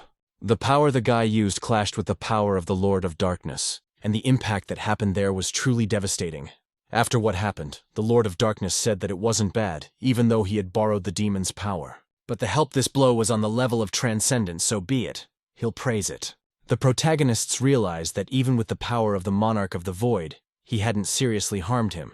So it wasn't enough. It was because of this that he turned to Hoju. He needs to become stronger than he was then. So he asked for more demonic power for himself. The Monarch of the Heights noted that he was willing to give that power, but let him be prepared for the consequences. Lee Sun-min explained that it was different now he had already restored the balance of a Kuei, controlling the demonic energy. As the Darkness Lord watched, he was surprised. The demonic energy and ki were entwined in the vortex. Is this guy can unleash that much power? Then don't underestimate him anymore. As promised, he's certainly not going to kill him. So let him keep going and attack him. Lee Sun-min thought that it was necessary to collide all of his strength and weave them together, after which one must plant them in the sphere of pure destruction. This was the seventh form of the endless spear of the 9 heavens, piercing the heavens. To defend against this powerful destructive inferno attack, the Lord of Darkness used his fan. At the same time, he reported that this attack is really good, but despite its destructive power, he handled it with ease. Afterward reported that it was great, but didn't expect to see a guy's spear near me, which was coming at him at breakneck speed to destroy him. The dimension everyone was in immediately staggered, and the body of the Lord of Darkness was held by the spear, so began to fall downwards. The Lord of Heaven beyond heaven didn't understand how this happened. It was surprising that he still had strength after such a technique. It was terrifying because the attack was deadly. It turns out he hit the exact weak spot. The Lord of Darkness barely had time to counterattack. It was a pity, of course, that he ended up killing him. But what can you do? He just let his guard down. All that's left for him to pick up is a small celestial demon. What happened next he had in no way expected. At least he felt the guy was moving forward. It turned out that despite the wounds that Lee Sun-min had sustained, he was still moving. The hero was mad and said he wouldn't let Vichi Ho-young be taken away. The Lord of Darkness realized that it was delightful, and yet frustrating. He was still able to move. If the man had been a little stronger, he would have taken him even with demonic strength. But right now, he would limit himself to just a small heavenly demon. So threw another dagger, and decided to say goodbye to this guy. But this dagger was not destined to reach its target. because another piece has appeared on the board of this chess game. It was the man who had recently spoken to Lee Sungmin. He greeted Tang Mugi, noting that they hadn't seen each other for a long time. He could see that he was still hurting the weak. The Lord of Darkness became indignant and told him not to call him that. And his interlocutor he called the head of the Union. The masked man who arrived began to gradually pull the daggers from Lee Sungmin's head. Tang Mugi inquired as to how he had gotten here. The interlocutor didn't understand what he meant, as there was no place he couldn't go. But there was also something that gave away his true nature. It became clear that it was a doppelganger, though the man didn't realize what was the point. The protagonist, in turn, realized that he was the head of an alliance of evil demons. The Lord of Darkness shouted that he had interfered in the affairs of the sky beyond the sky, though the interlocutor did not deny it. He was truly touched by this boy's desperate efforts. Tang Mugi said that whether he was a doppelganger or not, killing him would be a cakewalk for him, especially when he's in his condition. The head of the evil demon alliance said that in their stupid circle, only old man Musin could threaten him. But now he's in seclusion and won't move for his hide. He's really fed up now, so let him fuck off. He's got 3 seconds, or he'll turn into a bloody mess. The interlocutor wanted to say something, but the man started counting down. Whereupon the Lord we quickly fled. This made the head of the Alliance for Demons laugh. How pathetic it was after all. He told Lee Sungmin to never become like this. The protagonist only asked if he could have killed him. The interlocutor did not deny such a possibility. He was also quite badly wounded. But then a couple days later, the guy would meet the Sky. They'd kill him, of course. From the little Sky demon they took away. And they in turn let him go alive. So Sky learns of the intervention of the head of the evil demon alliance, and is forced to stand idly by. Now you're only parting him for a small celestial demon. Exhausted and weakened by the curse, she would only be a burden to this boy. The hero was angry, asking what he was carrying. The head kept saying that if she didn't want outside of the Sky, let her move to the alliance. It would provide her protection. And in the next couple days they would send people to do so. Also have her watch out for the head of the Muram alliance. Immediately after this statement, the man disappeared. Vichi Ho-young headed over to Lee Sungmin. Putting her arms around him, she ended up on his back, but kept asking why it was necessary to go so far. After what happened, a little time passed, and the protagonist woke up in a place unfamiliar to him. He inquired where they were. The girl next to him replied that they were in a cave nearby. They're being chased by the Alliance, so they couldn't go into town, and those two are putting up a barrier right now. Vichi Ho-young said it was the first time she felt so helpless. Now Lee Sun-min has to protect her. It almost got him killed fighting that man. The guy said he's fine. But the girl objected. She said he was in no order. She should be stronger than him, but right now she just wouldn't survive without his help. And he, in turn, would try to save her even at the cost of his own life. She didn't become his friend to make him suffer like this. The girl is going to accept the proposal of the head of the union. Lee Sungmin wondered that even if he decided to be stubborn and stay with her, Vichi Ho-young would only smoke himself and suffer. So he declared that it was all right to let his friend rest properly. In the meantime, he would find a way to break the curse. The interlocutor noted, so he called her a friend. After that, she got up and said she was curious about something, if she's beautiful right now. The protagonist was confused and blushed a lot because he was embarrassed.